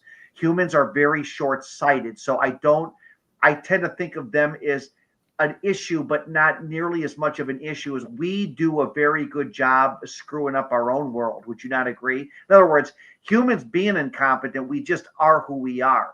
Humans are all self-centered. So we are naturally going to say, oh, my kid's doing well. He's got a wife and 4 kids and he's doing well. It sounds to me like you got the problem, boy. No, I think that that's how human beings are. And we got to be aware of the fact that, yes, there's external factors, but we are good at fucking our own world up. Pardon my language. No, you're absolutely right. And I made a video on that where I talked about how politics works in liberal countries, liberal democracies, and how, okay, you can point to this group and say, we can see how they've led us over to this point. But what the argument I was making was the car was already built and the road was paved, and they just drove that car to its destination. All of these things that happened since World War II, they were built into this system already. It was already what they did is they took the anvil of the ideology, which would be classical liberalism and its eventual evolution into what it is now. And they took the hammer of their academic power and their media power, and they smashed these contradictory systems in order to force them to be consistent with the liberal values. You know, something like, for example, segregation in the United States, the South. It's inconsistent with liberalism. You can't say that all humans are born with these innate values, these universal values, and they're equal. And on top of that, you have, after World War II, there was the repudiation of race. That they declared that there are no fundamental race differences. All the races are equal. Well, if you combine these two things, you have to conclude that this system of segregation in the South is immoral. And this is how they were able to get it done. They didn't just point guns to people's heads. And by the way, I'm not taking an ethical position either way on segregation. I'm describing what happened, just so that people know when they listen to the recording. That's how segregation was dismantled. It wasn't dismantled because they pointed guns to people's heads and said, you're going to do this now. And they just sort of moped and said, oh, okay, Well, no, there was actually violent resistance to begin with from the southern states that were segregationist, but they were overcome due to not being able to ideologically and ethically defend their system. And I do think the point of a gun did go a long way. It definitely did, because it's by the time the guns were pointed at the pro-segregation people and also the busing issue that came afterwards, by that time they had already lost the moral argument. Yeah, that's a good point there. Yeah, I see what you're saying. Now that segues into the whole: who was Martin Luther King? Was he an organic figure, or was he just a government? I don't know. But he was very articulate at a very young age, mind you. By the way, he was only in his early 30s when he was doing late 20s, actually, if you go back to the 50s. But but you're right. The moral obligation, I think it was going to change no matter what. I think you're absolutely right. Before the guns were even pointed, I think the liberalism had, because think about this: before segregation ended, white people were dancing to black music.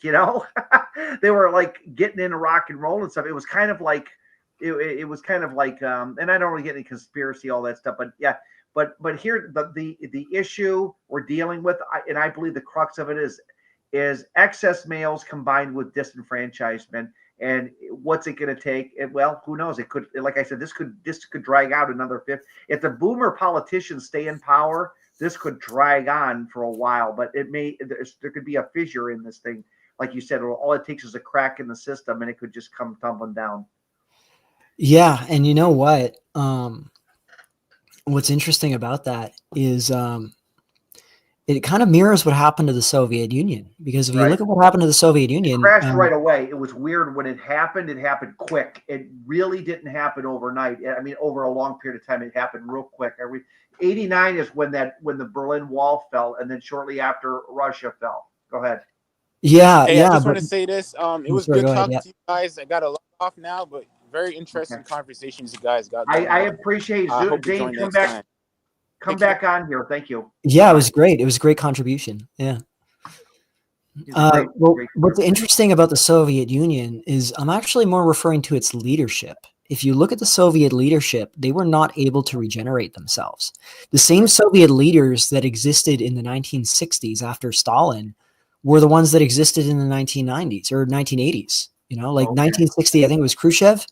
The guy that ended up Brezhnev came on after Khrushchev. I don't know. Brezhnev was but they were all of the same cohort. There were no younger. They didn't regenerate the leadership. They didn't replenish it with younger men, and as a result, what you would see is when each leader of the Soviet Union died, he would be replaced by somebody who's either his age or even older than him.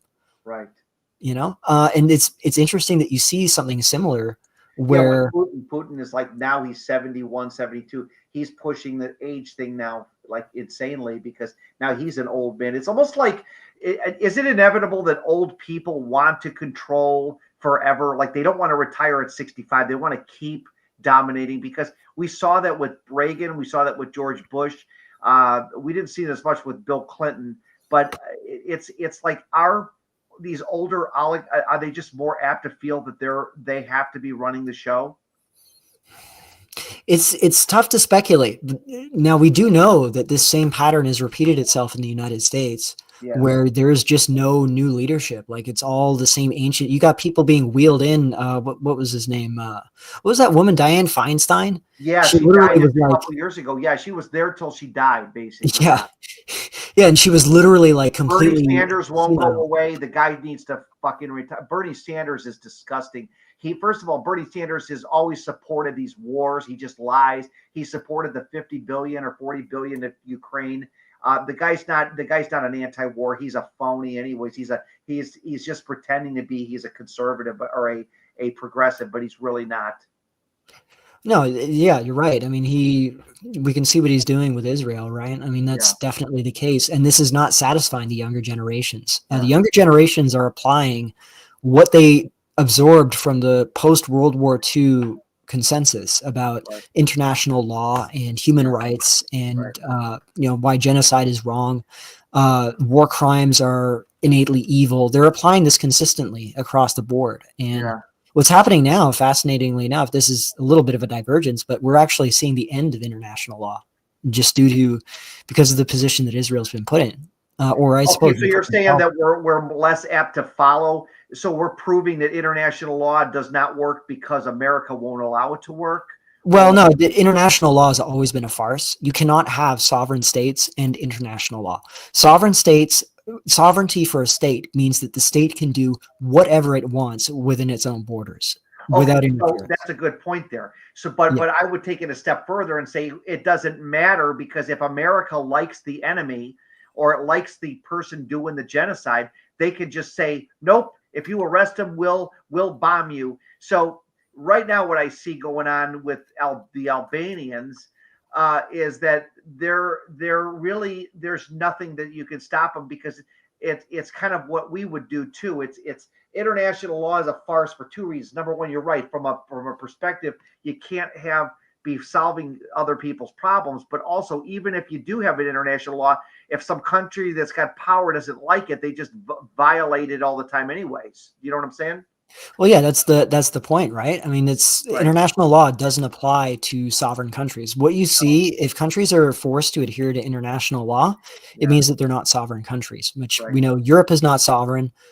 We know that like all of South America is not sovereign. Like all these countries that cannot do whatever they want, they're not sovereign countries. We know that China is sovereign. They can do whatever they want.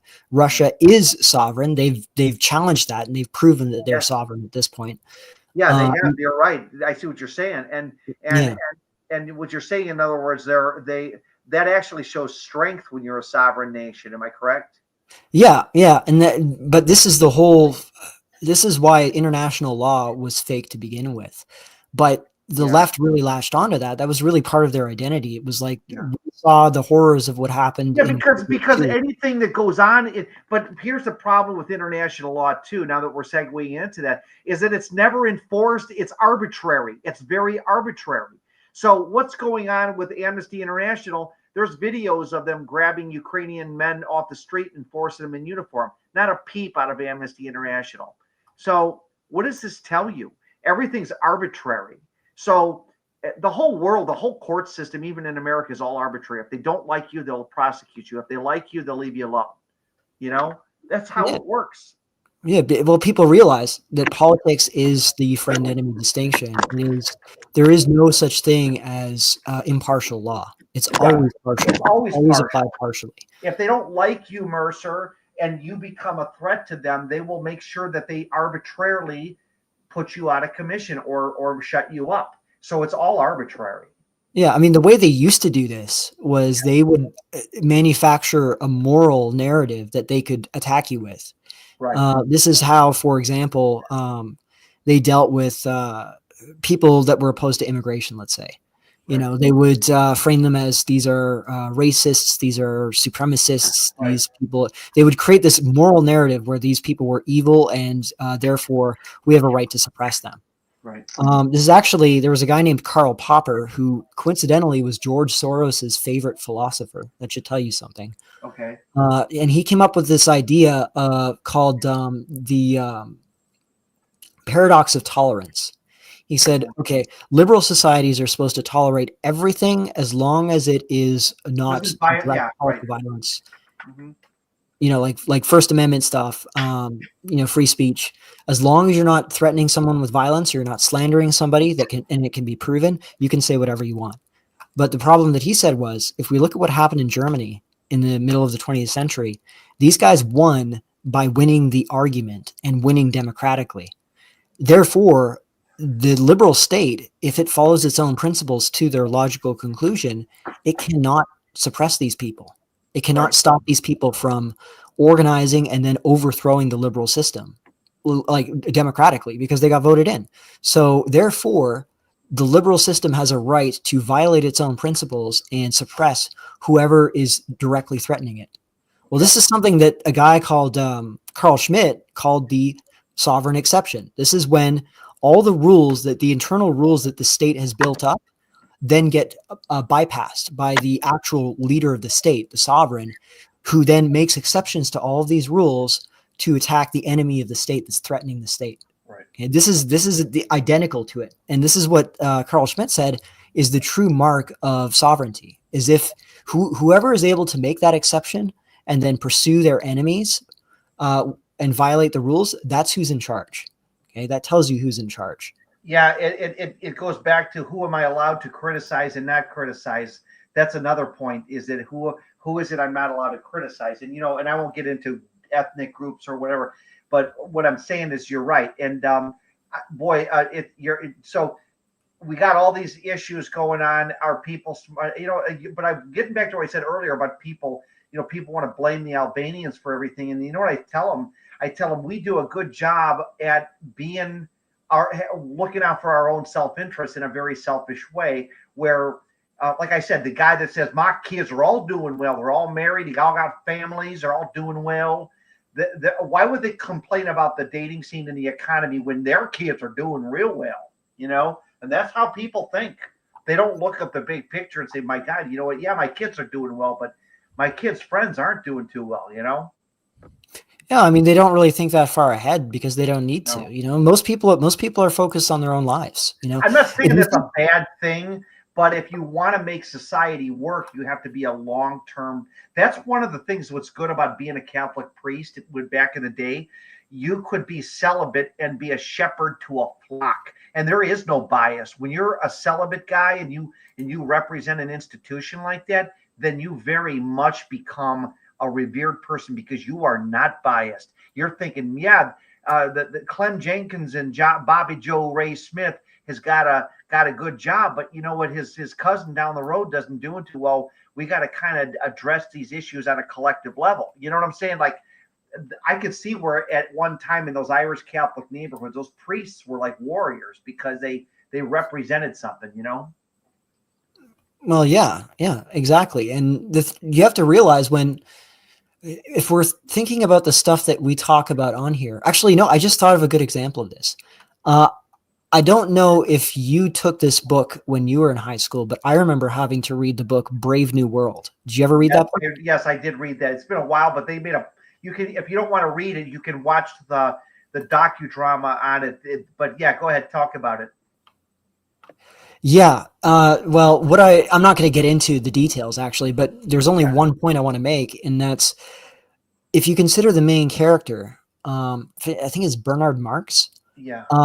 If you consider his backstory, I mean, the story was, okay, some alcohol got into his embryo when he was in the breeding factory. He was supposed to be an alpha plus, but he became shorter than he should have been. Right. And this sense of inferiority caused him to question everything around him. Right. And what you realize is that in order to really question the system that you're in, you have to not fit into it. Right. If you're somebody who's smoothly fit into this system and it's working for you, you're able to get everything you want. You don't have that sense that there's something wrong. Some people do, and there's like some that's people. That's a fantastic point. A lot of TFLers or guys that live incel have had bad childhood memories of their parents, and people say, well, see, there's your problem right there. But no, I think a lot of people that deal with hardship question the world in general, and that's where it all comes into one big. Like, do you follow what I'm saying? In other words, sometimes hardship is the very thing that makes you question the rest of everything. Follow me? Well, yeah, that's exactly what happened. And so these guys, especially these boomers, it's not a coincidence that the boomers are the generation that is most docile and placid when it comes to this stuff. And the ones that do get involved in the politics, like I'm talking non-mainstream politics, they fall for the dumbest stuff, like the QAnon stuff, the weird scam drugs that are being sold by these conspiracy theorist types that just have crazy conspiracy theories about reptilians running the government, whatever. They'll believe anything. And it's because they've never had to question things before. They've never had to do a logical thought process. Everything's worked out for them, just stumbling through life. It worked for them. So right. It's like they've never, it's like a muscle that they've never had to work. Wait. I don't think you're saying that some people who are boomers believe in reptilians. I'd say most of them don't. I'm talking more like the QAnon boomer types, the ones that are into like the really crazy. Obviously, I do believe conspiracies are a thing. But my position, the QAnon, just to repeat that, was that the theory that Trump was going to put these people who abuse children on trial or whatever? Well, it was this idea that there was like this secret shadow government and that Hillary Clinton was going to be thrown in jail, or that she already signed some affidavits that they were going to avoid jail or something like that. It was this belief that Trump had everything planned out with this. Yeah, but obviously, have you noticed that since Trump's been elected in power the second time around, there's two things he never mentions: QAnon and the deep state. The deep state has never been uttered out of his mouth. And he used to say that like every other week. He'd say the deep state, the deep state. Now he doesn't say that anymore. Yeah, he doesn't need to. Like, and the thing is, these boomers would just believe anything because they've never had to question things before. So when they did feel like they wanted to question the system because of the Trump election and all the weird shenanigans that happened in 2020, for example, then you saw this outburst of all these crazy beliefs that they picked up because they've never had to think critically, and it must be nice to live that way. Like I see this with Canadian boomers. They just don't like when I try and have a conversation with a Canadian boomer, I know all of their positions because they're all the most mundane, milquetoast, mainstream things. Like they don't have any unique thoughts about anything. Because I grew up, I remember the stuff that was on TV in the 90s and 2000s. That's the stuff that they absorbed and they've never had to question. Okay, so you don't think that boomers like your Canadian hero Jordan Peterson, he could ever relate to a guy that's living True Force Loneliness or TFL incel, because in his mind he did very well. He was married to his high school. He lost his virginity to his high school sweetheart, and he's doing very well. So he doesn't really need to understand. He's from, like, you're right. Boomers generally have a hard time relating to anything that's outside what they were used to when they were growing up, or even in the present, even for that matter. Yeah. Gen X is a lot better on that, but Gen X is a lot better, but it's kind of in between. I'm a Gen Xer that struggled, and I know for a fact that boomers were doing better than me. When I went out into the job market thinking I'd find work and worked my ass off, people made fun. These were all boomers that were horrible people. And I've never forgotten, because I realized that their behavior to me was not justified. Treating a person like a piece of crap just because they're looking for work, and the world doesn't owe you anything. It was horrible. I mean, I could see why a lot of people hate the boomers, because they really didn't. They didn't leave a good world. But it started with my generation, but it got worse down the road. I mean, obviously, go ahead. Yeah. And what's interesting about that is it kind of makes me think of my father. Even though he wasn't a boomer, he was fairly close to their generation. Yeah, he was a silent They were pricks too, but go ahead. Yeah, but what's funny about them is I remember him telling me once, like because he was also in the trades. He was an air conditioning electrician. He had a whole bunch of different trade tickets. And he told me that the first real trades job he got, the interview was at a bar, and it was in the middle of the day, and he got the job. Basically, he was told by his boss afterwards that he already was sure that he was going to get the job just because he didn't buy alcohol in the middle of the day. Like, he wasn't a day drinker. that was the minimum requirements back in the 70s, I think 60s or 70s. No, 60s. It just took that small thing for the guy to hire. Yeah, because but anyways, yeah. So now the labor is going to get tighter in the future. What are you just kind of you're going to be pretty much in a situation where you're just going to ride out your life until this all changes, or what? You're not going to. Well, yeah, that's the thing, right? Is that if you compare it to what Zoomers and even younger millennials have to deal, and even older millennials in a lot of cases have to deal with, the ones that didn't go into STEM, we're all in a situation where we are basically screwed at the start. We don't even start off at the start line. Like, it's not that we fall off; it's that we never begin. So what then happens is these guys are put into the position that Bernard Marx was put into, where they basically were screwed over as embryos, and they've always had this situation hanging over them. Now they're getting hit with it full force. There's going to be an entire generation of men specifically that are going to be looking around for somebody to put them on the path where things could get better, and they're going to look for someone who's sincere. That's the main issue, is that there's all this nihilism because everybody seems to be a grifter, remains to be seen how it evolves. It depends on, as I said, Nick Fuentes has a lot of potential, but he's also very young and he's arrogant. He could fuck this up, but yeah, I think that he is because he's younger. There's a lot of things that he was born in the time that I remember in the 90s. He was born in 97, so he's not. He may relate to people his age, but he might be thinking, oh, things were great in the 90s, and I can tell you right now, jobs were not easy in the 90s unless you had a college degree and maybe you're going into engineering or something. But I will say this, that maybe it's what he's the generation that it's going to take to change this. A guy like me is an old relic. I got people leave comments all the time saying, oh, you're a relic of the past. But actually, I'm very cognizant of what young people are dealing with today. So I'm not completely distant. You know what I'm saying? In other words, I'm not as I may not be relevant to the pop industry today, but I'm very relevant when it comes to understanding the struggle, because I believe at the top of the pyramid, the boomers are really the big force that's keeping the system, the evil system that we're living under. I believe the boomers are on top of it for sure. It's a generational thing, and they got all the money and all the power, and it really, you just look at our political system. So anyways, a lot of things, places we can segue into.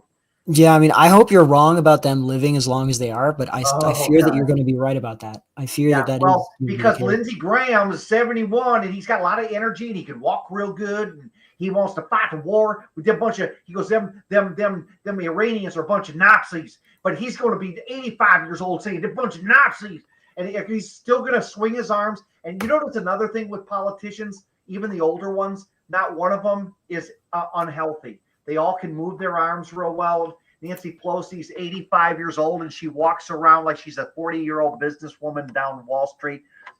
These people's, not only are they irritating because they're old, but they're healthy old, which means they're not quitting anytime soon. I mean, it's weird. It's like 80 years old, you're not supposed to be that healthy, but apparently they are. They all live to be a bright old age. And yep, I think I'm gonna run for another 2 terms.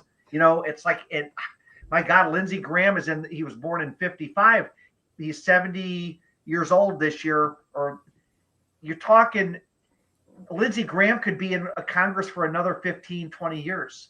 He could, realistically. So could you imagine dealing with boomers for another 20 years? I don't know. Well, the sad part is they have a lot of money to burn through. I mean, Lil Broomstick was talking about, inheritance, and that's a lot of millennials and Zoomers are betting on this inheritance. Well, what happens if these baby boomers decide they want to claw onto life for as long as possible, and they're willing to go scorched earth on their healthcare bills to do it? Yeah, I think that it is a realistic thing that we've got very hard times against us. We have not only a problem with men not being able to find wives, but we have a decrease in the population and narcissistic old people that don't want to give up. Especially it goes at the top with the politicians all the way down. But these politicians, they are, like I said, Lindsey Graham will be here a long time. Chuck Schumer will probably run another 3, 4, 5, 6, 7 terms. I mean, there's a guy named Chuck Grassley. He's a Republican, 93 years old or something. We got a senator he's like 91, 92. I mean, this is insanity. A 91-year-old guy going on for the Senate, another Senate seat again and again and again, or this is insanity. And they're going to keep the old system going. They're just going to keep floating the system because, after all, their kids are doing very well. They're all married. They're all got families. Well, I mean, you had a president that was literally senile. Yes. He had dementia. You know? They're saying this about Trump. They think Trump's got dementia now. He has those coherency moments, and he's out of it. Then he's, I don't know. But you're right. Yeah, Biden was practically. They said he was defecating in his pants even. but I don't know how true that is. Well, he reminded me of my grandmother when she was introducing herself to mirrors, you know, when the Alzheimer's was really getting to her. Like that was something I really, that whole presidency felt surreal. Like it was like, are we seeing this in real time? Is this actually happening? But you know, this is effectively what happened in the late Soviet Union. And it remains to be seen how this ends, but what the problem that younger people have is that they're not able to define their enemies properly. Right. They can't. Young men, as I said, they're not addressing the age. I'm a Gen Xer whose generation never saw this power. We were skipped. We literally, there are no politicians that I know of that were born in 74, 75, 76. They skipped like 65 to like 82 or something, like some huge number. Like they've had to elect people with like baby or Gen Xers now because they're running out of people. But the point is that if you don't, here's another thing: if you don't establish yourself young at an early age, it's very difficult for you to pick up. So you could never get a Gen X politician unless they've already been established, because by the time our time came, it was too late. And so yeah, there's a lot of this weird. But this stuff going on. But yes, I can relate to the younger generation because I felt what they're feeling. I know exactly what it is. I know it's basically like they made a movie about this in the early 90s called Reality Bites, and it dealt a lot with what the angst that Gen Xers were going through. It was dealing with like the disenchantment of trying to find a job. The one character went to college, got his degree, and couldn't find any work. He's making $5 an hour at the Gap. That was common back then. Yeah, no, you're right. And there's actually, I'm going to show you this. Hold on just a second here. Yeah, if you send it to me, this is Canada specific, but Canada is really more striking when it comes to the boomer stuff versus everyone else than I think any other country. I love to put. Let me put this. Yeah, so I'll just 1 second here. I'll show you what I mean. All right. Well, this is the one I put it up now. Is that okay? Yeah. I'm just trying to. God, why is WebP still a thing? Holy shit, WebP is terrible. You know what? I've already gone over 4 hours. I'm wondering if this is going to be like I might be able to do a 12-hour stream one day. Oh man, I don't know. How long do you want to go for? I was pretty tired at first, but I don't mind. Here we go. I just found it. No, I don't mind either. But let's finish your thought, because I do want to finish what you wanted to finish. Go ahead. Yeah. So if you want to pull this up that I just linked, it's the Canada Boomers. Oh, Canada Boomers. Yeah. Okay. Hold on. Let me put it up there. Canada stage. Okay. Go ahead. Okay. There we go. Yeah, look at that. So this is the Conservative Party of Canada versus the Liberal Party of Canada in the election that we just had. Okay. Every demographic voted for the Conservatives over the Liberals except for the 60 plus. Right. Okay. This is literally generational warfare at this point. Okay, so I'm all confused. They voted for Conservatives, but Justin Trudeau is not a conservative. Am I correct? He's a liberal, and the liberals are the ones who opened our borders and flooded us with Infinity Indians. So, okay, so you're saying that the Conservatives won this last election, or no? No, the Liberals won. The Liberals won again. I see what you're saying. Okay. Yeah, yeah, and you can see that every population except for the 60 plus were the ones that voted for the.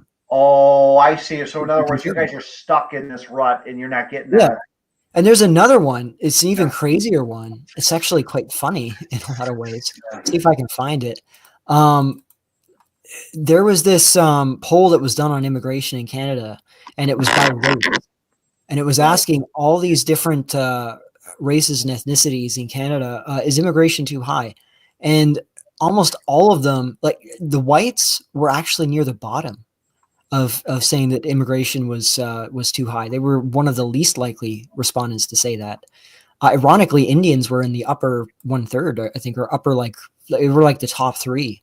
And what you realize is this is because we're talking about an age difference here. The white population in Canada is a lot older because we have the bulk of the boomers. Like most of the non-whites in Canada that are citizens are of immigrant background, and they're in like their 30s, 40s at most. Like there's not very many of them. There are some, but there's not many of them that are in the older demographic. And they are the ones that are voting for open borders, and it's because they own all the property. They benefit directly from this in a way that no one else does. No one benefits from the housing market remaining where it is. Okay, wait. You're saying that, the Liberals are voting for this, but they don't have not all Liberals have money, so they're voting for their own destruction? Oh, no. The Liberal Party voters are all well off. Like not all boomers have tons of money, but the boomers that have lots of properties, they vote Liberal because the Liberals keep the borders open. This keeps the housing market tight because there's a constant demand for accommodation. This is destroying everyone else. Everyone else in this country is being destroyed by the housing. Okay, so it sounds like a typical boomer philosophy. Let my grandkids deal with the problem. Right now, I want to keep my house high up in price. And you know what? I remember that sounds like the boomers don't care about the boomer liberals don't give a damn about their future offspring or their grandkids. It just doesn't enter their minds. It doesn't enter their field of vision. It's right. Really bizarre. I had one guy during 2008. I was teaching college at this school, at this trade school. And this guy said to me, I said, do you support the bailouts? He says, you better believe I do. He goes, I got to worry about my finances and getting my stocks up because you young people, it's your turn eventually or something. It was something so narcissistic he was basically saying directly to me, I don't care about my kids' generation. I care about what belongs to me. It was bad. Yeah, you're right. And if you want to click the next link, I just sent you the graph I was looking for here that shows the support for immigration by race. And this really, it's more like a proxy support for immigration by age. And you can see that whites are actually in the bottom half. So they're the ones who care the least about immigration. Yeah, and if you consider that, if you consider the size of our immigration groups, Chinese and Indians are the two largest by far, and then Filipinos are number 3. But here's the thing I've heard about the Chinese: they don't make a splash from the politics. They're quiet. But these people from the Middle East or from India, they are going to push the political issue hard. They're going to push it very hard, meaning they do have a quota system. Am I correct? They believe in so many Indians should be in power. Well, yeah, they're in a completely different situation in India, but these are citizens. These are Canadian citizens. So they're both immigrants and also the children of immigrants. But they're going to push their preference policy. I guess like any minority that comes into your country, they're going to push the policy. I imagine pretty soon it's going to be. I don't know how that's going to pan out, but that's and here's the thing. I don't know. Maybe it's over for the West. Maybe we're just too liberal to fight, Yeah, but this is the weird part is that whites are actually under 50%. Now, as I said, this is due to boomers, but if you look at these other immigrant groups that like South Asian, this includes Indians and also Pakistanis and Bangladeshis are at about 50% saying there's too many. They haven't hit Saskatoon yet. I don't think they've hit certain regions. They're in the big areas like Toronto. Oh, they're everywhere now. They're everywhere. Okay, so you can't even move to the Ukrainian part of Saskatoon, which is a lot of Ukrainian immigrants came there in the late 1800s. Though you're telling me the Pajits are there too? They're everywhere. They're everywhere. They're in the smallest towns in the middle of nowhere working at Tim Hortons. They're everywhere. They've overwhelmed everything. Everything. Wow. Yeah, it's like it would be hard to imagine what has happened to this country in the past 5 years. Like I'm still sort of I read this book before you were born or around the time you were born. Is written by a guy named Jean-Marie Spiel. It's called The Camp of the Saints. It was written in 1972, and I bought this book. I read the review for it. I bought it in like 92 or 93, maybe 94. And it's about a horde of East Indians that are making their way to. It is a fictional book, but the guy was 20 years ahead of his time, and he wrote a book about this horde of East Indians that hijacked this beater boat.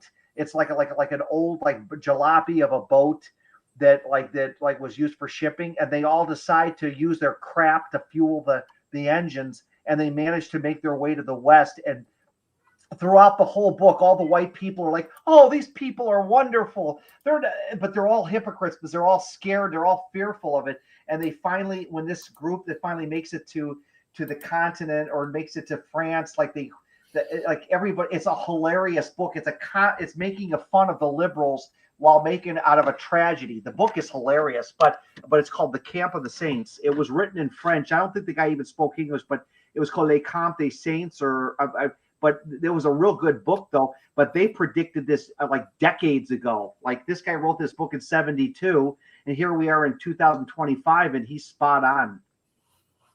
Yeah, no, and it's interesting because he just saw what was happening, and he drew it to its logical conclusion.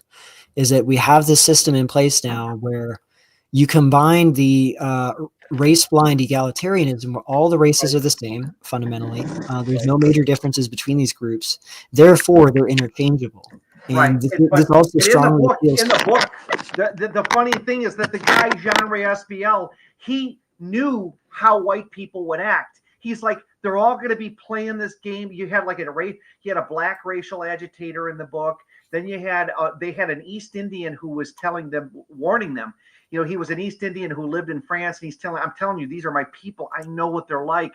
And he goes, you will never get rid of them. I say, the book is like, it's like something like that book, Bonfighter of the Vanities. It's hilarious because it's showing the human dynamic of all the people pretending, oh, I'm not a racist.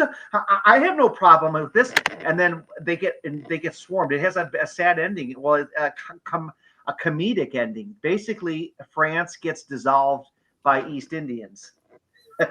Yeah, well, it happened with North Africans instead, but I mean, it was the same logic, and Black Africans. It was blacks, and it was Nafris that overran France, but logic remains the same ultimately.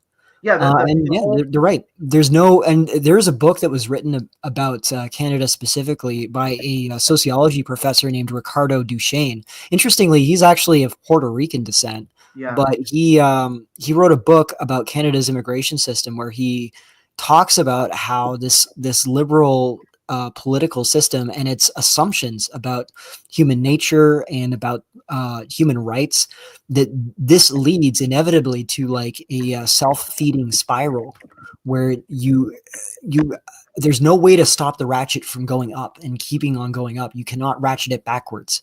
You have no ideological or moral basis to say no, enough, or we're going to keep it here, we're not going to go further.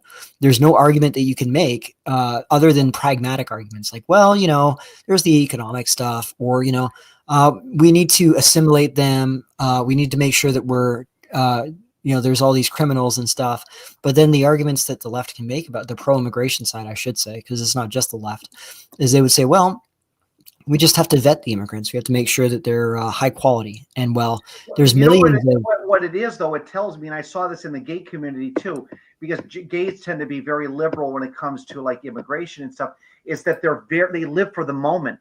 They don't see the future. And you can't live like that. You can't bring a horde of East Indians to your country and say, well, they're just interchangeable like anybody else. They'll assimilate. You are talking like these people are smoking crack or something. Like you can't dynamically change your country that fast and expect it to have a happy outcome. Well, the thing is, this is the foundational assumption of post-war morality, is that we are all fundamentally the same. Even if our cultures are different, our hardware is the same and interchangeable, and that you should be able to. You'll see a ditzy girl with an Asian girl going, I really don't know. I'm so sure. Like she's acting like a ditzy blonde. And we seem to think that like, because you can, a Pakistani will say, oh, I'm from bloody Scotland. And they'll pan the camera to the left and it's some dark skinned guy from Pakistan. And then you think, oh, well, we're all interchangeable. Listen to that Pakistani man has he has a Scottish accent. But I don't think it's that simple, because it seems like the Pakistani guy with the British or Southern or the Scottish accent, oh my God, you just can't take a Scottish accent and put it on a person from Pakistan and say they're all the same. It's not possible.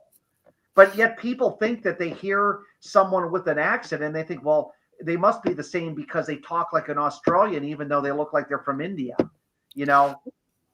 the thing is, even if you control for ability, let's say, or an intelligence, or even if you control that they're more intelligent. And here's the thing: is that if you look at the United States, Indian Americans are among the highest earning and the most well-educated of American immigrants, and they also are disproportionately overrepresented as startup founders and CEOs. They love Indians on the internet, love talking about this. Yeah, but that's because those are the rich Indians that come over here. Those are but their identity does not go anywhere when they arrive in the United States. And when it's something like race, okay, so you're saying they still identify their heart, their genetic, you're saying their identity is still Indian no matter where they live.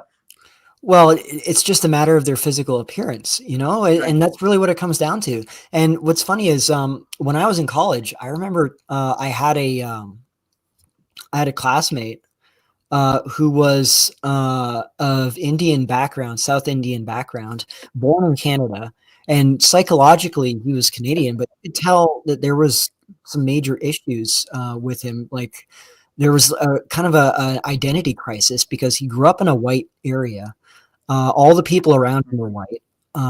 He watched white people on television because Canada had pretty much, like, we didn't have the multicultural stuff until, like, it wasn't pushed super hard until the last 10 or so years, or 15 or so years. Like, if you grew up in the 90s, you grew up pretty much surrounded by whites and seeing whites on television and whites in advertisement. We were like a European country in that way. And as a result, he sort of had this internalized sense of his identity as being one of us, because that's how it's kind of like a cat that's raised around dogs, and it sort of barks in a way. Right. But it's still a cat. It's still but he knows psychologically that he's not one of us, because like when he looks in the mirror, he sees an Indian. When other people look at him, they see an Indian. They don't see when he opens his mouth and he talks like a white person. Yeah. Just visually. Which makes me wonder if the Southern accent, now you got a guy named Bobby Jindal. He's this East Indian guy that was the governor of Louisiana. Oh, you come around here, boy, and he's an Indian guy. Like I don't think it's that easy to just put an accent on somebody and say they're Southern or they're Australian, because they got the Australian accent is a white man's accent. It's an English accent that was adopted. It's not. The Scottish accent is not something that was adopted from anything but Scotland. You know what I'm saying? It's like and I get really kind of irritated that the liberals believe that because you can train somebody to parrot, they're the same people, but they're not. I don't think if Indian people all had a Scottish accent, they would behave like Scotsmen. I just don't. I think they would still maintain their own ethnic or their cultural differences. You know what I'm saying? Well, first of all, they don't have actual blood ties with the people of Scotland, the actual people of Scotland. Just because they got a Scottish accent. Yeah, go ahead.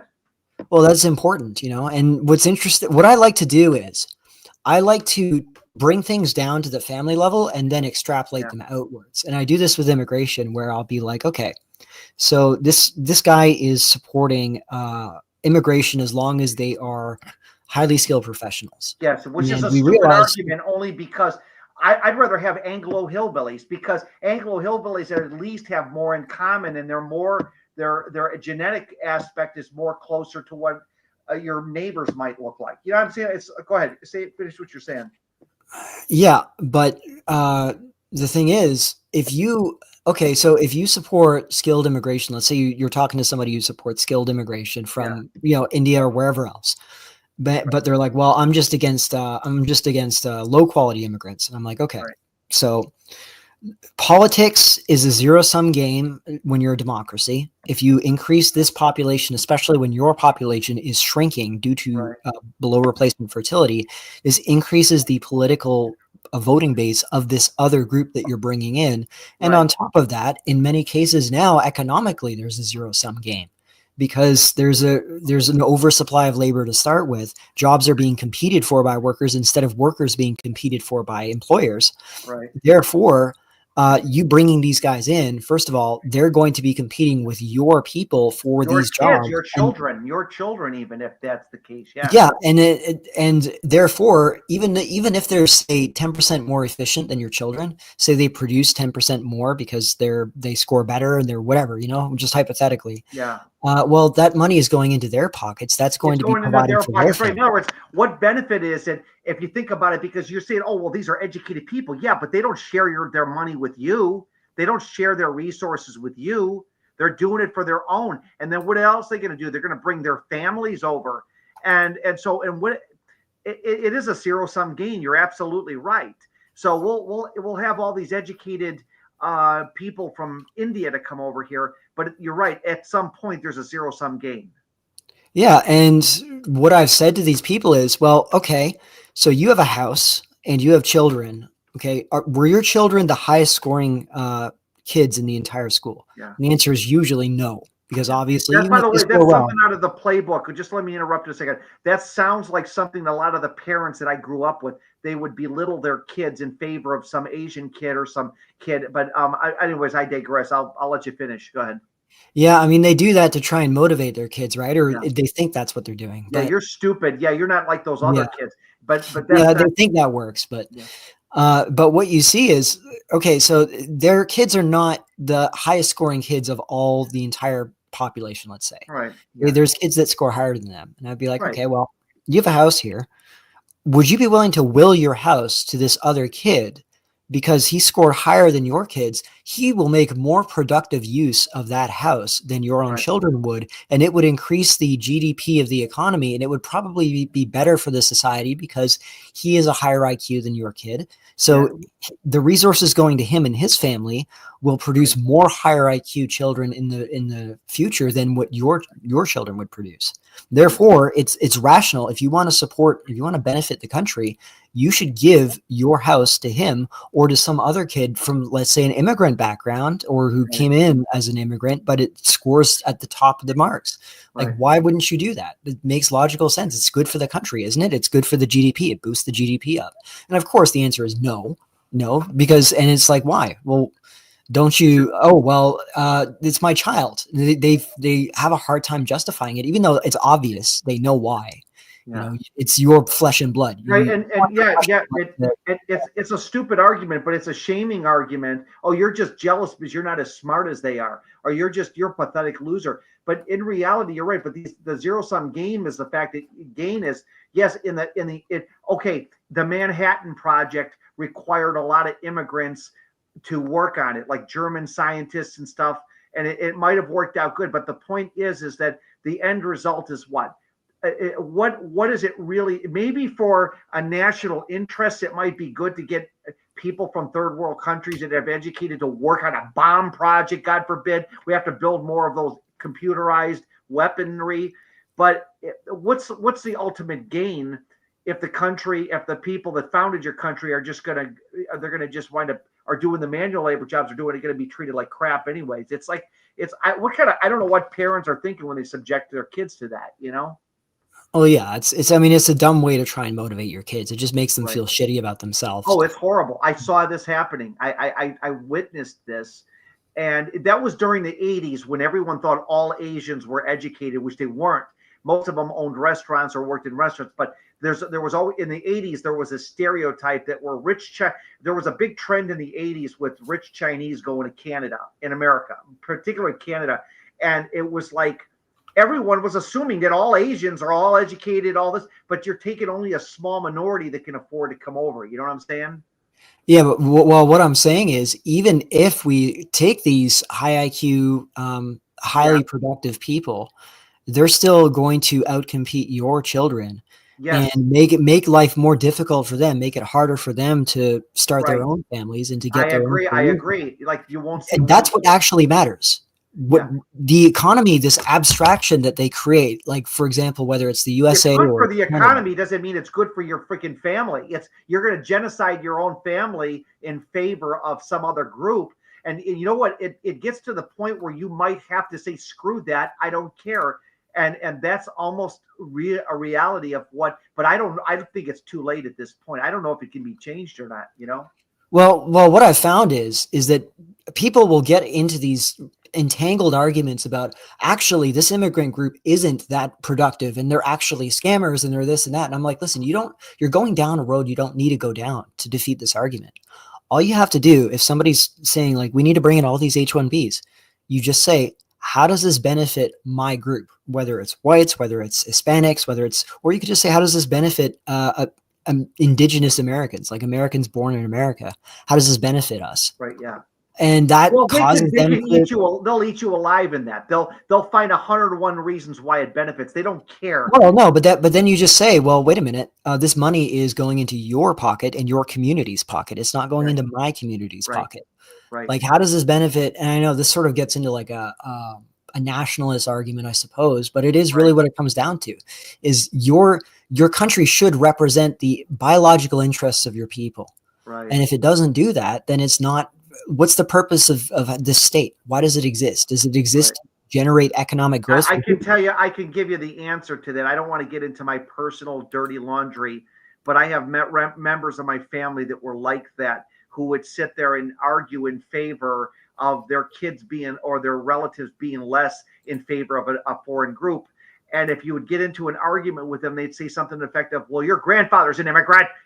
Don't you understand? And they would, and this is a typical defeatist white thing too, by the way. Black people don't do this to their kids. White people do it. It's this idea that you should be ashamed because one of your relatives or your relatives are immigrants. So therefore, you should be willing to let another immigrant group come in here and push you aside. And it's really, okay, well, you want your kids to be janitors, or do you, I mean, nothing wrong with being a janitor, but like there's I don't know why white people don't have this in-group preference, but it's crazy that this is almost like a disease where they want their kids to be failures in favor of a brown group of people coming to Canada and being successful. Well, I can actually answer that. Okay, go ahead. It's quite simple. What's happened is these people hang on, sorry, I just blanked for a second there. So I was looking at a picture. So the reason why is because we developed in these to begin with. If we go all the way back, like if we're talking the foundations of why we think somewhat differently. Yeah, why particularly would somebody want to see their kid have the life of a tradesman or a janitor when they're rooting on some Asian kid and saying, well, I hope they become a doctor. And like, okay, so you enjoy seeing your kid while that Asian kid is becoming a doctor or becoming a highfalutin engineer or business owner, your kid's going to be working for them or something. Like white people are, I grew up with white people in the 80s like that. And I couldn't believe, what do you, now the logic makes no sense. And this is why I get down on boomers, because I think they fed a lot of bullshit. They pushed a lot of this crap. Go ahead. Yeah, I mean, it's extreme now for ideological reasons. Like a lot of this stuff was pushed. Like it's been pushed to the point where it's like way more extreme than it's ever been before. But there's actually natural origins to this. If you go far enough back, what I'm trying to say to you is in the 80s, this guilt trip was going on in the 70s and 80s when, like I said, my parents would praise these Asian immigrants, and he said, well, you're just not smart enough. You're just not as good as them. You're not as gifted as them. You're just not going to amount to what they're like. Why do you tell an 8-year-old kid that? Why do you tell a 6-year-old kid that? Like, I saw parents that did that to their kids. That's not, but go ahead to let me know the origin to this because I want to hear it. All right. Well, the Europeans have had socially imposed monogamy for thousands of years, probably going back into the Bronze Age, but it's hard to determine exactly where it began. Now, this is important because in pretty much the entire rest of the world, societies practiced polygamy, and this allowed for elite men to create enormous family networks that became patrilineal kinship groups like tribes. Well, white people didn't do that, or Europeans, Indo-Europeans, whatever you want to call them, did not do that. And as a result, because men were typically, not always, because it wasn't legally enforced until the Christian era, but it was customary. Like this is what we see the vast majority of Europeans, including elites, would do, is they'd only have one wife. And as a result, their extended families would be much smaller. They would have these nuclear families effectively, and they would have a relatively few number of cousins. And this is what you see if you look at European dynasties, including before the Christian era. Like even if we look at the Greco-Roman period, you see that dynasties in Europe are very unstable. They would be prone to collapsing due to a lack of heirs. There would be cases many times where women would become rulers, and it's because they were the last members of the dynasty. This never happened in places like China, Japan, Middle East, Muslim world, India, because they all had polygamy or concubinage, so there was never a shortage of male heirs. This created a culture where just to talk about the majority of human societies that were polygamous, this created cultures where everything was confined within the kinship group. Like you could get everything you needed done economically, socially within your own clan or tribe. Right. And there was very little interactions between the outside tribes and clans. And in somewhere like India, this hardened into the caste system, where these different groups, these different clans that would be good at performing different things, like performing different roles in society, would develop into an ethnic group that became specialized in whatever they were doing. And this eventually became codified in the religion as the Varna system, the caste system. And it wasn't always that hardened in the rest of the world, but it generally did operate along those lines, where you had these tribes, these clans, and they would, the way that their moral system functioned was, you were either a member of the clan or you were not. And what was good was what was benefiting the clan, and what was bad was outside of the clan. They had this in-group versus out-group moral system that's you can see like really strongly. Actually, a good example of this would be the Old Testament. If you read about how the Israelites, it would be like God commands them to go massacre this entire tribe of people, kill all of the children, kill all of the men and the women that have slept with men. I want to ask you this. I'm getting confused. What does this have to do with white people in the 80s praising Asian kids? Well, I'm getting to that. How does this relate to? I mean, you're taking go ahead. So we created this alternative system where we don't have these extended kinship networks. We have to come up with some other way of organizing our societies. And so we developed like citizenship, for example. We had to develop these ways of relating with strangers, where we would form communities that were not based on blood relatedness. And these are like, this is the foundation of high trust communities, high trust societies. Okay, right. Where everything is it's based on like a shared moral consensus and reputation. These things are very important. It's not about who you're related to. It's about whether you're consistent. So you're saying that white people are more apt to place emphasis on a trust-based system versus a familial system, whereas Asiatic people and East Indian people would be more based on their tribe and their family. Am I correct? Exactly. And this relates into things like corruption. Okay. This relates into things like nepotism. Right. All of these measures of societal health. You see, it's called the weird societies, which is Western European societies. There was a book written about this, weirdest people in the world, where it describes what I'm saying right here is this kinship system created these high trust societies that allowed for modernity, really, because these old systems that were based on clan and caste, you can't have a modern society with these people because like everything's corrupt. Everything's based on who you're related to. You know, like you could have really talented people, but they're locked out based on their. Okay, but why would this propel white people to see their kids as less than an Asian kid who's working hard? Because to me, again, I think it's social engineering, which is well. Think about it. Think about it, because this kid is operating within this system, and he's achieving the ideal that this system says he should achieve. Well, to white people, because white people are naturally inclined to not think about in-group versus out-group, like us versus them, they're naturally inclined to think about things universally. They see this kid regardless of his race, and they've already been primed to not identify with race. Okay, then black people would disagree with you. They'd say, I grew up in the South, and then white people, they were all had in-group preference. They would say that them honkies or I'm just being sarcastic. Those white folks, I would argue that was also an example of moral. They would say that those white people had in-group preference. So you can't tell me that all of a sudden, without social engineering, you might as well conclude that all people have in-group preference. Well, no, I'm not saying that white people have zero in-group preference. I'm saying that the attachment is a lot less intense than it is with other groups. And white people have this natural tendency to want things to be logically consistent.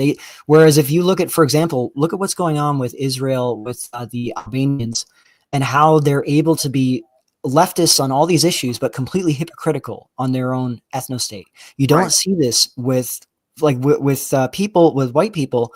We try and be as consistent in our belief systems as possible. You don't see this with others. And by the way, you have to remember, it was white people that dismantled the segregation system in the South voluntarily. It was out of a moral sense that it was wrong. It was morally wrong. You didn't see this anywhere else. You know, if you look at Africa, slavery was ended by. I'm gonna, you know what, I agree. Mercer, I agree with what you're saying about maybe there's some truth that whites have less group preference because they have a different system of trust. It's more community based than tribal. But I just think that it was a self-deprecating thing that people learned over time and through television, and boomers didn't have a way to deal with it. So they'd say, oh, well, those Asian kids are doing so much better, and I'm going to praise them. And now maybe I just saw this within my parents, and I don't think all parents were like this. But when you're 5 or 6 or 7 years old and you're being treated less than some person because your parents want to give a preference to another group of people that aren't even your biological kids, there's something wrong with that. But why did it work on them? Why doesn't it work on these other groups? That's a good question. That's a very good question. Why doesn't an Asian family sit there and say, oh, Chang, you're not as good. These white are so much. You need to understand you're less than they'll ever be. Like that. I know. I mean, it's kind of crazy, but I don't think they would do that. I think they do it. They do it within their community. They'll do it within, like they'll say, your cousin is doing so much better. You should, they'll shame their kids brutally towards other relatives. Cousins and relatives, but they won't do it to some complete outsider or some stranger. Yeah, for sure. Yeah, but they just have this natural instinct to support their own people. Right. And you don't see it like with Europeans. Europeans have this instinct to want to give the fair shot to the other side, even if they have a natural prejudice, which we all do. Yeah. It's more attenuated. It's more mild, and it's easier to convince Europeans to abandon that, or even if they even convince them that their self-interest is immoral. Like this is something I noticed with when I would argue with Muslims about like the Islamic world's history or whatever, they would always get into these moral debates about look at how morally evil these Christians were for doing this. The Muslims were always the good guys. We were victimized. But then if you look at how they talk with each other, like if you look at how an Algerian and a Moroccan talks with each other, they're like, no, my side massacred your people more. No, my side massacred your people. Like there's none of this pretense when they're among each other. Then it's all about who killed the other side more. We defeated you more. We massacred and R-worded all of your women. Like that's the way that these people think amongst themselves. They know that this works on us, and so they use it as a tactic. But psychologically, this only works on us. Well, this is a tool that only works on us. Well, then I guess then you could say that Europeans are hopeless. Then that's all I can say. If it works on Europeans, the one guy says Asian parents sounds worse. Okay, than white parents. I think Asian parents are rough on their kids, but it's usually comparing them to another relative or something, Well, and they will do it for another relative, but they still have this natural instinct that they need to support their own side, and they will always like. There was this study, I think it was Pew, where they were asking all of these different ethnic groups about how important it is to be from their background. And the only group that answered majority, it doesn't matter at all, are whites. Yeah. Every other group, including, interestingly, Albanians, they were actually one of the groups that had the least likely to answer not at all important. Yeah. They weren't the ones that they didn't have the highest rate of answering that it was extremely important, but they had the lowest likelihood of answering that it's not important. Oh, I see. But every other group, it was a very small percentage that said that it wasn't important. This is just something that is natural to most people. It doesn't occur to us as naturally. And the media has played onto this, and they've made it so that they associate us us pursuing our own collective interest as morally wrong. There's something morally wicked about that. You know, they don't hold other groups to this standard. You know, black people in America can say, what's good about this policy for black people? How does this benefit black people? White people can't say that. You know? Yeah. That's a good point there, but we're just recirculating a bunch of old rhetoric. I mean, I know what you're saying too, but these have already been, this is mainstream stuff we're talking about. It's not that controversial. Like, in other words, we all know that, like, in groups like Black African Americans have a right to be in a way pissed off, though, because we still have a racist system that gives them longer prison sentences. I mean, there's just no doubt about it. There is a reason for some groups to have in-group preference, I think. Do you know what I'm saying? Yeah, like they feel justified about it. In some ways, I think anybody that says black, I used to be such a racist, but I realize now anybody that says that a black man has it just as bad as a white man or vice versa. No, I mean, like I can understand why black people would have an in-group preference only because they've had to deal with that. But like an immigrant from Asian, and it doesn't matter. I guess we're just all over the map here. But yeah, we've really segued in a lot of different areas today. Yeah. No, it's great. Like this is stuff that is important to try and figure out and understand, right? No, you're right. The issue is that, and it's what's weird is you see this in some European countries where you'll have like the Scottish National Party and they'll be super anti-English. They'll be really hostile to the English, but then if you look at their policies, they're all like turbo leftist. Like they had this Pakistani guy that was leading the Scottish National Party, and he was like, Scotland, like I said, oh, I'm from Scotland, oh, and it's like I just don't buy this. I'll just interchangeably speak with a British accent, and all of a sudden that makes the Pakistani guy British. I just something weird about that, you know? Yeah, but it's even worse. Because he said Scotland has too many white people in it. He actually said this. This is the Scottish National Party with his thick British accent, right? And then you realize that actually I don't even think he had an accent. I'm pretty sure he wasn't even born in Scotland. But you're allowed to have these sort of petty nationalisms in Europe as long as you support like leftism and you frame your nationalism as supporting all the hardcore leftist shit. The nationalism itself is just in order to attack another group that is seen as having a more right-wing history, I guess you could say, like the British, for example. The English are such an easy target for these other minority groups to attack, like Scottish, Welsh. But their political parties, their nationalist parties, are the worst parties you could imagine for the actual people. It's amazing. Yeah, interesting. Yeah, so you're 32 years old. In closing, we can do this another time, but I'm going to. Oh yeah. But I want to say this, and you're not going to give up on life at 32 just because of this crazy situation you're living in. No, I mean, to be honest with you, it's kind of interesting to live through these times. Right, because we're living in real time. Like it'd be nice to make a documentary of this as it's happening, because like you could say that this is what you could maybe or juxtapose like what you experienced maybe in your 20s or your teens and how it's changed. And it's a good thing to document, then you can kind of know. But I think that it's an interesting thing to actually live it, you know? Exactly. And, maybe things will turn out okay in the end. Maybe there will be some kind of amazing change and we can talk about this as very old people, be like, this is how things were back then. And then the kids will be like, oh my God, I can't believe that. Or maybe it'll just end with a sputter and we're all going to be dead anyways, Right. Well, my theory is this.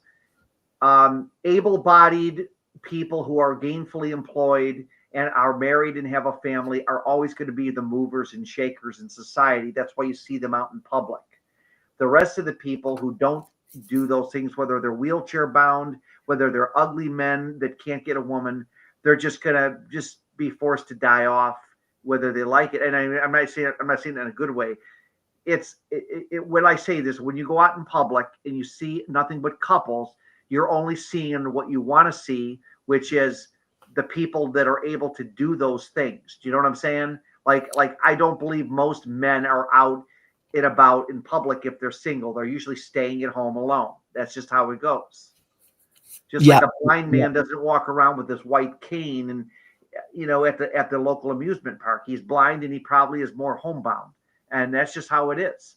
And I think that what we're going to witness, one guy called up, I think, first show one time. He goes, I'm not really concerned about the future for people like us. And he was referring to the whole incel crowd. He said, basically, we're just going to die out and society will move on. It's a grim way to look at it, but it's a reality for a lot of people. And, and I believe in the 1800s, like I said, I think a lot of this happened. I think that we underestimate how few men actually did find a spouse, and hence the reason why maybe Lincoln started the Civil War. Where maybe Lincoln saw this. This is a theory I have. Lincoln was an authoritarian. He saw all these excess men as being a threat to the power structure. And he said, shit, if I'm going to rule this country, we can't have all these excess males. Now, and I believe this happens on a biological level. It's not necessarily thought out. He saw all these excess males and said, shit, too many men. We need to have a war and we need to fucking justify it. Well, we don't want the states to separate, but it could have just been too many men. And that, like you said, too many men create a revolution. Yeah, it could have been the men that were just creating this instability. And yes, and I think that he didn't. And if Lincoln's, because Lincoln, they said Lincoln's reason for starting the Civil War was he wanted to preserve the Union. Well, like that, but Lincoln was an authoritarian. He loved power. It was determined in his genetics at an early age. He was this poor farmer boy. He immediately grabbed for the reins of power immediately. He was that determined. He put himself through school. He knew what he wanted. And I think that if he saw all these excess males while he was going, my God, we got all these excess males. He had a lot of time in his political career to establish. And I have to read his biography more, but the point is that he had a lot of time to maybe see this excess male problem, and it might have been the perfect thing for him to do is get rid of these excess males. And war is all about getting rid of excess males. It solves a lot, sure. But think about what wars all do.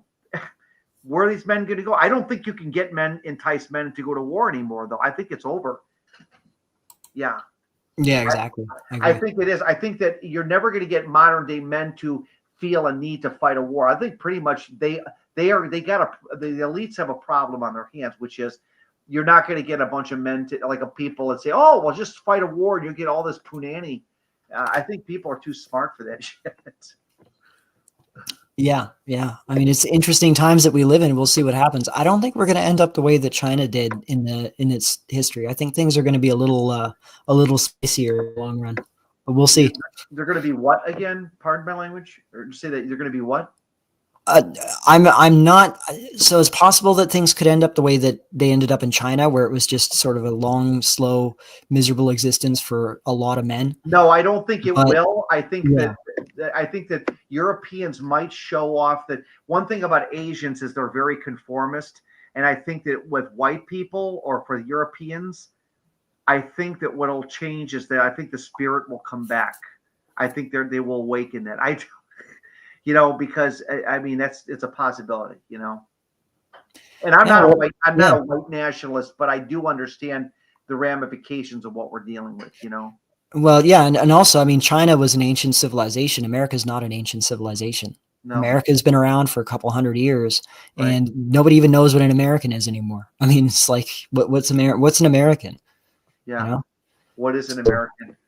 Well, but you could say what's a European? Europeans have been around a long time. Well, yeah, I mean, European nations, individual nations have been around for a long time. But the interesting thing about the American identity is, and this will sound a little bit Marxist, I suppose, but it's true, is the American identity came into existence after capitalism and after there was this separation of the classes. Right. And as such, it's like an American in good standing is of a certain socioeconomic status and education. You can't really this is why there's two white Americas. There's like a white America that is upper middle class. They vote Democrat. They're anti-racist. They mostly live in the northeast or on the West Coast in wealthier enclaves. And they really despise the other group of white Americans who are less educated, who live in the Midwest or maybe the South, who vote Republican and who hold all of these backwards beliefs in their minds.